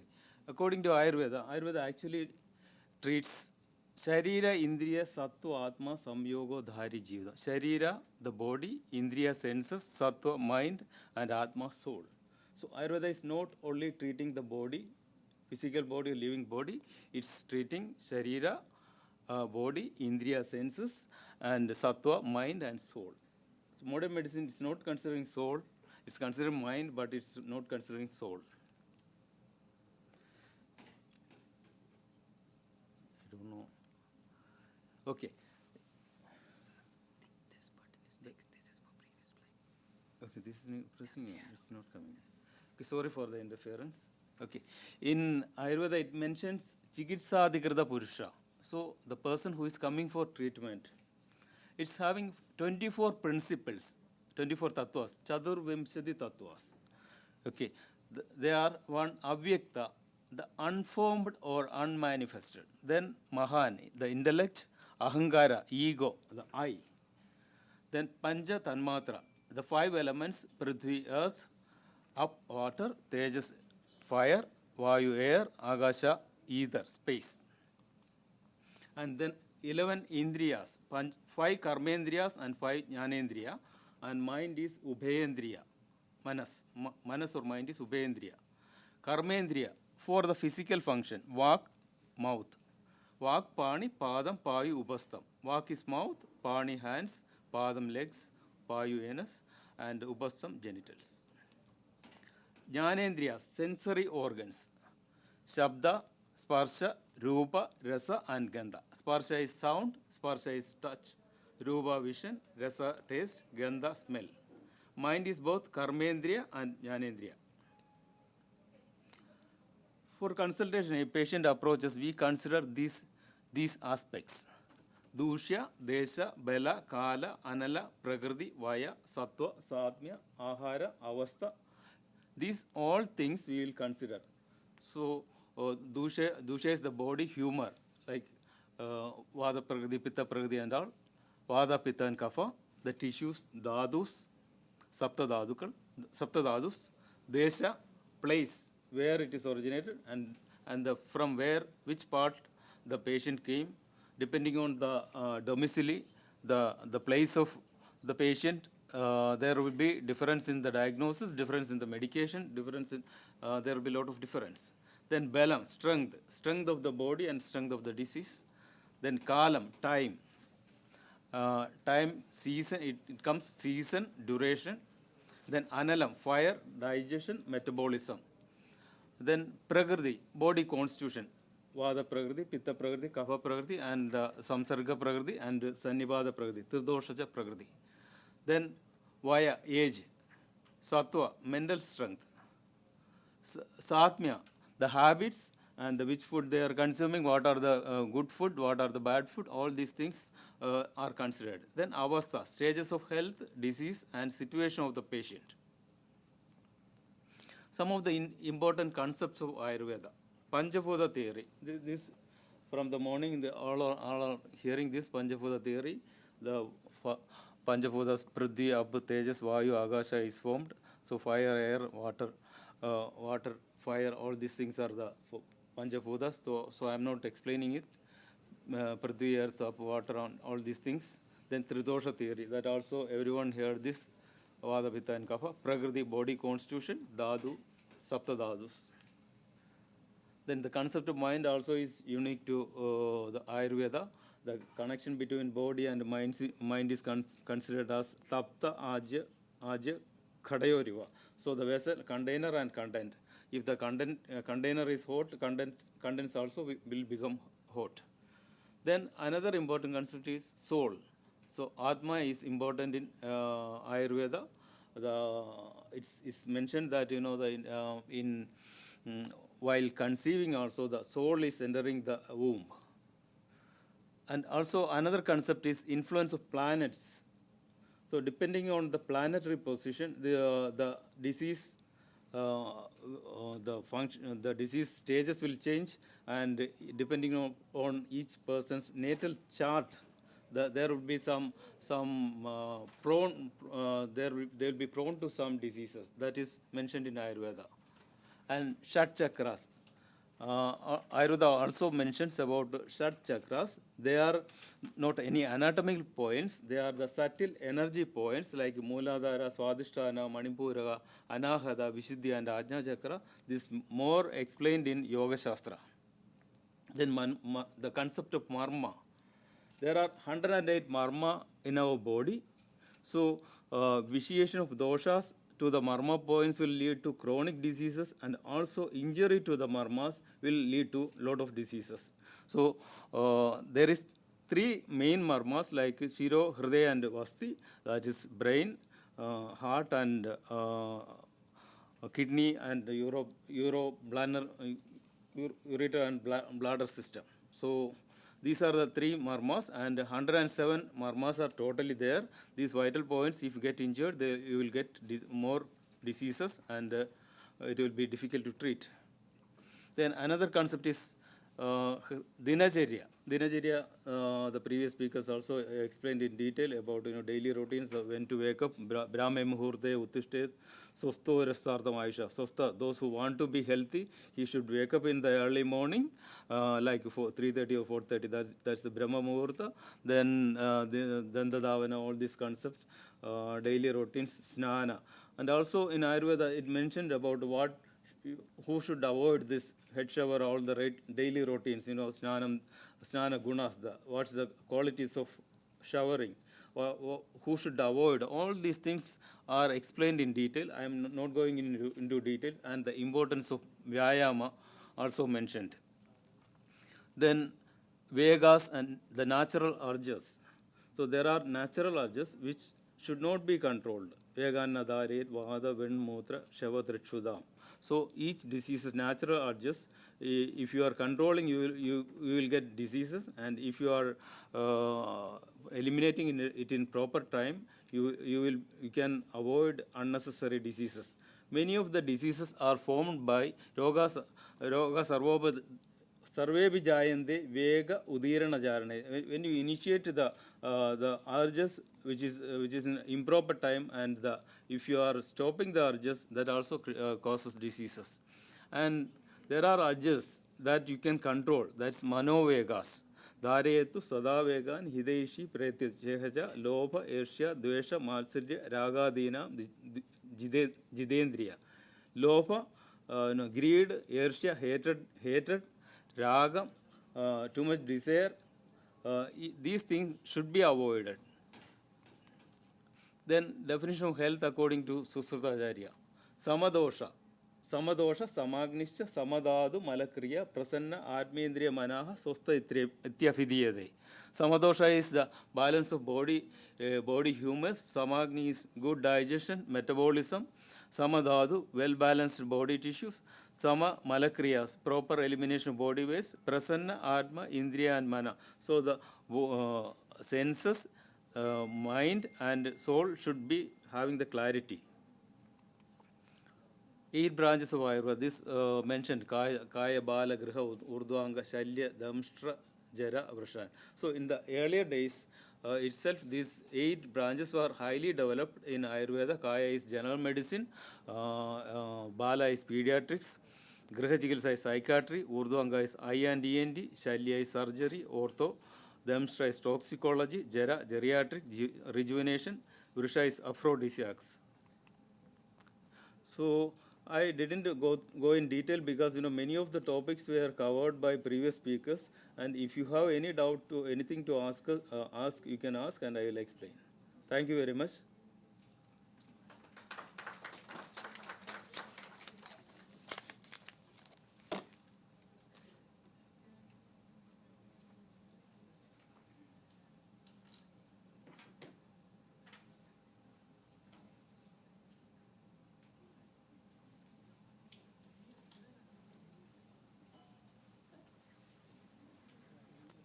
Thank you, Dr. Sanjayan.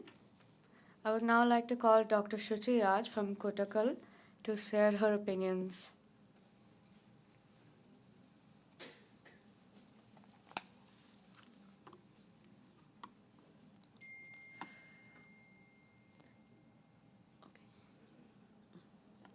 A warm good afternoon to all.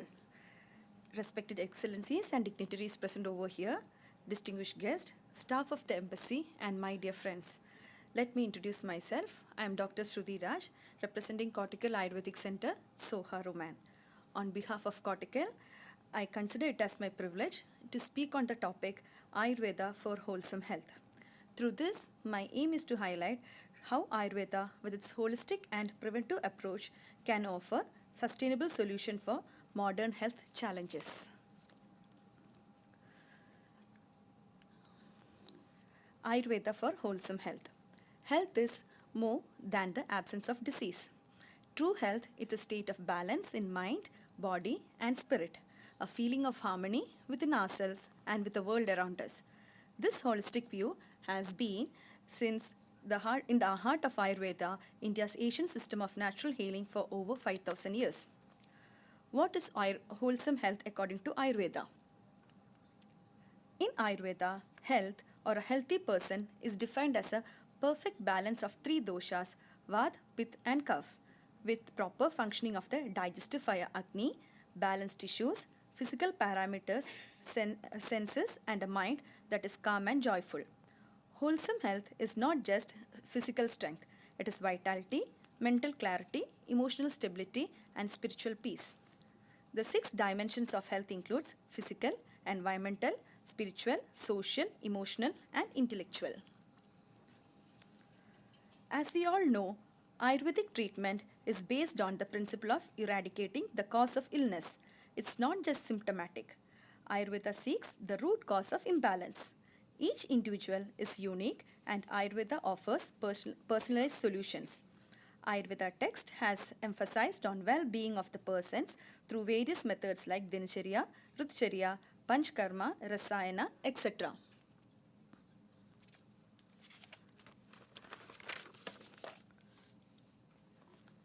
The role of Swastavrita in Ayurveda. As we know, Swastavrita is a major branch in Ayurveda which deals with the preventive and social medicine, focusing on maintaining health and preventing diseases through holistic approaches like diet, hygiene, daily routines, ethical practices, and the use of yoga and naturopathy. It provides individualization and community level health care by emphasizing healthy lifestyle choices and incorporating principles of Dinacharya, which is daily routine, and Ritucharya, seasonal routine. Dinacharya. Dinacharya is an Ayurvedic daily routine which is a simple solution to all the health-related worries and key for promoting harmonious balance between body, mind and soul. In Sanskrit, the term Dinacharya means daily routine. It's a foundational concept in Ayurvedic lifestyle medicine and refers to a set of practice designed to align your body and mind with the natural cycles of the day. The role of Dinacharya is to maintain balance in the doshas, that is Vata, Pitta and Kapha, improves digestion, enhances energy levels and promote overall health and longevity. The key elements of Dinacharya, which includes waking up early in Brahma Muhurta, which is almost 1.5 hours before the sunrise, that's around 4:30 to 6 a.m. Why it's called Brahma Muhurta is because it's the pure and peaceful time that is ideal for reflection, meditation and prayer. Then is elimination of to attend to the elimination of natural urges, which helps the body to release the toxins and maintain a healthy digestive system. Then comes oral hygiene, which includes brushing, that is Danta Dhavana, tongue scraping, Jihva Nirlekana and Gantusha, which is oil pulling, which helps to remove the toxins, bacteria from the tongue, teeth and gums and thus keep the oral cavity healthy. Then is Nasya, which is application of medicated oils like Anutaila into the nostrils to support the respiratory and brain health. Then comes Abhyanga, which is oil massage, which helps to balance the doshas, improves circulation, nourishes skin and calms body. After Abhyanga, like you have to engage in a small gentle physical activity such as yoga, stretching or walking. This enhances the circulation and removes stagnation. Then is Snana or bathing, which cleanses the body and mind, which refreshes and prepares you for daily duties. The day and evening routine, which includes the practices throughout the day and focuses on mindful eating, rest and preparing the body for a deep rejuvenating sleep. Mindful eating, which means eating your meal at a consistent time of each day.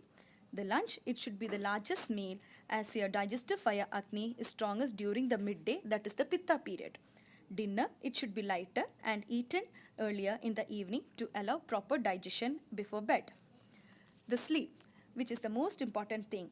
A regular sleep should be scheduled and is essential for body's natural detoxification and repair process. The ideal time of sleep is almost around 10 p.m. Why is Dinacharya important in our life? Because it helps us to balance the doshas, supports digestion, promotes mental health, enhances longevity, and aligns with nature. Ritucharya. Ritucharya is the ancient Ayurvedic practice and is comprised of two words, Ritu, which means season, and Charya, which means regimen or discipline.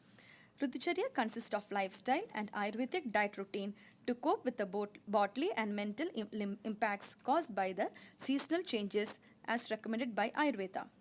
Ritucharya enables us to build our physical strength and mental capability to battle ailments and that may happen due to seasonal changes. In addition to that, it balances all the three doshas in the body and keeps us fit and healthy throughout the year. In Ritucharya, like the winter, which is the Shishira Ritu, during this time, during this period, the environment, it is cold and windy, and so the body strength is typically less. Here, the digestive fire is strong, so it's a good time to consume nourishing and substantial foods. So you have to include foods like which is sweet, sour and salty, that is preferably wheat, corn, rice, etc. And avoid maximum food that is cold, heavy and oily. Then comes spring or the Vasanta Ritu, in which the body strength is moderate during this season.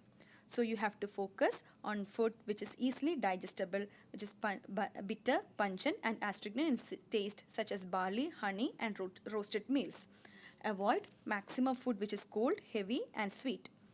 In summer or the Grishma Ritu, the heat of the summer, it can deplete the body's strength and increase Vata dosha. So you have to consume food that is light, sweet, cold, such as fruit juices, buttermilk, rice, etc. Maximum avoid sour, salty and pungent food, and you have to drink plenty of water. Then is monsoon, which is the Varsha Ritu, in which the body strength is at its lowest and the digestive fire is weak, making the body susceptible to various illness. So in the diet, you have to include food which is mostly sour and salty, along with ghee, and light grains are also recommended. Avoid food which is heavy and oily and hard to digest. Then comes autumn or the spring, Sharat Ritu, in which the weather becomes clear and warm and body strength becomes moderate. So choose food that is easily digestible and have sweet, bitter and astringent taste like rice, pomegranate, etc. Avoid food which is heavy and with excessive oil. Then is late autumn or Hemanta Ritu, which is similar to the winter and the body strength is at its peak. The digestive fire is strong and it's the best time to have nourishing food and build strength. So maximum try to include food which is sweet, sour and salty, which is advisably rice, wheat and various meat can be included. Avoid light, dry and cold fruits. By following these seasonal guidelines, you can help your body adapt to the environmental changes, prevent diseases and maintain optimal health throughout the year. Why is Ritucharya important? Each season influences the body's Ayurvedic doshas, that is Vata, Pitta and Kapha, affecting our digestion, immunity and energy levels. Ayurveda teaches us to modify our Ayurvedic diet, daily activities and self-care practices to stay healthy throughout the year. Panchkarma and Rasayana for the wholesome health. Panchkarma and Rasayana are the two cornerstones therapies in Ayurveda that work together to maintain wholesome health. That is Swasthya, which includes physical, emotional and spiritual well-being. Panchkarma falls under Shodhana, aiming to cleanse the body of accumulated toxins, while Rasayana is a form of Shamana aimed at rejuvenating and toxification. Panchkarma. Panchkarma plays a vital role in keeping the body healthy. Panchkarma is needed when your body starts accumulating toxins. It happens with the changes in lifestyle, climate and food. While modern lifestyle may not always allow the full experience, even a simplified version of Panchkarma can bring profound health benefits. The 5 basic Shodhanas of Panchkarma includes Vamana, which is emesis, Virejana, purgation, Vasti, medical enema, Nasya, nasal therapy and Rakta Mosha, which is bloodletting.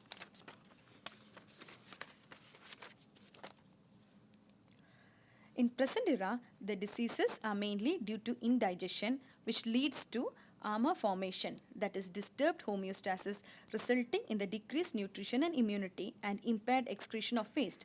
All these leads to the formation of free radicals, causing tissue damage, and final outcome will be metabolic disorders. In such conditions, only a way is to cleanse the channels, that is Sroto Shodhana, through Panchkarma therapy which can be done in particular seasons accordingly. Mainly, Vamana is recommended to be done in the spring, Virechana in autumn, Vasti in monsoon, Abhyanga and Svedana in winter, and mainly cooling therapies in summer, and Shodhana should not be done in summer. Rather than providing medications for every ailment, it focuses on correlating the lifestyle so that the problems do not reoccur. Rasayana. Rasayana is a science of rejuvenation that aims to nourish the body's tissue, enhance immunity, and promote longevity. These therapies are often performed after Panchakarma to support the body's newly cleansed state. The term Rasayana literally means the path of essence. It includes specific herbal preparations, dietary changes, and lifestyle practices that enhances the quality of body's tissue and improves overall health and vitality. Rasayana can be applied internally through herbal toxins like Chavanprash, Ashwagandha, Brahmi, etc. and externally through massages and therapies which includes Abhyanga, Shirodhara, etc. When to take Rasayana? It is mostly recommended to take Rasayana after the Panchkarma treatment because it gives best results when the body is clean and receptive. With the changes of season, especially after spring and detox or before monsoon. After the recovery of chronic illness or fatigue, and for daily vitality like ghee, honey, etc. can be taken regularly. The summary, that is like Dincharya, we have to follow the daily routines. We have to adapt to the seasonal rotation, like all the seasonal things. Panchkarma and Rasayana, detox and rejuvenation should be done. To conclude, for wholesome health, Ayurveda, you have to align with nature's rhythm. Ayurveda teaches us to be attentive to the natural world. Changes in season, day-night cycles, and environmental shifts can all impact our well-being. Seasonal eating. Select foods that are in season to align your body's need with external conditions. For instance, root vegetables and heaty grains in winter and light cooling fruits and vegetables in summer. Sunlight exposure. Spend time outdoor to soak in vitamin D and reset your circadian rhythm. Early bedtime. Aim to wind down and go to sleep before 10 p.m. as this helps you to align with the kapha phase of the evening, promoting deep and restorative rest. Emphasizing on mental and emotional well-being. A key element of an Ayurvedic lifestyle is acknowledging the mind-body connection, that is by meditation and mindfulness. Even 5 minutes of meditation, breath work or mindful reflection can reduce stress and boost mental clarity. Consistency is more important than duration, so start small and build up gradually.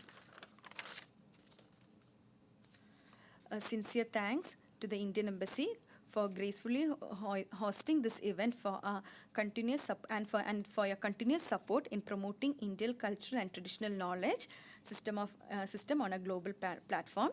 We also extend our thanks to all the dignitaries, medical professionals, scholars, and members who have gathered here today to celebrate this Ayurveda Day. Let us continue to carry forward this message that Ayurveda is not just a system of medicine, it is a way of life rooted in balance, prevention, and holistic well-being. Once again, thank you for all being the part of this celebration. May Ayurveda continue to flourish and serve humanity across the boundaries. Thank you.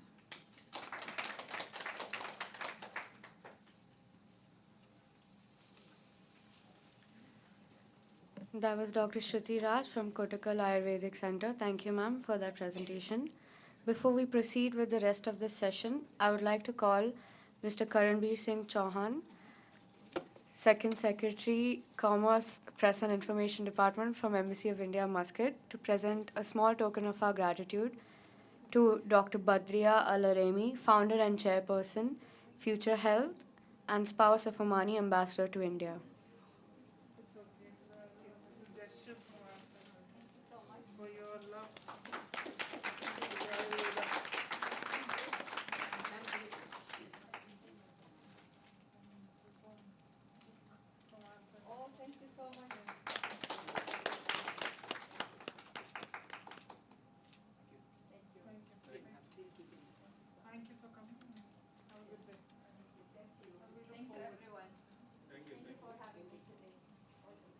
Thank you, ma'am. Thank you, sir.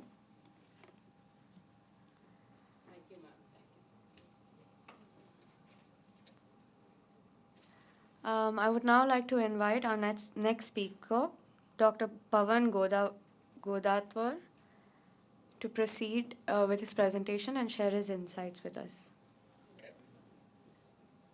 Thank you, doctor. I presume I am audible. Yes, sir. Thanks a lot. Allow me to share my screen.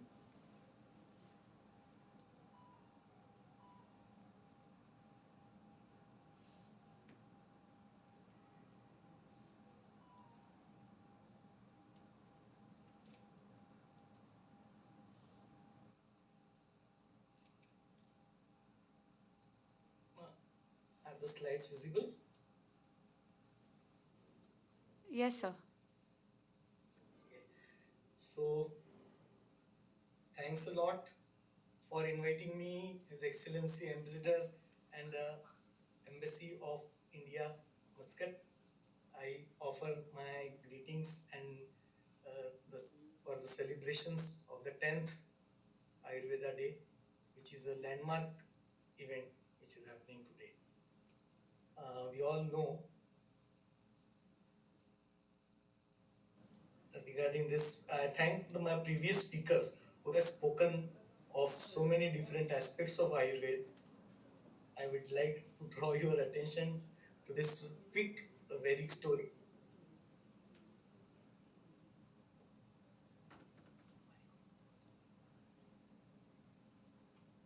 Anything? Pardon me? Am I audible? Are the slides visible? This is a story from Veda which tries to diagnose an elephant of six blind men diagnosing an elephant. They try to understand the aspects of elephant from their own perspective. Same thing is happening today regarding Ayurveda. But my previous speakers have very nicely explained the aspects of Ayurveda, including Panchakarma and Rasayana. So I will not go into too much of details of that. I will bring in the perspective of WHO and the aspects of health and how it has turned now to wholesome health and wellness. Quickly recap on traditionally, National Ayurveda Day has been celebrated on Dhanteras, the 13th lunar day, the calendar month of Kartik.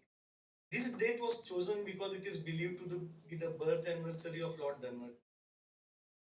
Now, in a landmark decision, a fixed and consistent date for global observance, the Government of India has designated September 23 as a date for National Ayurveda Day from today. Why 23rd September? Because this date coinciding with the autumnal equinox symbolizes the balance in nature. Core principle of Ayurvedic philosophy, which emphasizes on the harmony and equipoise in mind, body and spirit. Everyone has told the definition of health, that is Samadhita, Samagni, Samadhatu, Malakriya and Prasanna Atmendriya Mana. Prasannatva brings the wholesomeness of the health also to the picture. These are the fundamental principles, unity of man and universe.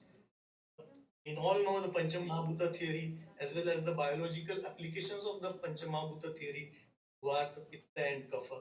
We will not go too much into the details except to re-emphasize the fact that this points out to the unity of man and universe. So whatever is happening outside the body is happening inside the body also and vice versa. And when we keep this big picture into mind, only then the wholesomeness of health can actually materialize. This is the Lokapurusha interaction to maintain homeostasis. Interaction between Lokapurusha takes place at three basic levels, that is time, intellect and the objects of the senses. And at the Tanmatra level, Mahabhuta level and Tridosha level, which can be very roughly correlated as physics, chemistry and biochemistry of Ayurveda. Some salient aspects, one of the very important aspect is Prakriti, without which we cannot go for the wholesome aspect of implementation of Ayurvedic theories. So we all know the main three dimensions of physiology and psyche in making a total personality. And we calculate all these three things, only then we can go for the wholesome aspects. Again, very quickly, a recap of basic cause of disease according to Ayurveda is the lack of harmony between environment, that is Loka, and man, that is Purush, due to ayoga, absence, excess, or abuse of time factor, intellect, or objects of the senses. Basically, very simply, only these three things.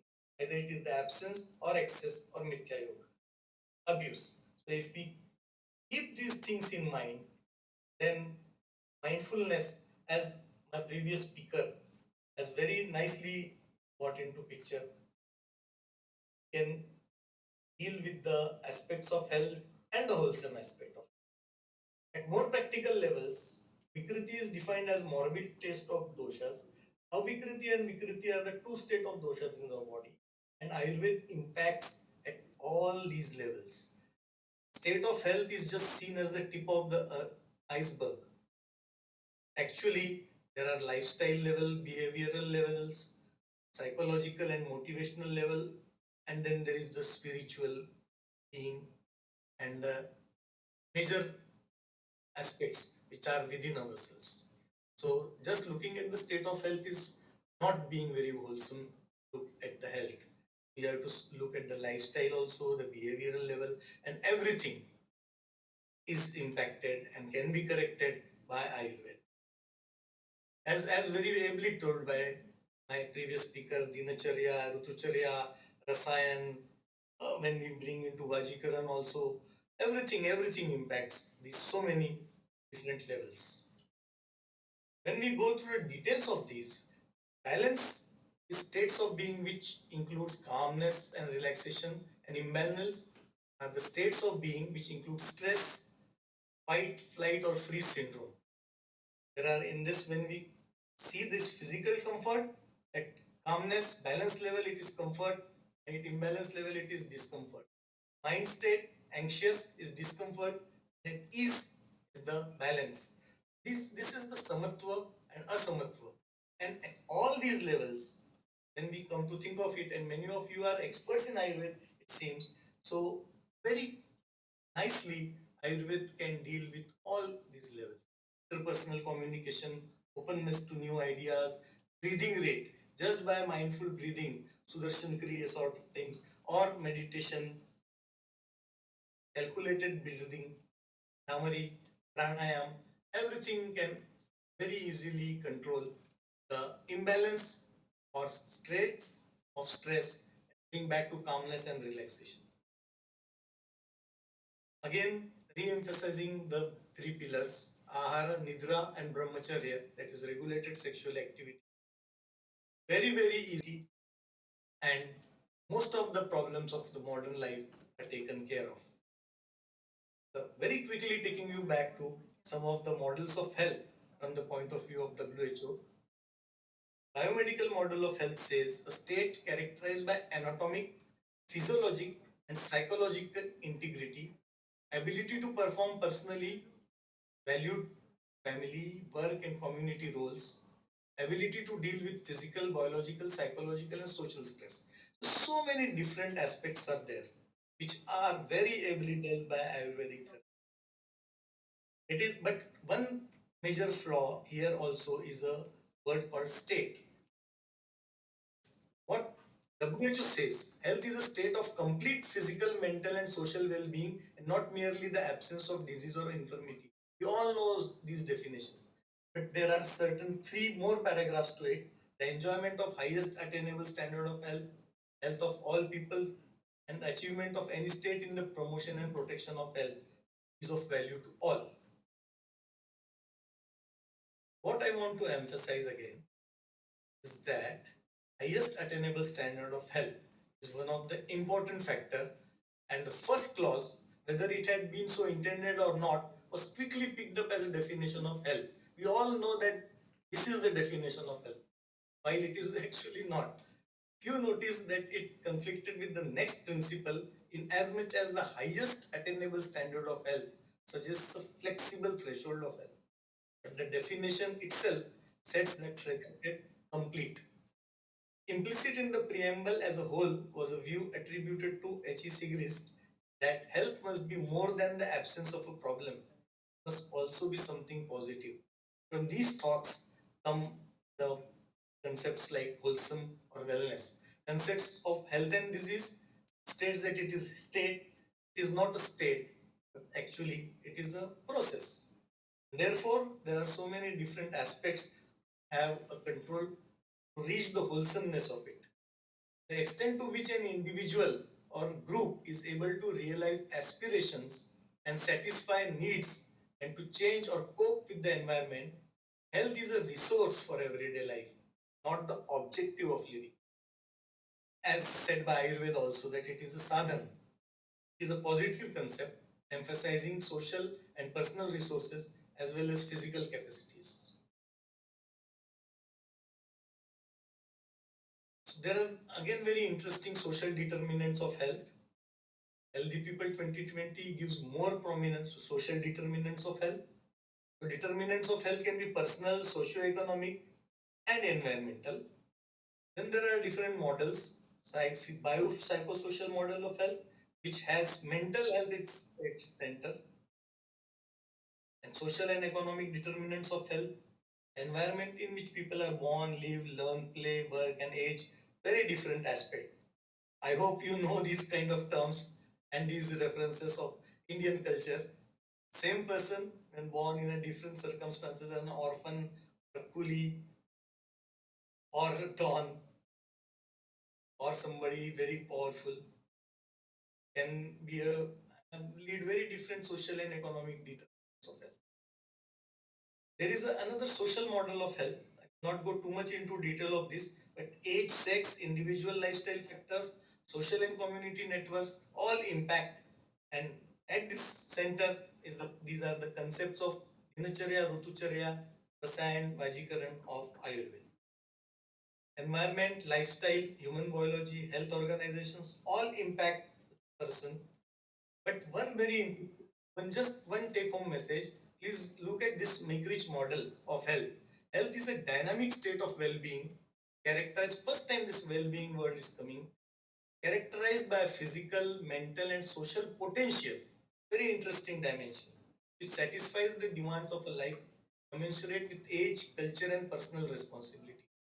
The potential is insufficient to satisfy these demands, the state is disease. Very interesting, very important concept. Just think of it from these 5 components. 10 complex interactions are there. Demands of life at the very bottom, all interacting with each other.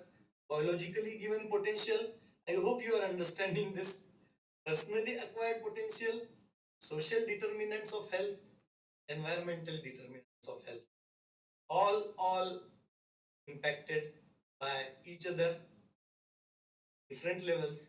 And here comes the consultation of an Ayurvedic aspect, Ayurvedic expert, all giving due credence to these things with Ayurvedic principles which you have been listening since morning. So I am not repeating all those things again, but these things do impact at every level, and I can cite examples. For example, personally acquired potential, or say mental aspects which we have seen in the last slide.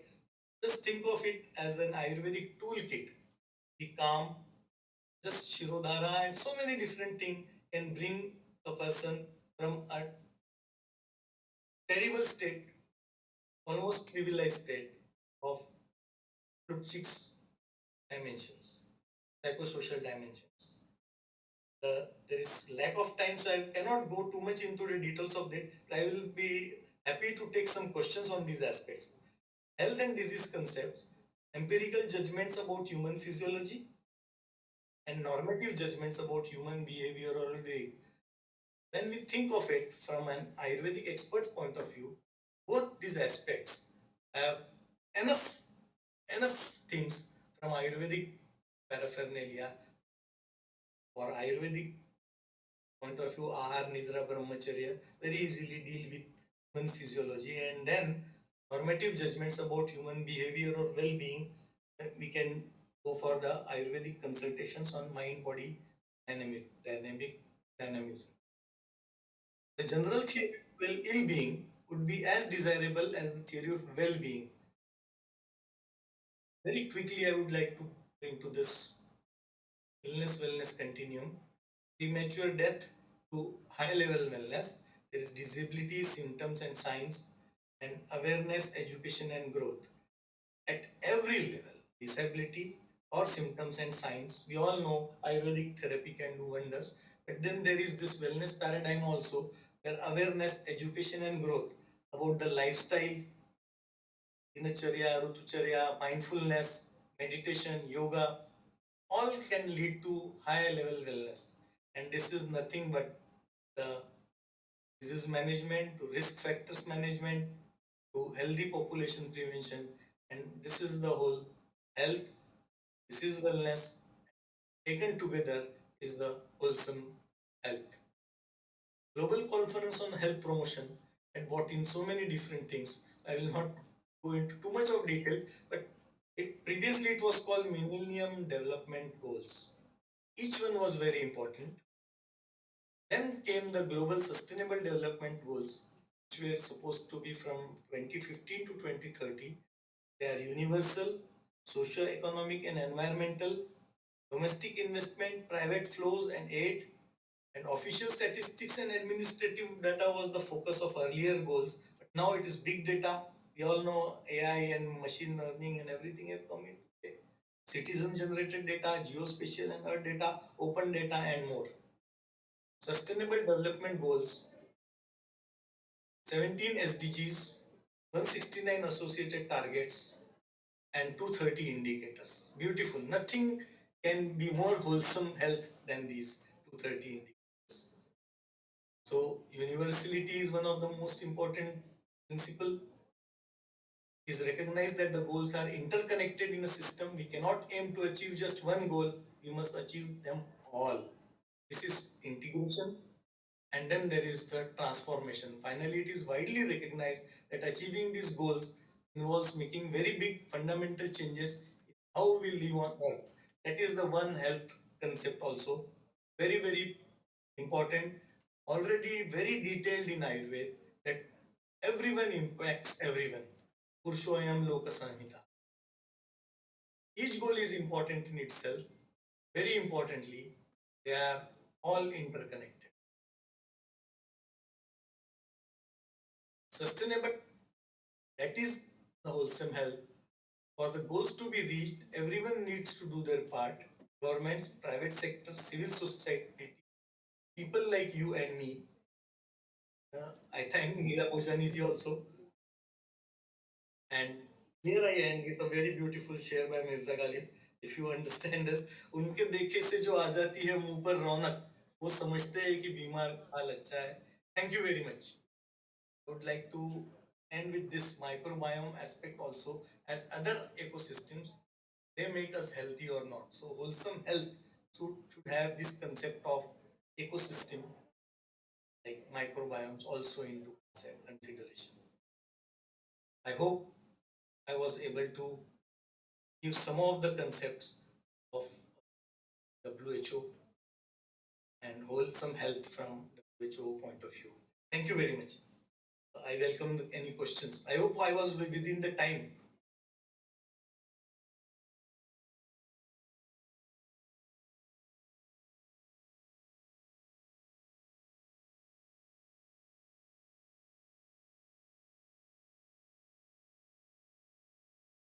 Thank you, Dr. Pawan, for your insightful conversation with us. Next up, I would like to call Mr. Biju George from Somadiram to share his opinions with us.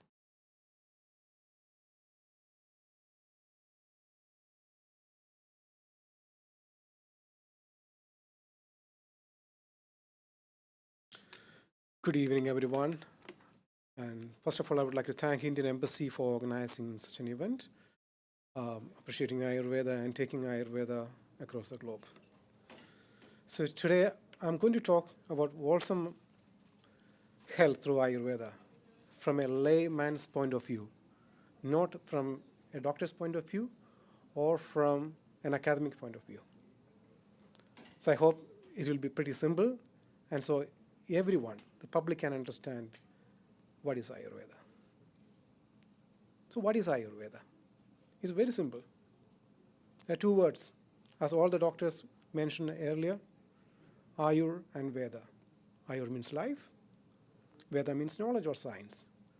So it's a simple explanation on what is Ayurveda. We all see this every day. Now I would like to ask with one question. When are we really alive? It's a question we should ask ourselves every day. Are we really alive? Which means it's not a state where I'm not ill. Or when you think about someone ill, are you fully alive? But when you are truly steady, your mind is very clear, you are energized, and you are connected with your nature, with your surrounding, and with the world, with the universe. When is this connection? And Ayurveda has a word for this, something called swasthya, which literally means to be established in one's self. Wholesome health is not just a pill. It's a pattern. It's a continuous pattern, which means it's a lifestyle. When we talk about wholesome health, it is not like something what we see in one day or one season. It's a continuous effort, and it's a continuation of what we are doing from as a life science. So Ayurveda always describes health as a living balance. So today, many of the scholars were explaining about this balance of various elements. And that's where you are healthy, and that's where the life is. And of course, Ayurveda always talks about that. But I would like to put this in a different perspective where common man can understand what is this balance all about. I know you've been to some orchestra, some musical concerts. There are various elements in a musical concerts. For example, let's talk about the three dosha, Vada, Pitta, Kapha. Vada, of course, the movement or the air part of it. Then Pitta, the transformative part or the fire. When you cook something with fire, it changes, it transforms. When it's cold, against opposite to fire, it transforms as well. So Pitta, let's consider fire. Then Kapha, which gives a structure, let's say water or a jelly form, something which is slightly fluid. These three are the musicians of our concert. And the next part are the Agni, which is our digestive fire or the metabolic fire. And the Agni in our concert is the conductor who controls everything. He controls the entire orchestra. Then, and also at the same time, he is also controlling and keeping the tempo of life, tempo of the orchestra. It is in the hands of the conductor. Every tempo of the entire orchestra is in. So Agni is something which keeps the orchestra moving and also keeping the tempo. So I'm sure that we all listened very carefully earlier about dadus. Several doctors were mentioning dadus. So what is this dadu? Let's again bring back some music to it. It's nothing but body's tissues. Like you have muscle tissue, then you have neural tissue, skeletal tissues. There are various types of tissues in the body. And these all are our instruments in our orchestra, which should be tuned. If any instrument in an orchestra which is not tuned very well, you know that's not going to align with, it is not in harmony with other instruments. So the musicians will be just playing without a harmony. So these dhadus are the elements or the body tissues which should be tuned to have the perfect orchestral music coming out. Then we have mind and our senses. Of course, we have a good orchestra now, we have the music, we have the conductor, we have the musicians, we have the instruments, which are tuned very well. But if there is no one to listen to our music, to this orchestra, what is the use? And the body and the mind is nothing but the audience to listen to that beautiful music. Then comes the Ayurveda always talk about the spiritual part of life as well. And let's go back to the orchestra.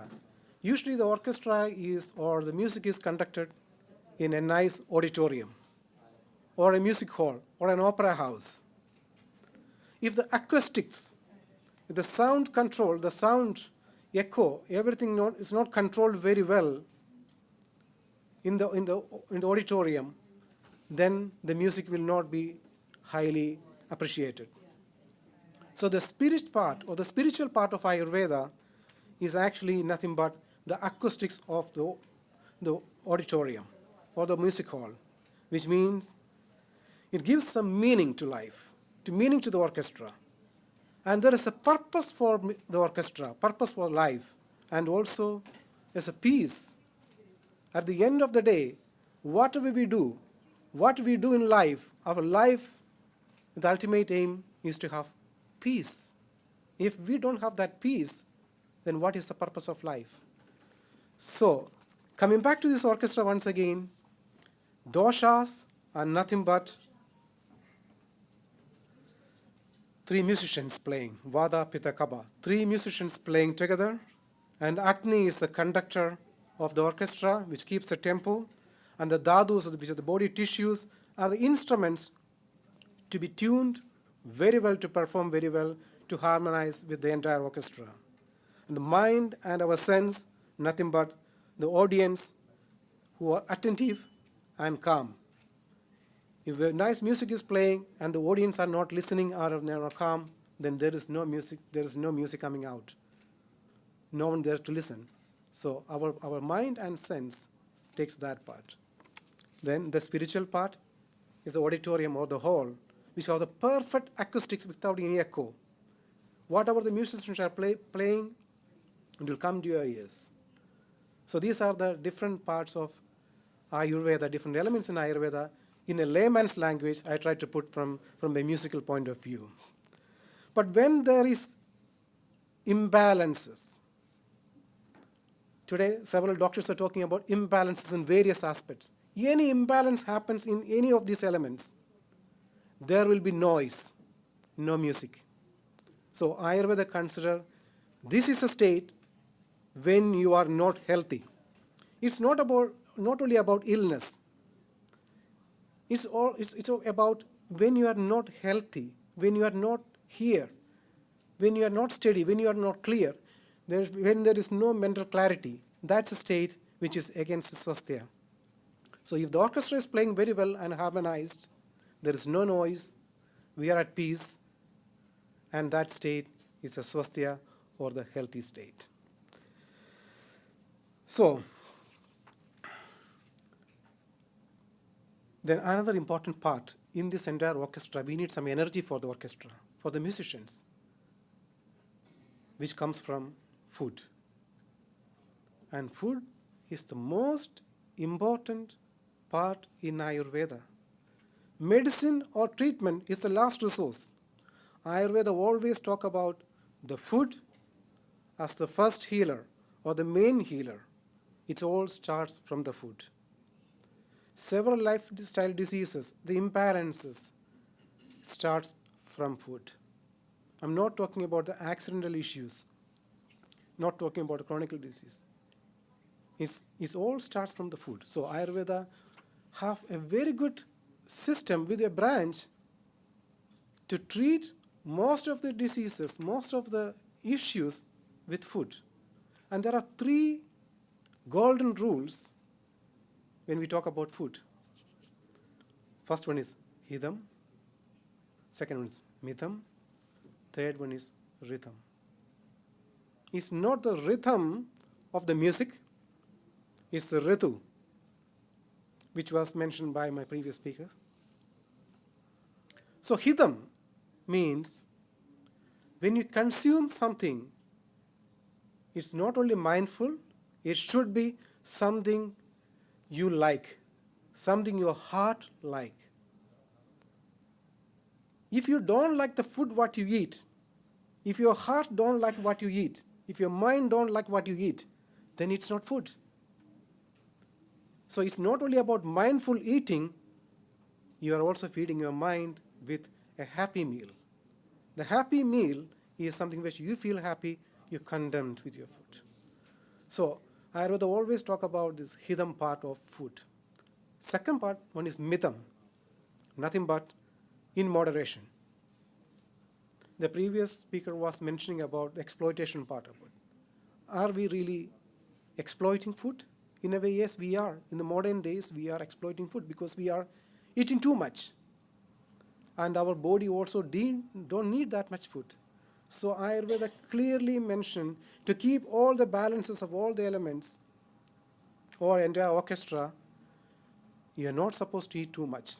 Just imagine our orchestra is about to play and they had a very, very heavy meal and they will feel sleepy and they will not be able to perform their music in the perfect way. So, mitham is the second golden rule when we talk about food in Ayurveda. Not too much, just what you need. And Ayurveda always say don't eat full stomach, half stomach. And quarter part for the water and the quarter part for air. Then only your digestive fire will work. For your digestive fire to work, of course, we need some oxygen for the fire, so we need some air as well in the stomach. So that means you can't just fill your stomach. See, excess eating is one of the causes for modern lifestyle diseases. And Ayurveda talked this very, very clearly. And the third one is the rhythm part, not the music rhythm, the seasonal part. And Ayurveda is the only medical science or food science which talks about the importance of changing your diet as per the season. Usually we talk about, okay, I have a proper diet designed by a dietitian and I can eat this. No. Ayurveda clearly say no.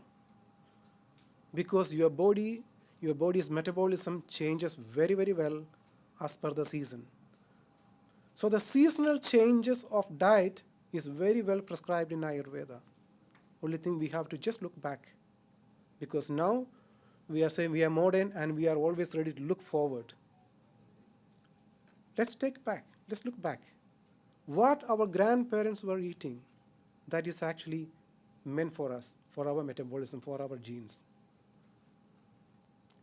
And we are now trying to bring everything healthy in the word of health, modern diet, modern food, very well balanced diet. But in Ayurveda, there is nothing called a common food. What is the best diet everyone can have? And Ayurveda said there is no answer for it. Ayurveda don't have an answer for it because Ayurveda talks about individualized diet. What is good for me may not be good for you. This is why when we go for a meal, when we go out to a restaurant, someone may like the food, the same meal someone may not like it because that is not mindful for them. Their heart don't like it. Maybe let's take an example, we eat pasta or biryani or a burger. Some people may like a burger. In the same group, same age group, someone may not like it. Someone like pasta. And from the same age group, 4 friends went together and the other person didn't like the pasta or the taste of pasta or the saltiness of pasta. One particular element, he may not like it. This is a clear example. There is no common diet for everyone. And Ayurveda clearly talks about this. So let us think back what our grandparents used to eat. What were their lifestyle? And we are also made for that. Our genes are made for that. We are not just made to eat everything in the word or in the form of health or diet.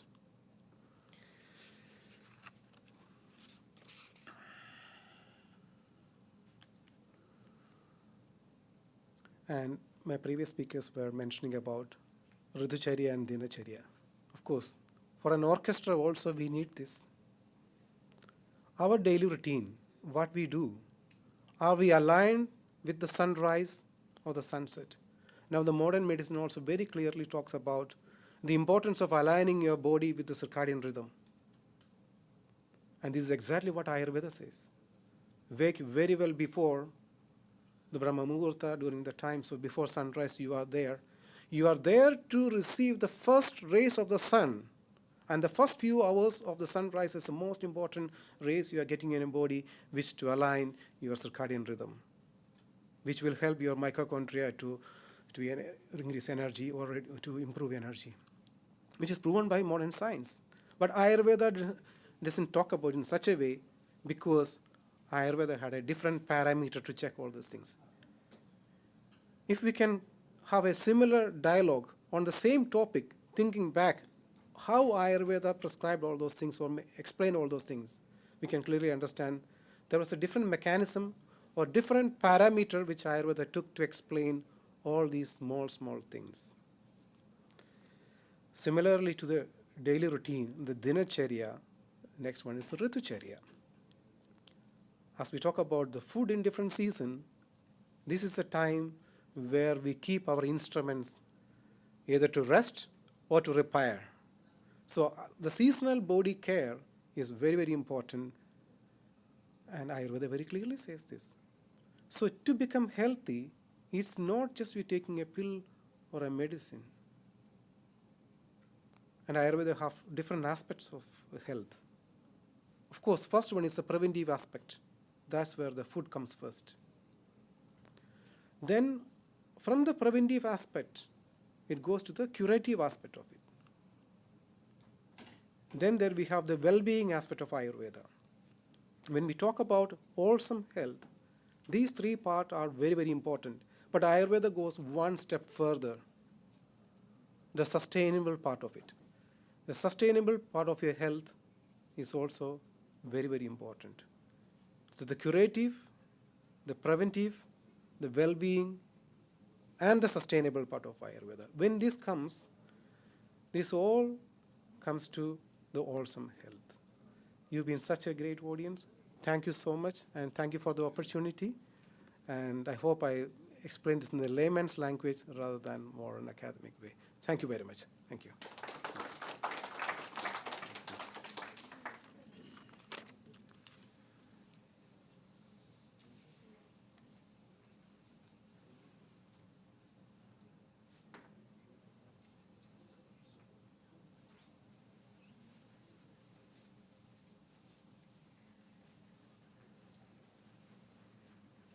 Thank you, sir. We now open the floor to hear Ayurveda success stories. I would like to call Mr. Menon, head of Saham Ayurveda Hospital, to share his story with us.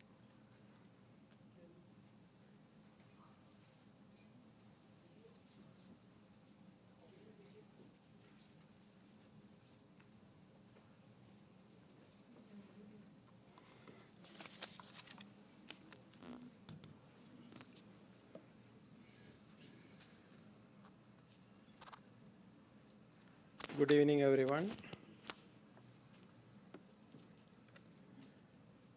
Today's the topic is the success stories, but I don't know, I'm too early to talk about the success stories because the Saham Ayurvedic Hospital established only in 2021. So, and we had lots of climatical issues. This is just a glance of the hospital. So.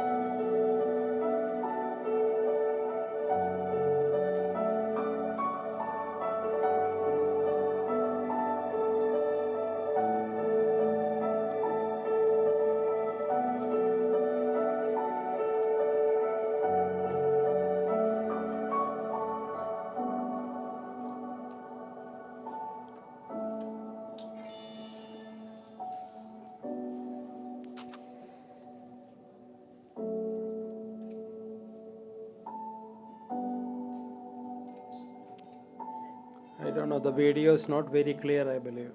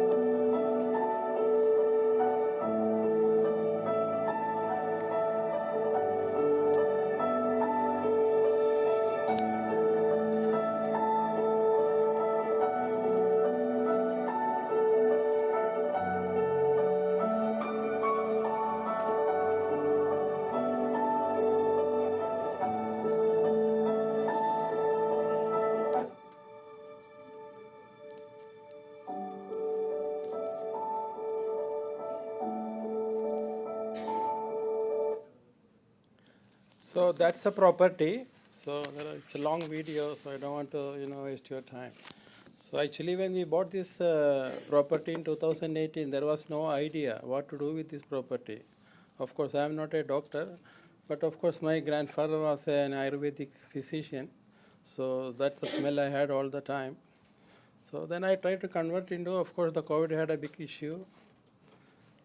But during that time, I worked with the ministries and authorities to get the approval till 2021. And we started with just 10 rooms on a trial basis as an IP hospital without even getting the license, of course. The DG gave me a permission to run it as a short period. So that was the start of this hospital. And of course, now we are in 2025 and we had lots of weather issues last year and we survived. And now we are back to normal, almost, I can say. But what I understand, a message to everybody, there is a huge potential to this industry in Oman. And definitely for all GCCs, I can tell you.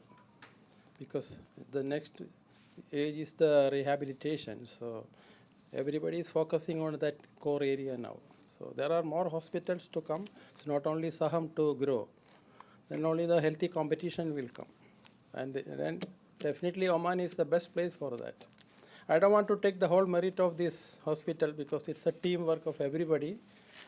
And I got an excellent team. There are ex-staff is still here. So it's a contribution of the whole team. And still I have a good team of people working with us. So this is the 2025 until today is the success story of mine. Apart from my previous experience, which is nothing related to the healthcare anymore. Okay. Thank you so much.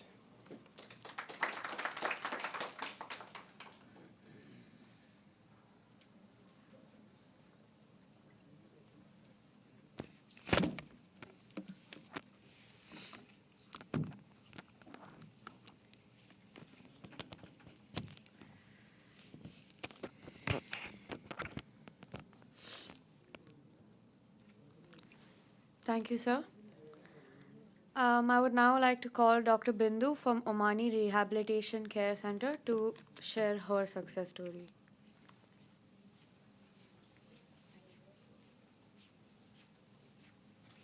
Thank you so much. Thank you so much. I thank the Indian Embassy for giving me this opportunity.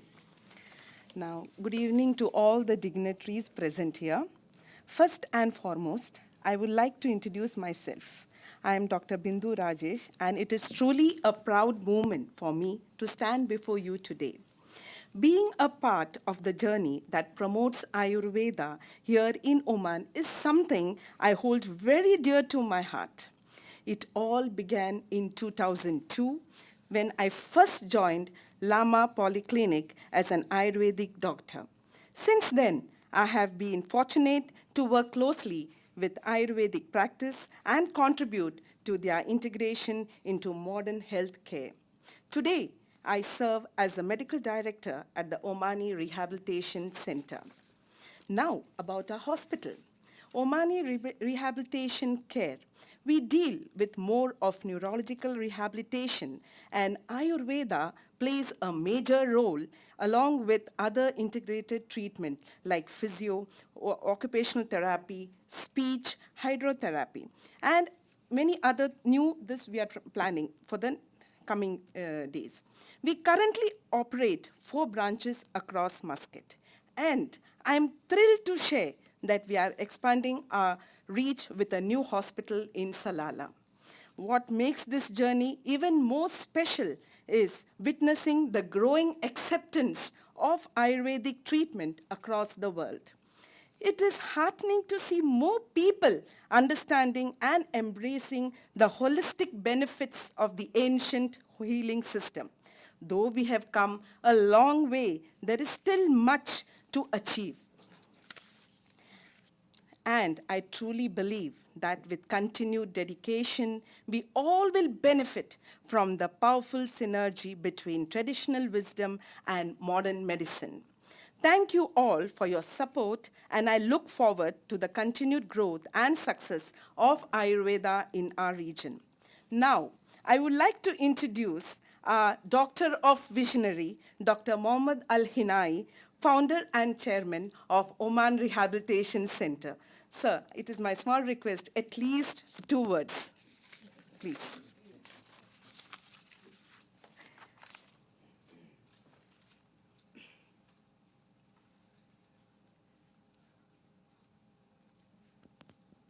Assalamu alaikum wa rahmatullahi wa barakatuh.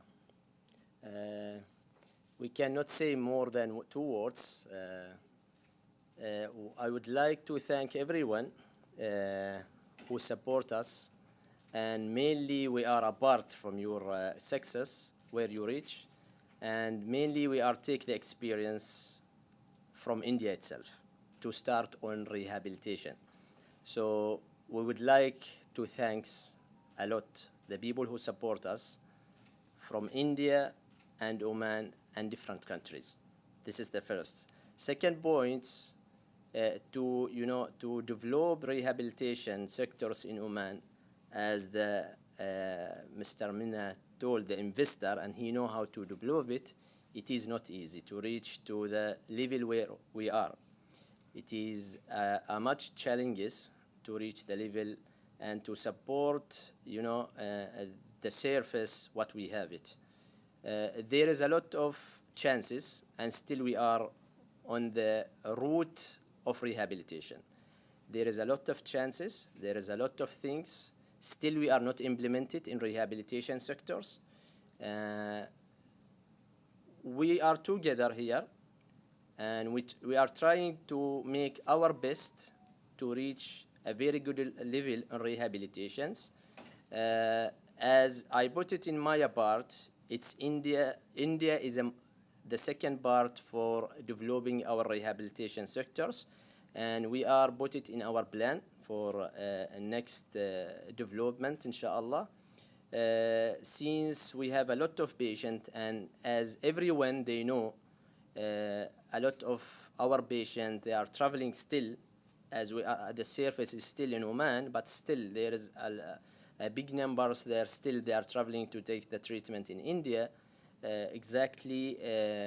different places and different hospitals.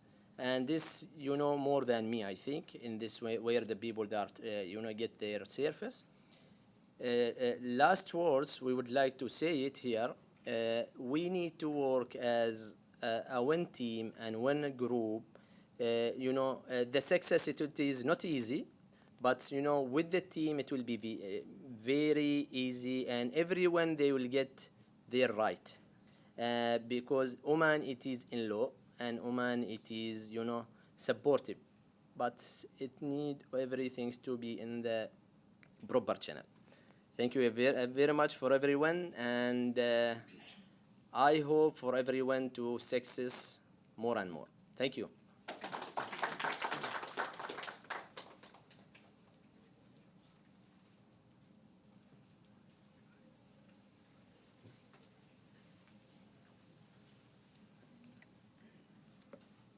Thank you, sir.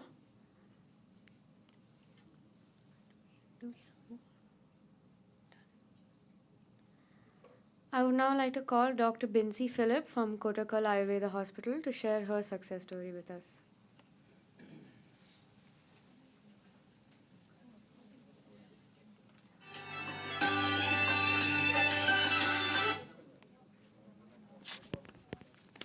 Good evening to all, respected Excellency, and all dignitaries, friends, ladies, and gentlemen. Happy Ayurveda to all.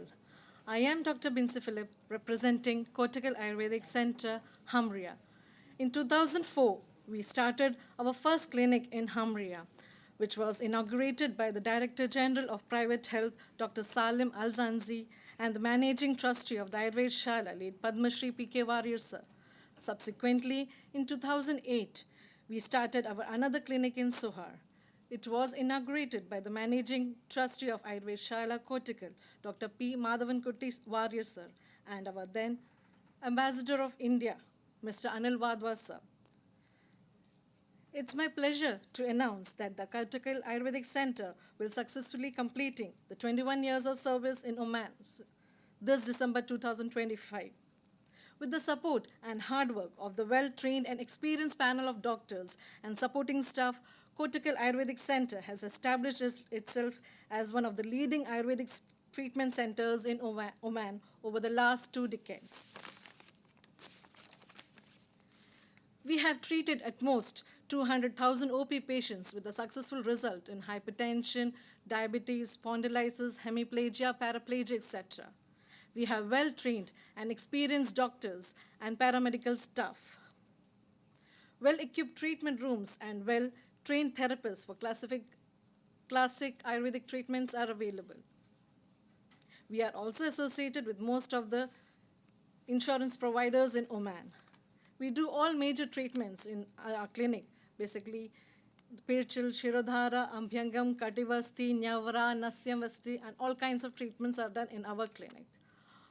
At last, on behalf of the Kottakkal Ayurvedic Center, I take this opportunity to sincerely thank the great visionary leader, His Majesty Sultan Haitham bin Tariq Al Said, and the government for the wholehearted support for the well-being of the community. Finally, I express my sincere gratitude to all the Indian Embassy staff for their support and guidance extended to us whenever needed to arouse and serve the community and maintain wellness and support Ayurveda. Thank you.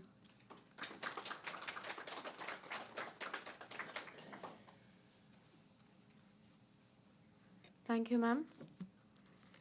Ladies and gentlemen, as we come to the close of today's session, on behalf of the Embassy of India, Muscat, and Oman Health Exhibition and Conference, I would like to extend our heartfelt gratitude to our speakers for their time, expertise, and inspiration. A special thanks also to you all for your active engagement and energy throughout the day.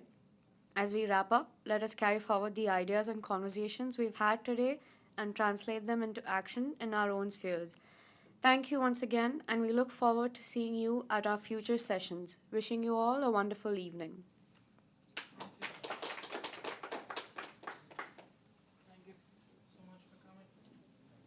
Very good speech, Mr. Bob. Very nice.